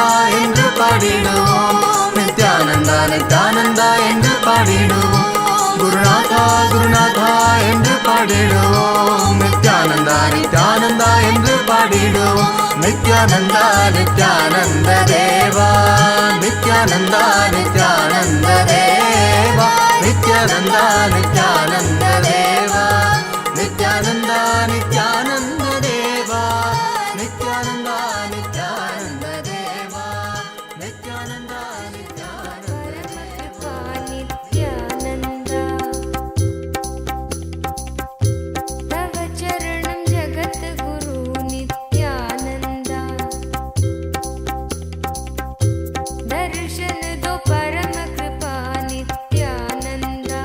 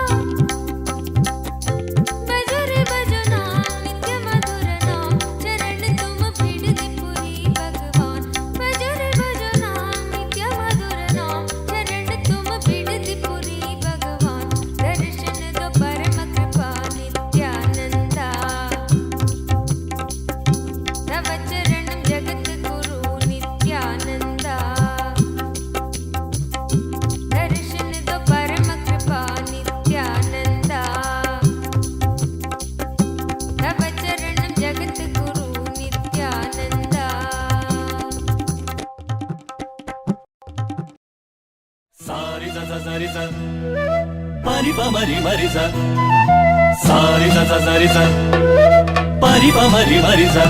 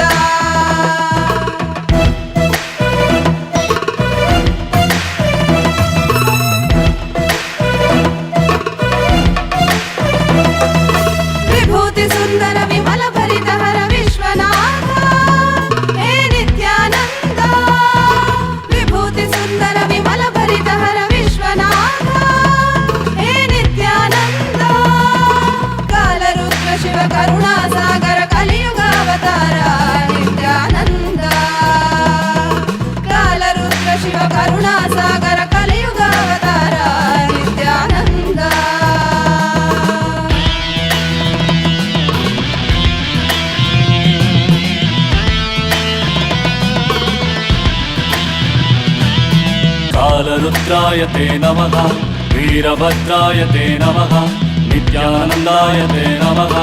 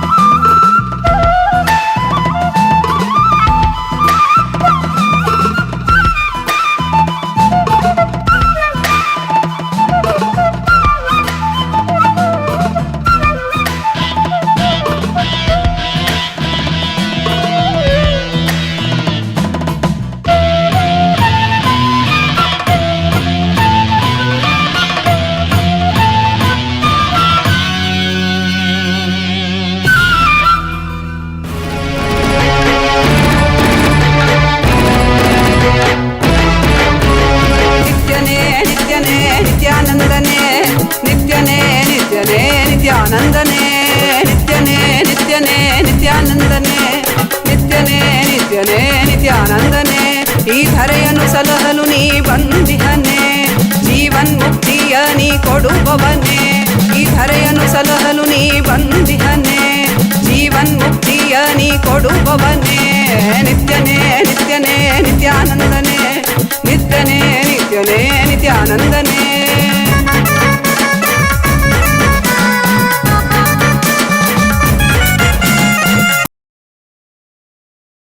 ಭಿನ್ನ ಸ್ವರೂಪ ಪರಶಿವಪುತ್ರ ರತ್ನ ಕುಮಾರ ಗುರುಮಣ್ಯ ತುಲ್ಯಾವತಾರ ಶ್ರೀ ಪಾರ್ವತಿ ಸ್ತನ್ಯಪಾನ ಲಬ್ಧ ದಿವ್ಯ ಜ್ಞಾನ ವಿಶ್ರುತ ಸಕಲ ನಿಗಮಾಗಮ ಸಾರಭೂತ ದ್ರಾವಿಡ ವೇದ ಪ್ರವಕ್ತ್ರೆ ಶ್ರೀಮತ್ ಪರಮಶಿವ ಕರುಣಾ ಸಮಧಿಗತ ಮುಕ್ತಾಮಯ ಚತುರಶ್ರಯಾನ ಗೀಯಮಾನ ಛತ್ರ ಚಾಮರ ಶ್ರೀ ಚಿಹ್ನ ಕಾಹಲಾದಿ ಸಮಸ್ತ ಬಿರದಾವಲ್ಯಲಂಕೃತ ಜ್ಞಾನ ವಿಜ್ಞಾನ ಚಕ್ರವರ್ತಿ ಸರ್ವಜನ ಸಂಘ ಸದ್ಯೋ ನಿರ್ವಾಣ ದೀಕ್ಷಾ ವ್ಯಯಾಪವರ್ಗ ವರ್ಷ ವಿಶ್ರಾಪನಾಚಾರ್ಯ ಶ್ರೀರಾಜಾಧಿರಾಜ ಪಾಂಡ್ಯ ಮಹಾರಾಜ ಗುರು ಕ್ಷಪಣ ಶಾಕ್ಯಾದಿ ಮಹಾಂಧಕಾರ ನಿವಾರಣ ಜ್ಞಾನ ಭಾನು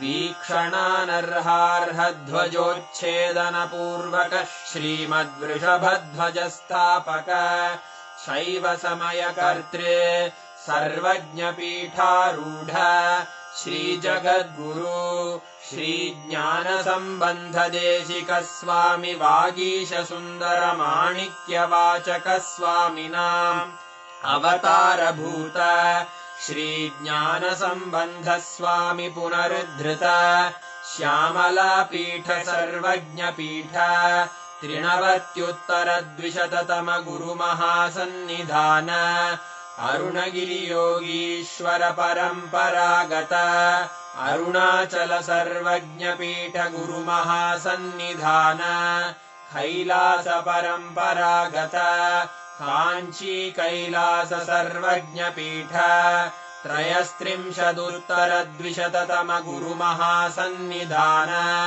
नित्योत्सव नित्यमङ्गल नित्यकल्याण नित्यरजित कैलास परम्परागत आदिकैलास नित्यानन्दपीठ महासंस्थान महासिंहासन पीठकर्तः साक्षात् श्री परमशिव समुद्भूत कैलास परम्परागत वैवस्वतमनु इक्ष्वाकु हरिश्चन्द्र भगीरथ श्रीरामचन्द्र शूरसेन इत्यादि अनवच्छिन्न सार्वभौम चक्रवर्ति परम्परागत चतुष्षष्टि योगिनी मण्डित चतुष्षष्टि सम्प्रदाय प्रवर्तक मनुधर्मशासन सूर्यवंश प्राप्त सर्वज्ञपीठ सुराङ्गि साम्राज्य मूर्धाभिषिक्त चूडामणे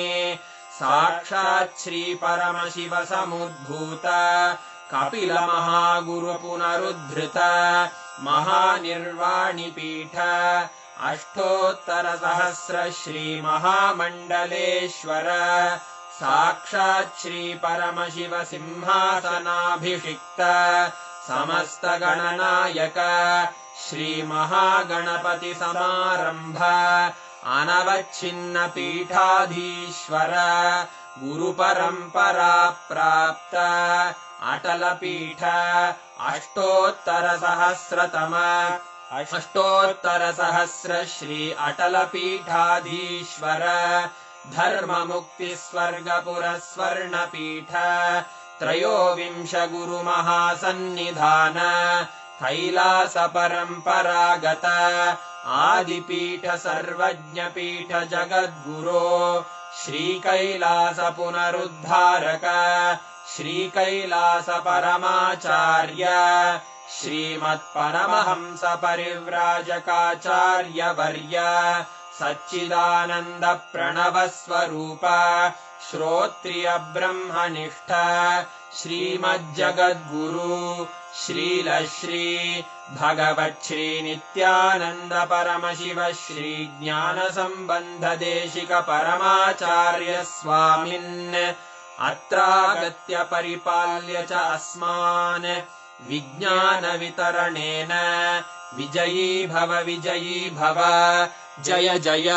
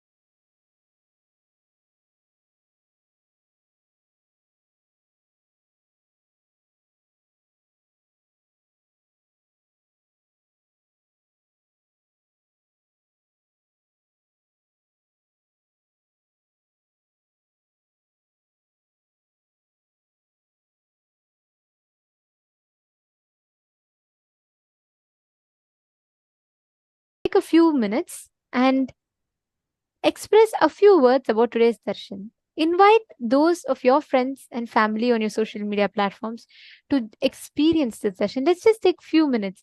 We have all just been literally induced with this blissful experience, right? Let us take a few minutes to share this experience with others. What experience we had at this point in time, in this moment. Let us take a few minutes and take this effort from our side to reach out to our near and dear ones. Just share. You don't even need to do much. Just take a few minutes, pen down, just pen your experiences in few words.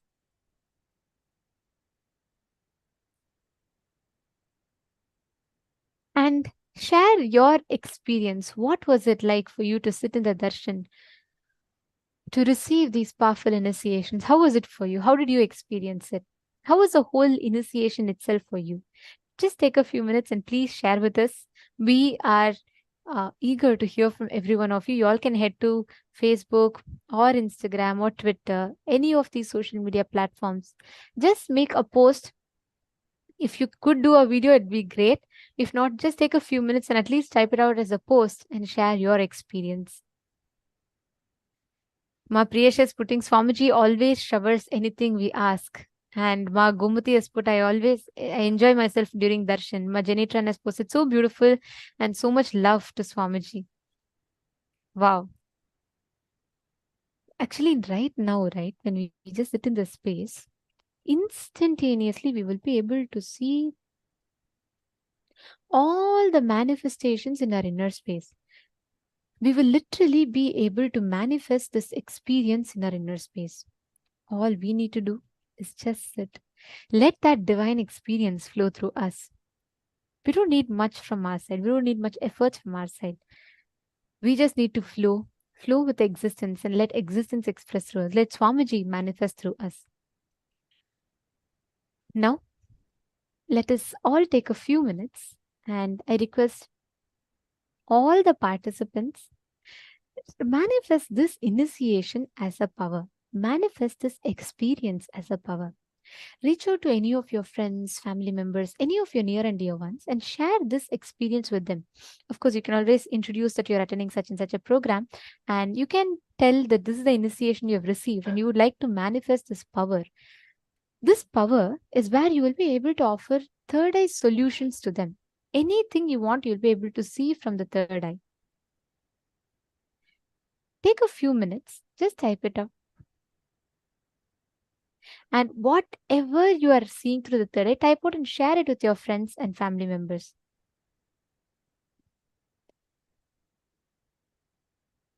Whatever Swamiji reveals in your third eye, go ahead and share it with them.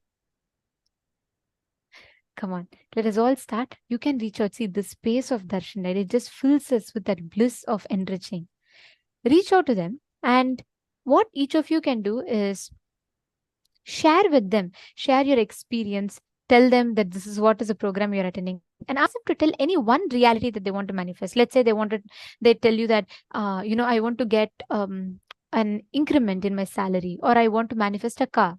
They could have any reality that they want to manifest. What you are going to be doing is, you're going to be scanning through the third eye and you are going to be manifesting this power, giving them the solutions through third eye to them. So let us all take a few minutes and start manifesting this power. Let's take 10 minutes. I request every one of you to do this.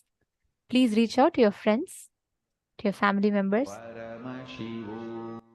The few minutes of you speaking is going to make a big difference for them. So let us take this few minutes from our side and do it. Please start the manifestation.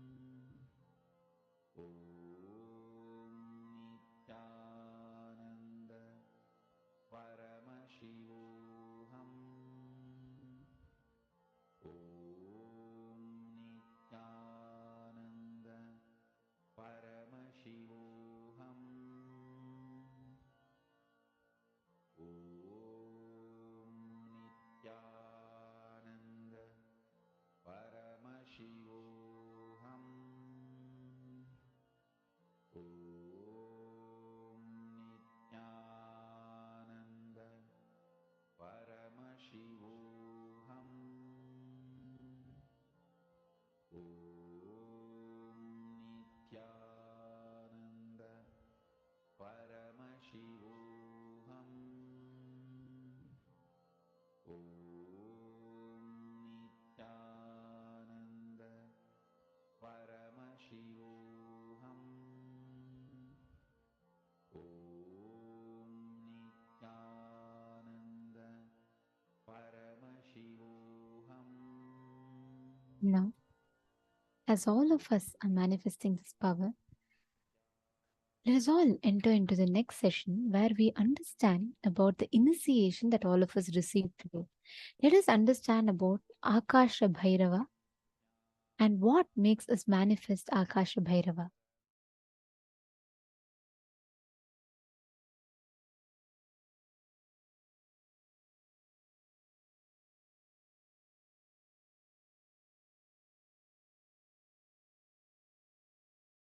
A deep unclutching, when it becomes part of your biomemory, even during your whole day of work, if you reside in the same state, that is called Sahaja Samadhi. Nirvikalpa Samadhi becoming Sada Nirvikalpa Samadhi is Sahaja Samadhi.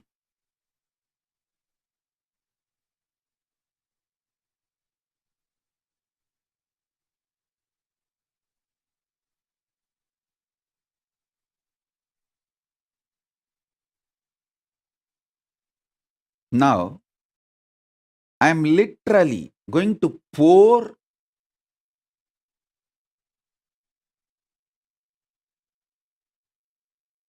with the grace of Paramashiva. I am going to pour Akasha Bhairava.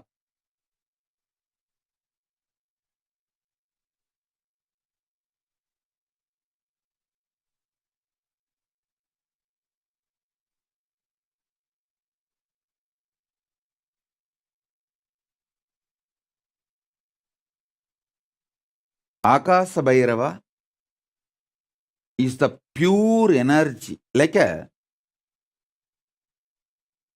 liquid gold.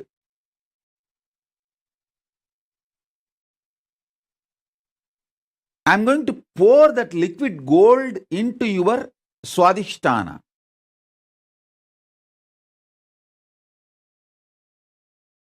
Listen. Paramashiva's message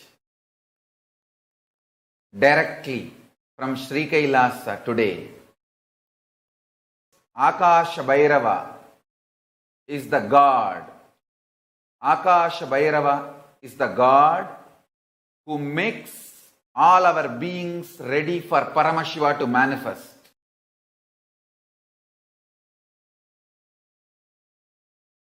Paramashiva really loved, loving, showering himself on all of us. That is why he is still keeping that civilization alive, alive. Again and again he revives that civilization, even though human beings go and destroy it. By their ignorance they get swayed and destroyed. Then again he revives. Last time he revived by coming to Madurai as Sundareshwara, and with Meenakshi, Parashakti Parvati, he revived the Kailasonnata Dvatashanta Shyamala Pita. Now he saw again the need for revival once more has arisen. The need for revival has happened, is again here back to revive the enlightened civilization. I'll give you the time, the whole sutra sutra. Thought current. Enlightenment means manifesting the state of Paramashiva, unclutched nirvana, nirvigalpa, suddhadvaita swarupa samadhi.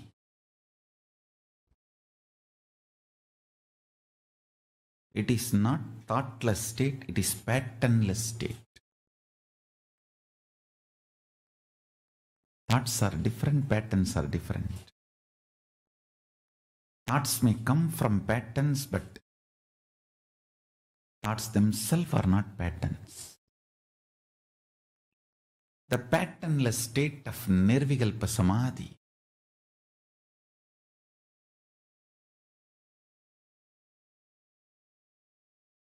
me, Paramashiva, is not just totality of some energies, concepts, philosophies, powers. I am alive, living being.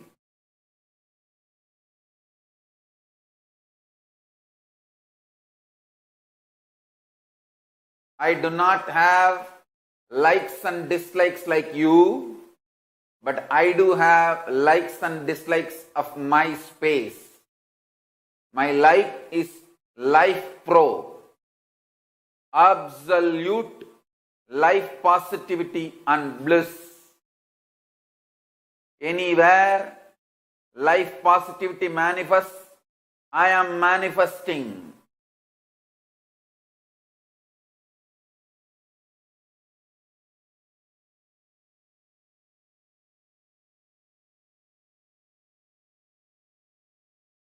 Anywhere my being is denied, negativity manifests.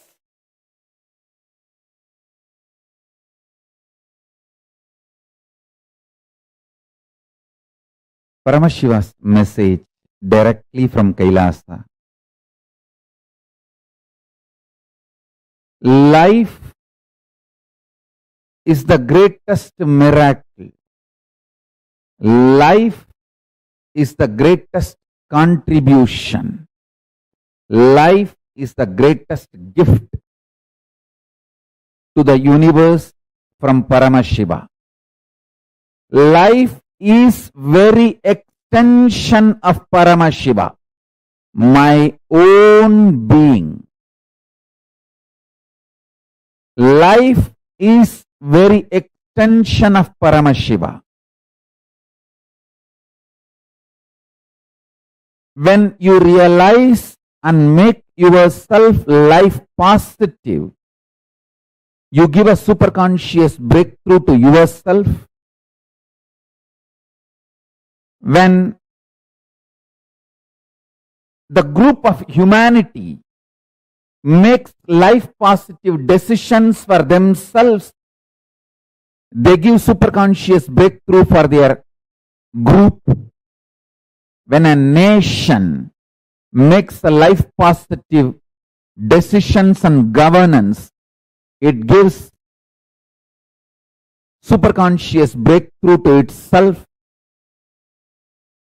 If a civilization makes itself life positive, it gives superconscious breakthrough to itself.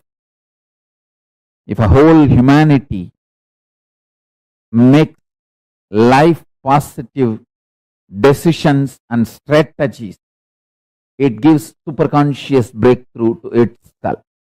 Life is miracle. Life is the greatest gift from Paramashiva. Every life is miracle.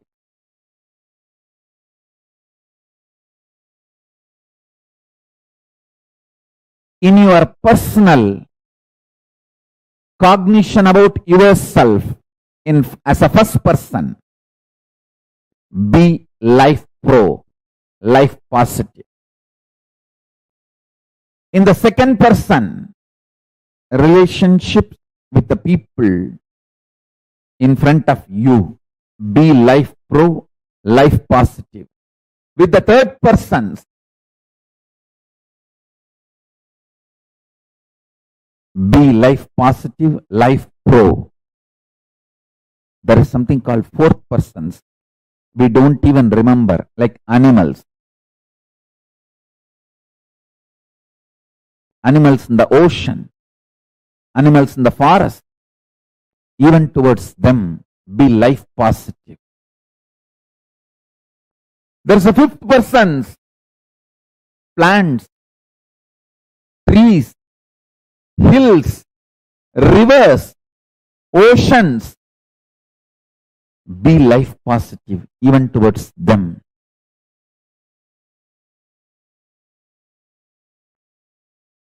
To everything, be life positive. This is the introductory message for superconscious breakthrough to all of you in individual level and collective level. Be intensely life positive. Be intensely life positive. Be intensely life positive.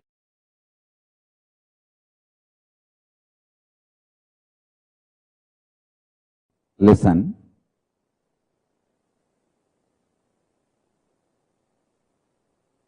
Pure life positivity, absolute life positive energy is superconsciousness of Paramashiva.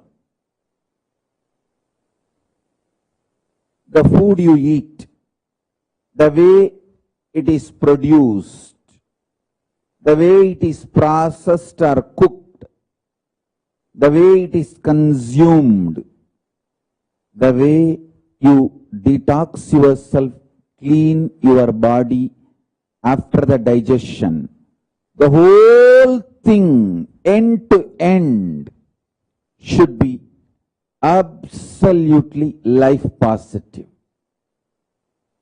Same way, the words you generate, see, the pure vibration is the nada in you. How you convert that nada into sabda, sabda into language, how you use those words on yourself, and how you use that words on others, and how others use words on you, and how you consume, get impacted, decide to get impacted by the words others use on you. The whole thing should be with absolute life positivity. Listen, I'll explain step by step. Whether the words you create and use within yourself, use on others, and the words others use on you, and the way you decide to cognize, cherish, get impacted by others' words, everything should be life positive, pure positivity.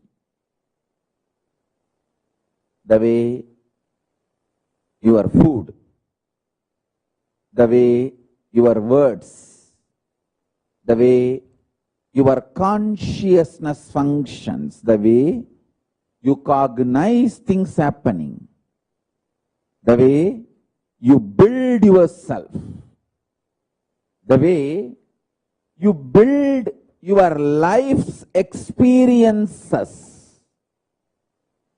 everything should be absolutely life positive. Absolutely pure positive.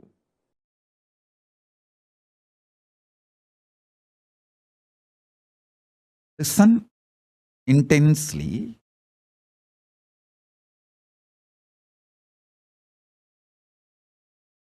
if you operate with intense love, powerful cognitions like a love, compassion, joy, bliss, giving, the Ananta Kalyana gunas of Paramashiva, you will expand so much. Your perception about you will expand. Your perception about life, reality will expand. Reality itself will expand. Understand? This is what I call life positive decisions.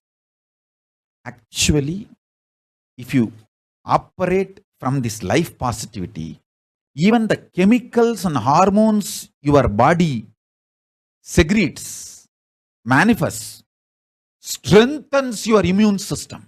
There are multiple tons of researches nowadays.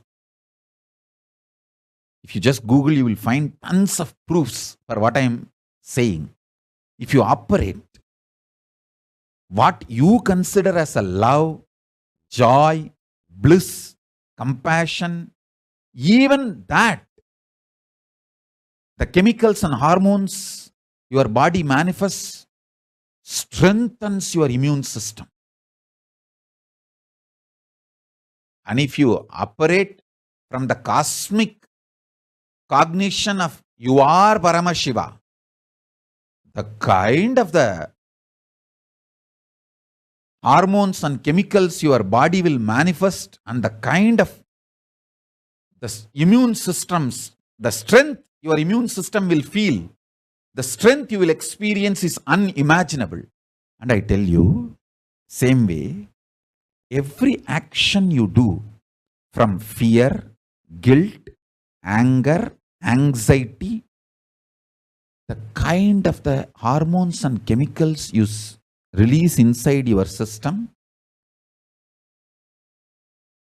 breaks your system literally, breaks your nervous system and destroys your whole body and mind. Rebuild the trust, rebuild love, joy, bliss, powerfulness.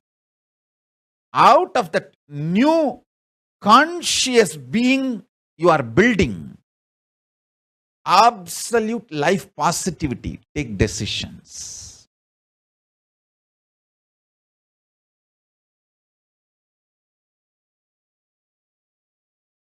Influence now. Influence the present moment. Be powerful over the present moment. Understand? Live in the present moment is not a complete truth. Have power over the present moment is the complete truth. The power of now is having power over now. Listen. Understand how you feel about you now and how you feel about the world now. Make that too powerful. If you understand and make yourself powerful, that you are Paramashiva, you will understand world is so auspicious and you are the power. Whatever you think, perceive, even as bad, was never bad, is never bad, will never be bad. It is your wrong perception is the problem. Delusion is the problem. Everything is happening properly. You just need to add more life positivity, more understanding. You just need to remember again and again, you are Paramashiva, and face everything out of strength and powerfulness.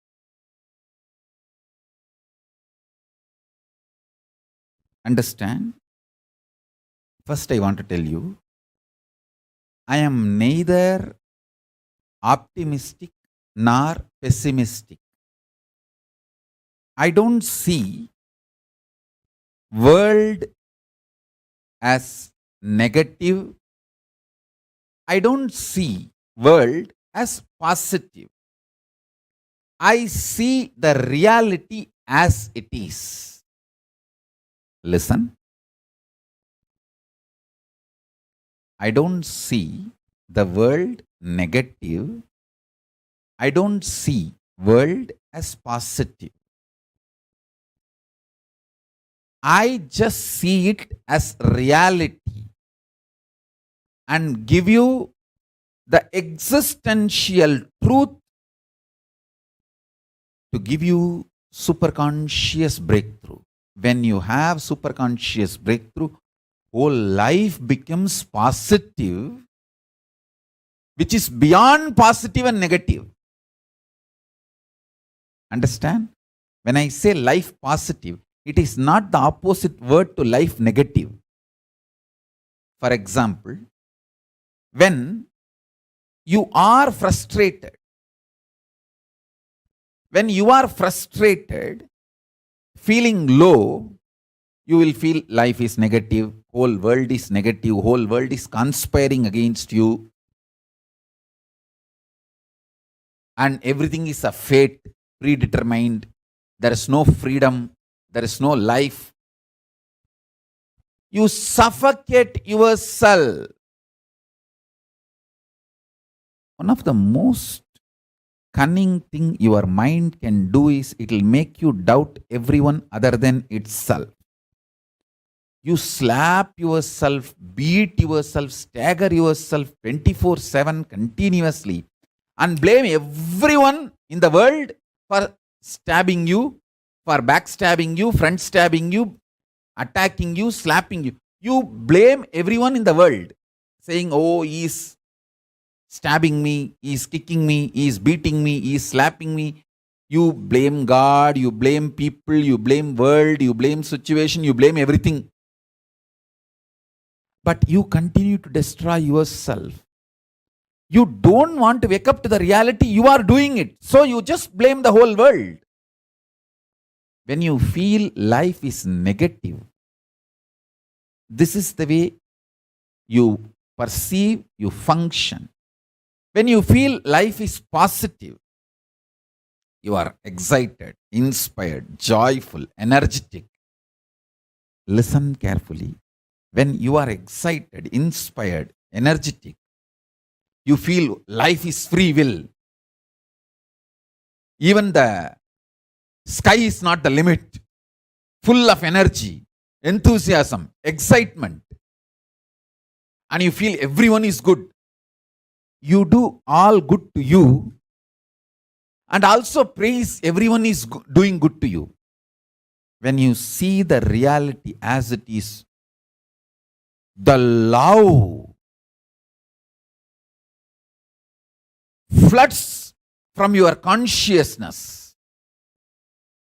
I tell you, the love flooding from your consciousness is power. Love never makes you weak. If you are feeling love makes you vulnerable and weak, you are fool. Love makes you powerful, life positive.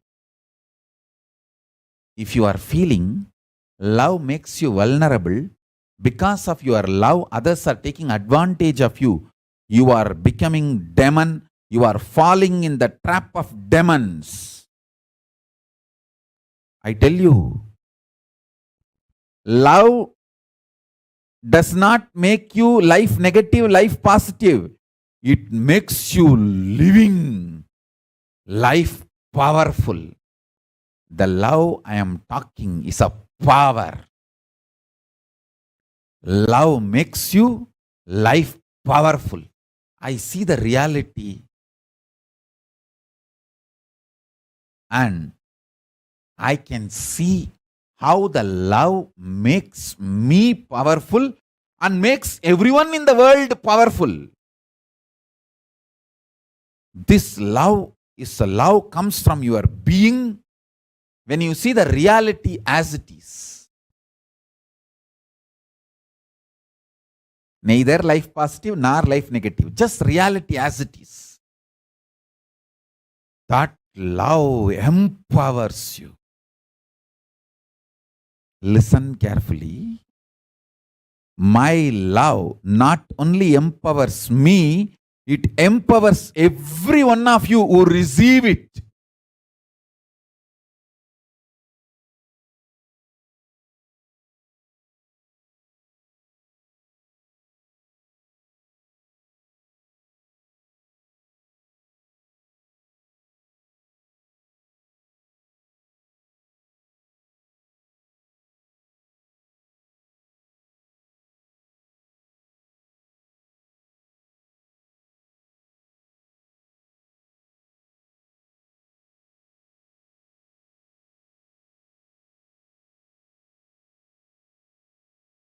Your existence, what you feel as you consciously,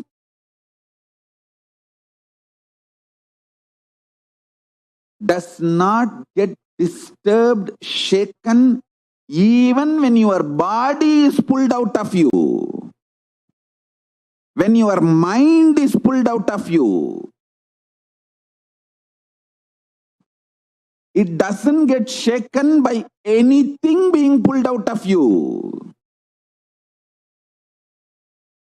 Listen, I am not brainwashing you. Keeping Mahadeva, Paramashiva as a witness, I am revealing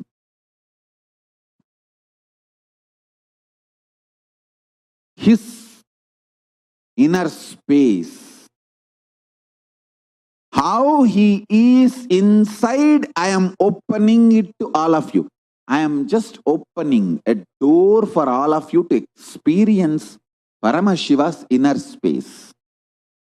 I am telling you, just internalize this. Your balance sheet will go up. You will take amazing business decisions.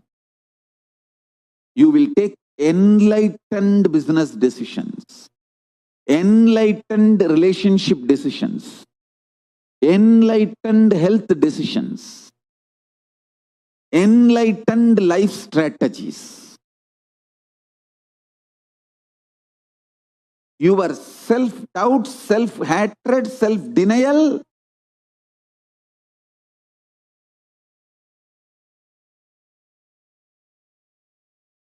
does not impact you.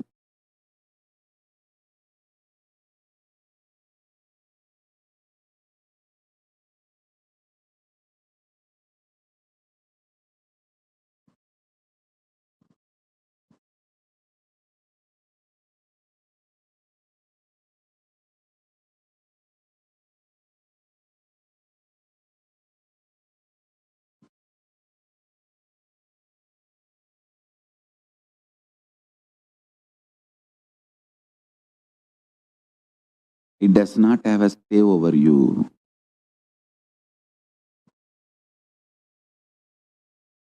When you torture yourself with your self-doubt, self-hatred, self-denial, you become demon.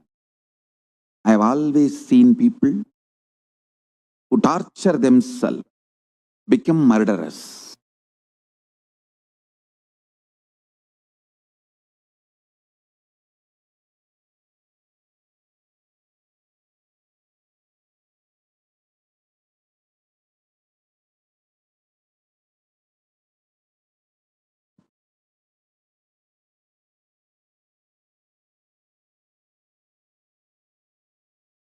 Strength, because you can get involved with the life, is freedom.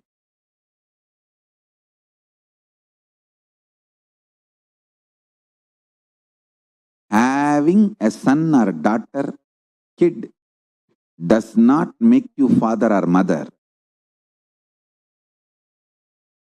the feeling, experience you have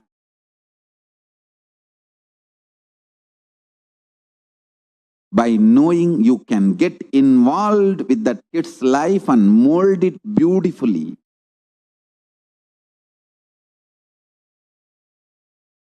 in an enlightened way, that makes you father or mother.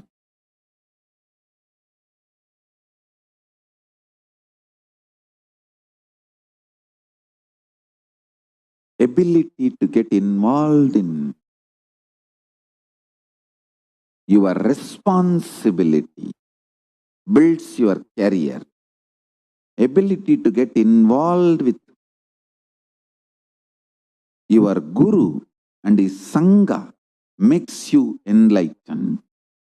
Ability to make enlightened decisions about your health makes you live healthy and long. See, life is all about the diagnosis and solution. Not having blind spots in your diagnosis or making enlightened decisions or executing those enlightened decisions. That's all life is all about. The physics, chemistry, biology of this pralaya, this pandemic happening, is rooted in delusion.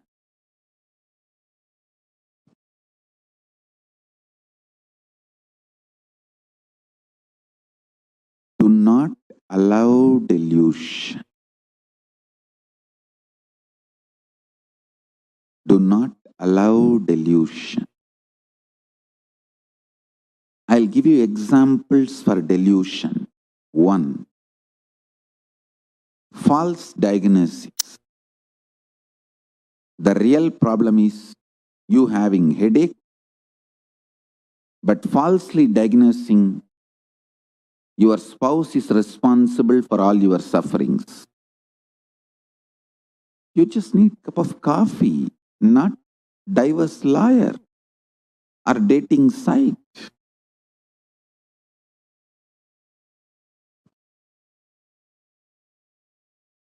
Stop false diagnosis. Always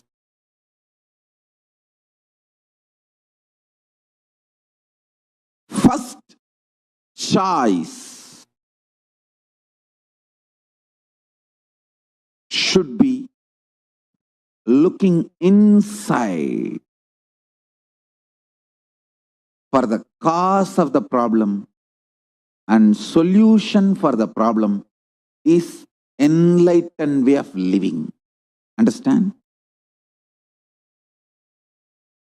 If you are not able to find any reason for your problems, cause and solution inside, then start looking for outside. But first, looking inside for the source and cause of the problem and solution is enlightened living.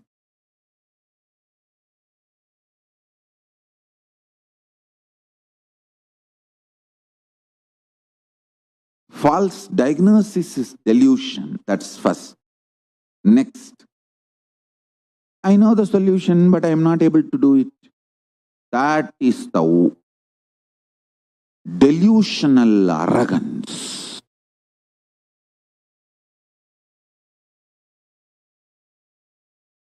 Understand?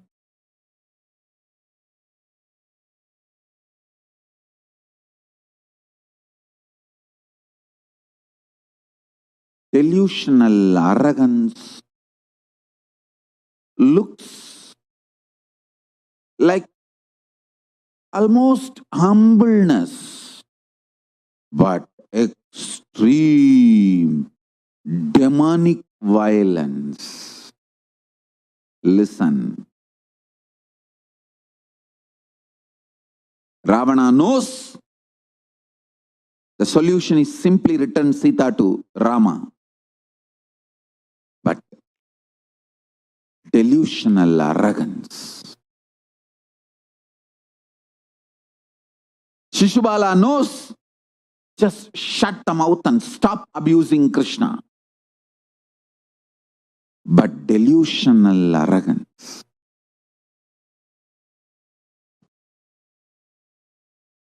I tell you,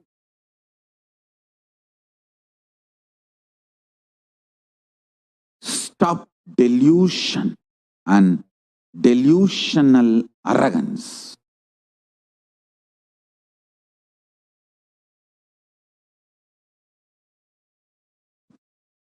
Stop delusion and delusional arrogance.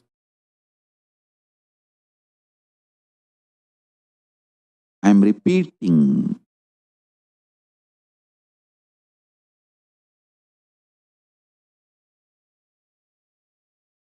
If you rightly diagnose cause of your one problem inside and decide to work to solve it, suddenly Paramashiva gives you so much energy, you will solve 10 of your problems. I tell you, this Pralaya, Paramashiva is opening the stargate of Kailasa to liberate billions. Actually, he is waiting to liberate all of us. Otherwise, he would not have sent me here. Especially with so much of torture and suffering, attacks, he will not be keeping me alive still if he does not have a purpose. I tell you, I am useless for myself and for the world other than giving liberation. I am only useful for only one thing. I can liberate people, that's all. I have no other use.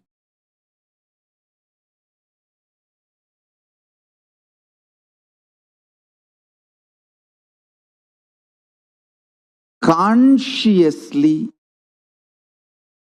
decide to be surrendered, to be in oneness with Paramashiva. It is not necessary you need to be 24 hours remembering him or any other prerequisite or demand. Listen, I'll explain detailed way. Consciously, what you know as you, from that integrity, if you decide and declare, O Mahadeva, Paramashiva, consciously what I know as me, with that whole my core being, I declare, I surrender myself to you, Prabhu, Mahadeva, Paramashiva, manifest through me.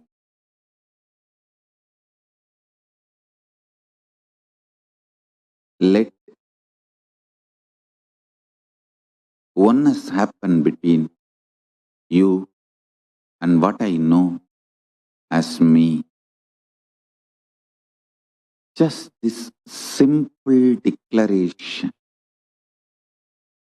connection is enough. After that,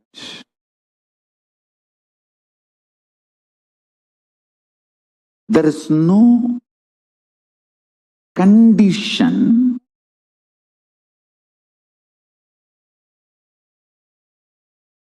you should be this way, that way, all that. Please understand, you have your own false scales, ideas, conditions. which starts self-doubt, self-hatred, self-denial in you. You feel once you say, Paramashiva, I surrender to you, immediately you say some light should flash, doom. And then Paramashiva should appear and say, oh my son, I am here. I accepted you, sit in my lap. No. All your ideas about how Paramashiva should react is stupid. Be very clear. He manifests in your consciousness in his own way. I am telling you. Today I was in such samadhi and ecstasy. I literally pulled myself out of my seat and made me sit here.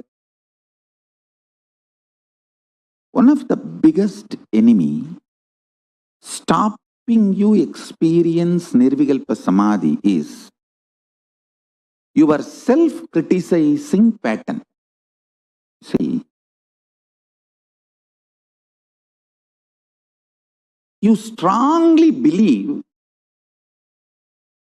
you have not achieved oneness, Nirvikalpa Samadhi, unclutching, completion, because there is a definition for that state and that definition is not manifesting in you.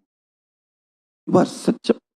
First of all, any person who thinks there is a definition for Nirvikalpa Samadhi, there is a definition for oneness, is a fool.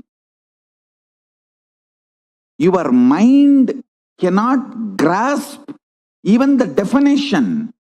Forget about using the definition as the scale to measure whether you achieved it or not. You can do only one thing. Continuously remember to surrender, consciously declare to Mahadeva, Paramashiva, I am consciously declaring. Manifesting in me only you can do. I'll tell you precisely, exactly right attitude. Declare to Paramashiva, Prabhu, really, I personally do not know much about the way you exist. But as per your declaration in Vedas and Agamas and my Guru's confirmation, I have some idea about how you exist. Whether that idea is complete or not, I do not know. But what I know as me, I surrender unto you. I offer me to you. Please, you take away me in you. You radiate. Let you alone exist. Let me experience absolute oneness, Nirvikalpa Samadhi, unclutching, complete completion, or whatever the highest state. I may not know the name or words to describe. Let me experience that. Declare it consciously. Remember one thing. Even if you are consciously enjoying somebody swimming, his brain activity, his neuron activity is mirrored in you. Even ordinary swimming, his neuron activities are mirrored in your brain. Can't you understand the great cosmic experience, existence, Paramashiva, when you surrender to him? Will his neuron activity not mirror in you? Don't you understand? When you pray, when you decide to have feeling connection, when you declare to have oneness with Paramashiva, be assured simply his neuron activities mirror in your brain. how it should, you don't put a condition. Once you surrender and declare, whatever is happening, decide to know very clearly that is He manifesting. If you are even feeling irritated, what can be done? That is the way He is manifesting. Whatever He is manifesting. Go with that peacefulness, Shanta Swarupa. Then He sinks deeper and deeper into your being. Your being sinks deeper and deeper into His existence.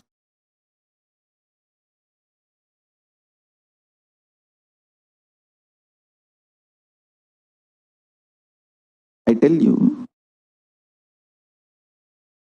every situation you feel irritated, angry, violated, intruded, just don't react.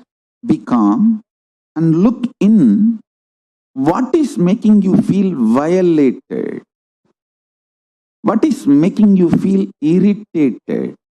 What is it that is getting into your nervous system? What is it that constantly shakes you? If you see, you will understand it has nothing to do with what is happening externally. It is something triggered internally. I tell you. Getting triggered internally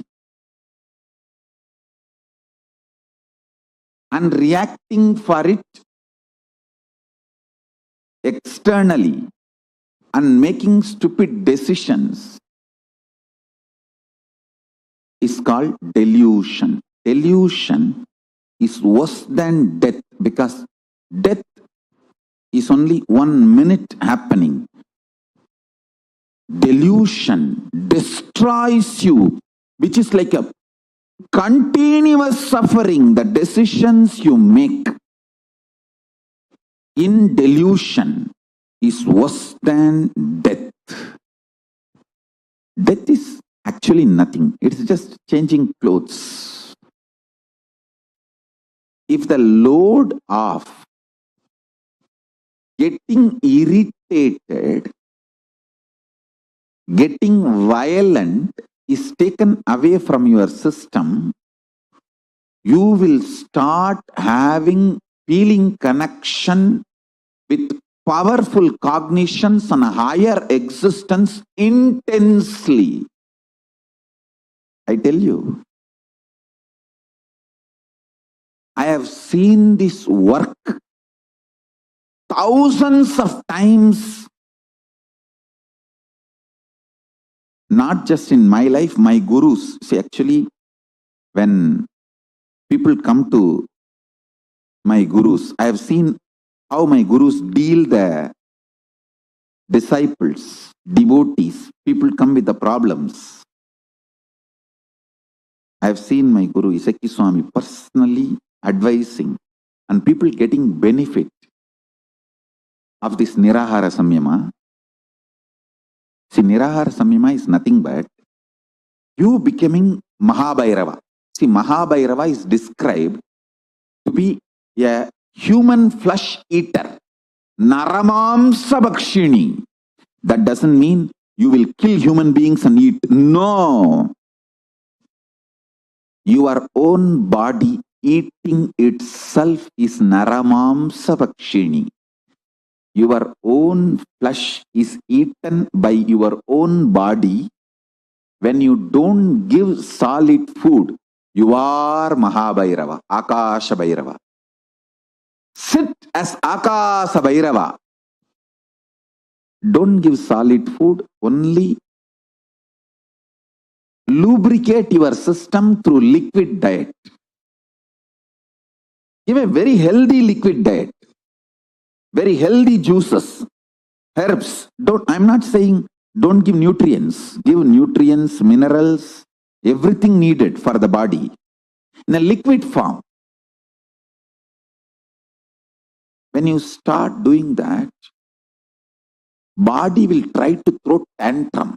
It will behave like a mad mother-in-law, Indian mother-in-law, mad Indian mother-in-law. It will try to break everything.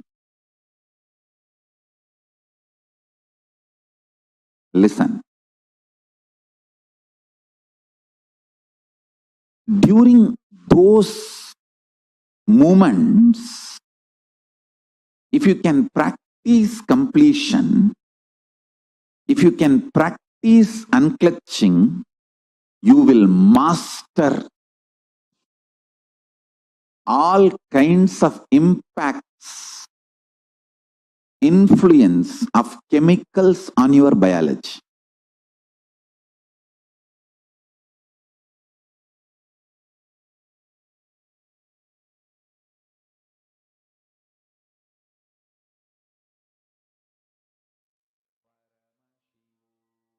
Nithyanandam? Yes. I know it was a very, very, very powerful session.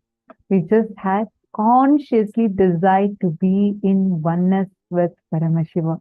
Consciously decide to surrender and just operate from that.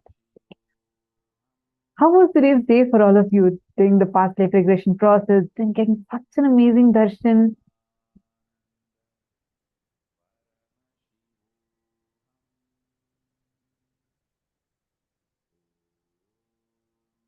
How are you all feeling?